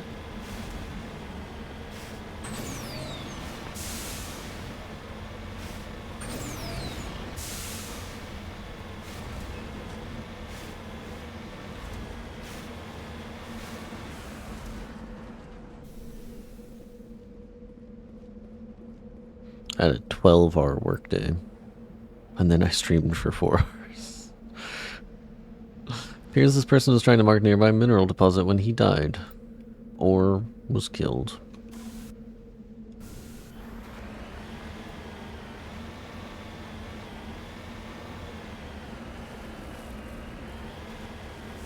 Oh, it's literally just there. I'm stupid. It's okay, we're nearly done. Just hold on a little longer, Bryn. You can do it.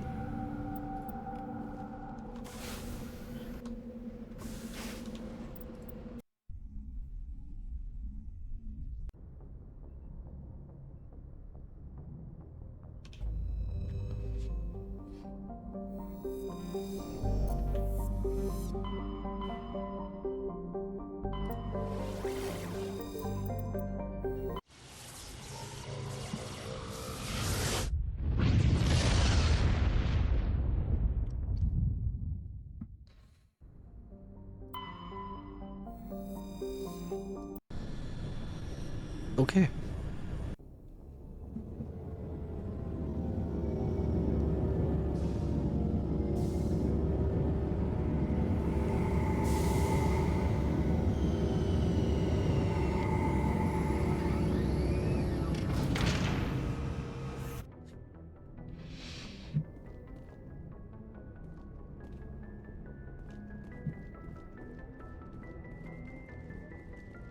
That's it. That's docking. It's just gay sex. Do you get the joke?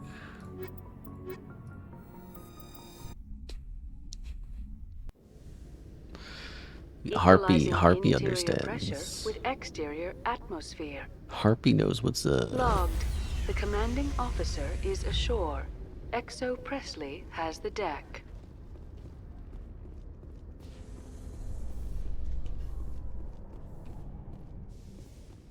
Presidium technicians are struggling to understand why a computer system catastrophically overloaded recently. Technicians are reportedly unsure of what caused the malfunction, or even what the system was originally designed to do.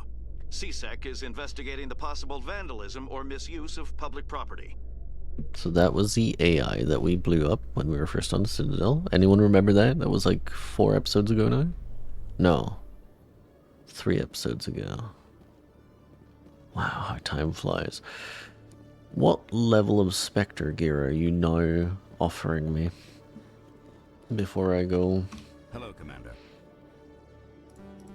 Show me what you got. I'll open the rare stocks for you, Commander. Enjoy. 8. No, still 7s on a Spectre gear. I think it's because you can only ever have one Spectre weapon at a time. So I'm gonna buy this. We need to start selling 5s. Do we have 5s anymore? Well, we have some 5s. They're definitely getting fucking sold. Sell.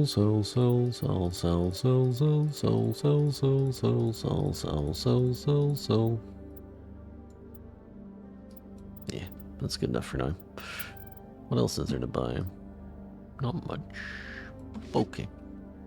Yeah, I think you have to buy Spectre weapons so they get restocked at a higher rank, if I remember correctly.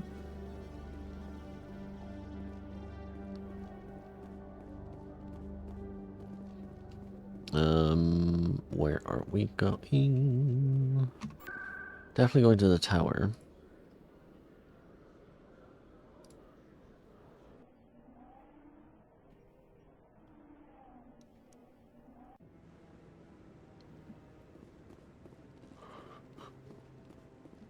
Hey. Excuse me.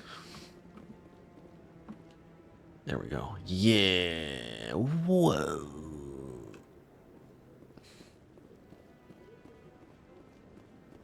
I was yawning.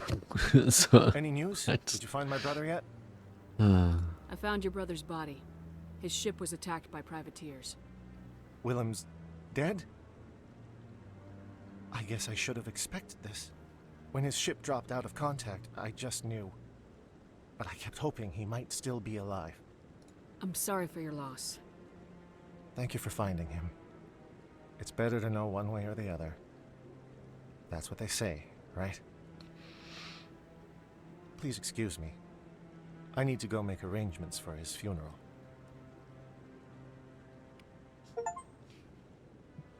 What did the datapad have to do with anything then? Soldier ally. Okay, I think I got the achievement for everyone in the game, which means I can start using whoever I want.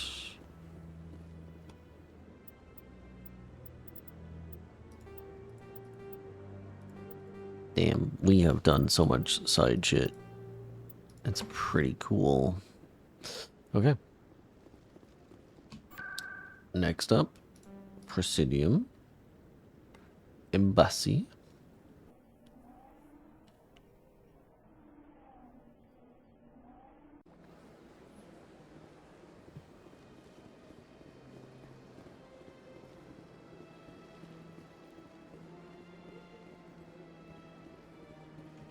Streamer is a completionist? Yeah. Kinda always have been. It's not a revelation, I should think.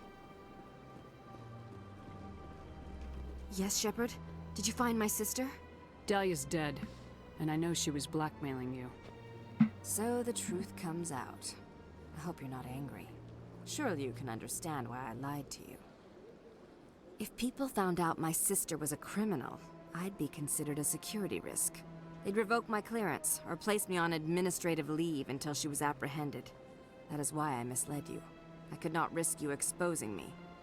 But now that Dahlia is out of the picture, it's no longer a problem. I would have helped if you'd just told me the truth.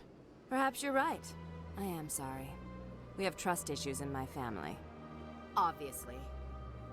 I shall transfer a little something into your account as a token of my appreciation.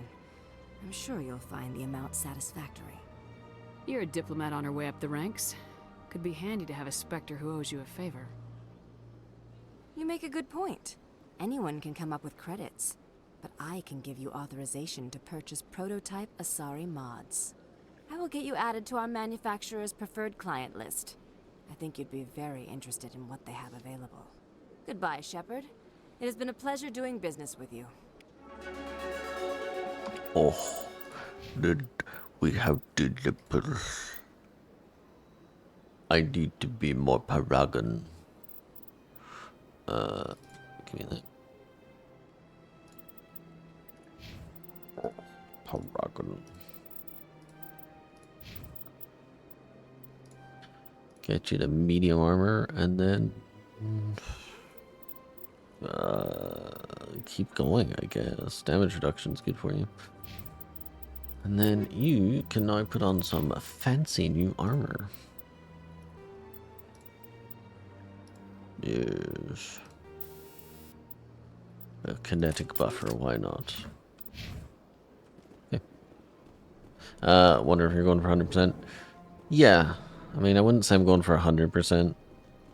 Because, Jesus, in nearly any game, 100% is a pain in the ass. But I like to do as much as is reasonable, given what I know about the game. Which is pretty damn close to 100.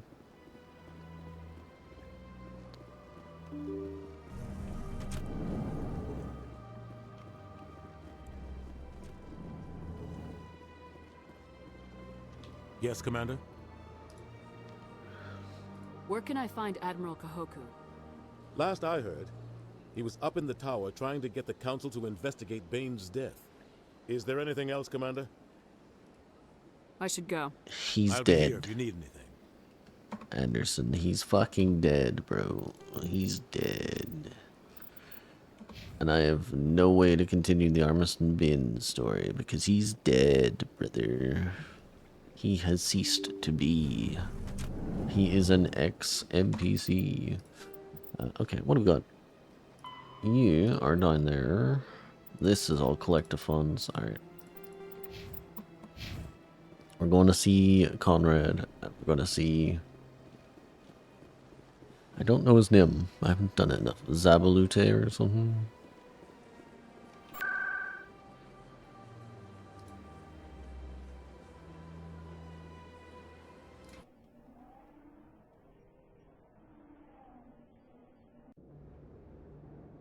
Yeah, the plan is always to try and do as much as possible. Yes, human. You need something, yes? What do you know about Baines? I have never met him, human. I only... Let me see what you have. Oh, you will be pleased, I think. Very good. Give him the fucking Death Star there, Jesus. Gaff Armory, let's go. Yes, human. You need something, yes? I didn't need to ask him that again. Oh, you will be pleased. Predator. Victoria. A third about. Okay. Okay.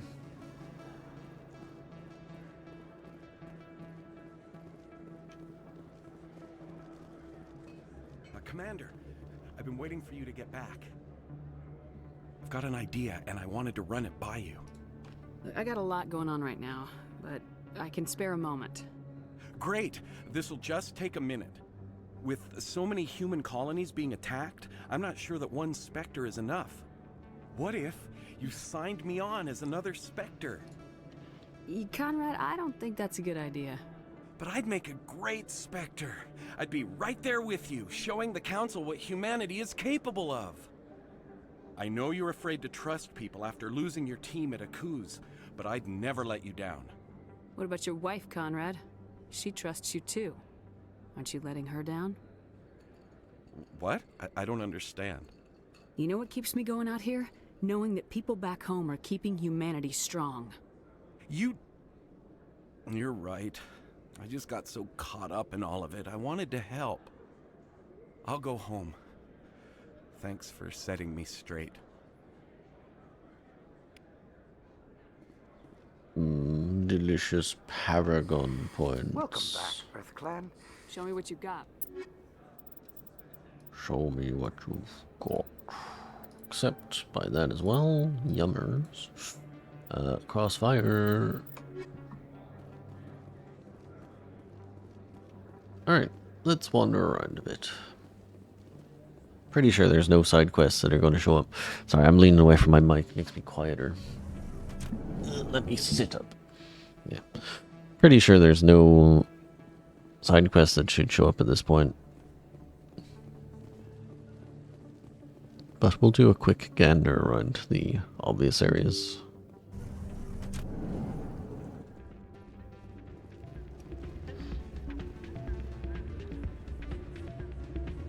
Still can't believe that could happen out in the open like that. Neither could he. The CSEC agent said there has been an increase in violent crime in this area lately. Did he say why? No, he kind of skirted the issue. It's those damn humans, if you ask me. They're not all bad. They're just different, mostly. I don't like them. They all act like they've been living here forever. The Citadel is ours.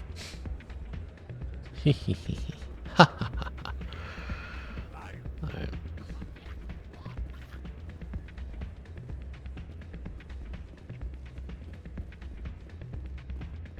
Wonder if Michelle has anything to say about Baines. Follow me, stun the balls.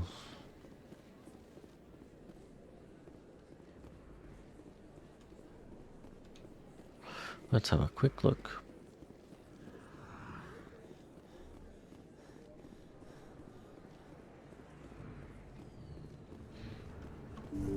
Even if she doesn't, she might have some pretty high-level medical exoskeletons at this point.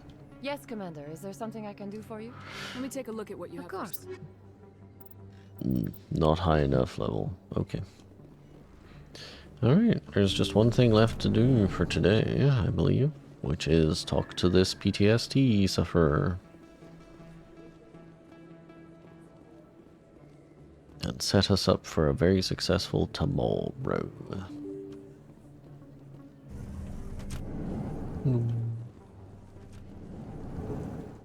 Admiral Kahoku, a respected member of the Alliance military, has passed away. The veteran soldier who won the love of his troops during conflict with the Batarians died of natural causes. Kahoku is survived by his wife and 3 children, who are planning a small private memorial service. Natural.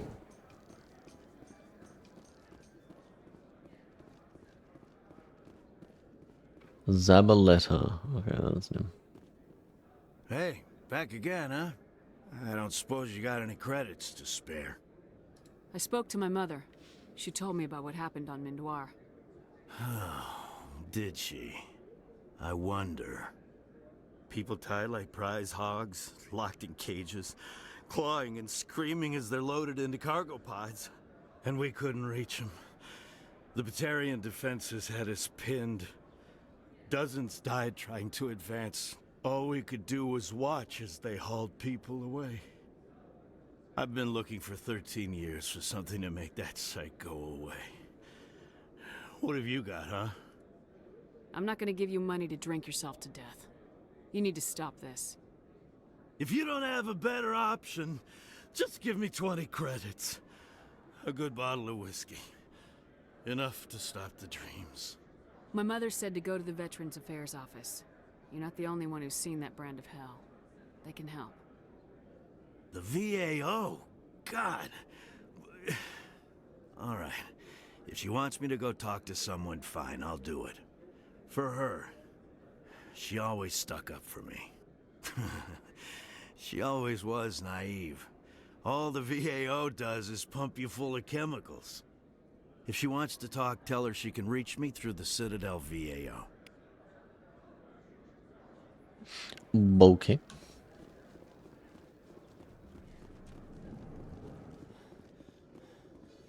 Reporter Kalisa Al-Jilani recently attempted to land an interview with Commander Shepard, the first human Spectre.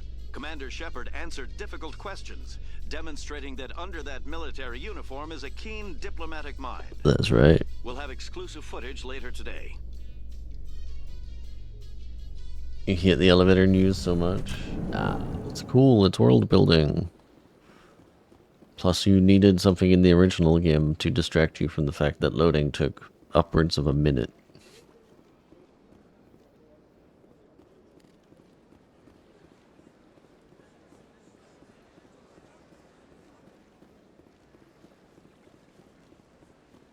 I think it's done quite well. As I was saying earlier, when you weren't here, Chip, there are side quests that are hinted at by the news that's being played in the elevators that you can go and find out in the world. Such as earlier on it was reporting that a Solarian dig team had gone missing. And things like that. And then we went to the planet where they were missing. So little things like that. It's cool. I like it.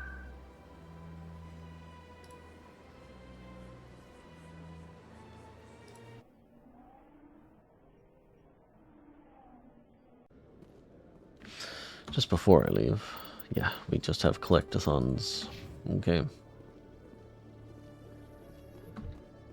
In remembrance of Eden Prime, we present another profile in courage with serviceman Nirali Bhatia. A devoted wife and talented chef, serviceman Bhatia joined the Alliance military under the Deferred Education Plan. After finishing her service, Bhatia planned to open a restaurant. Instead, she gave her life protecting the colonists of Eden Prime. For more profiles in courage, or to explore opportunities in the military, please visit the Alliance military on the extranet. Keyword, courage. Keyword, courage. Alright, well that is every side quest we can do for now wrapped up. Which means the only thing left to do is go and do story missions. Obviously, it is far too late tonight for me to start doing a story mission. So, tomorrow, try and be up bright and early and you might actually see it. Logged.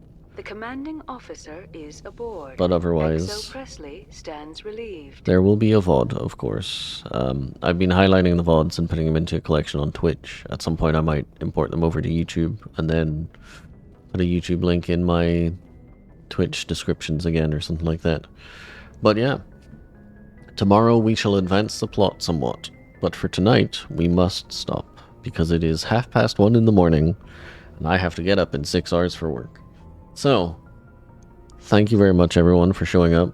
I'm sorry I can't stream longer, I know it's awkward times for a lot of you, but I live in Japan, it's just kinda how it is, unfortunately. Please take care of yourselves, enjoy the rest of your day, and hopefully I'll see some of you tomorrow again.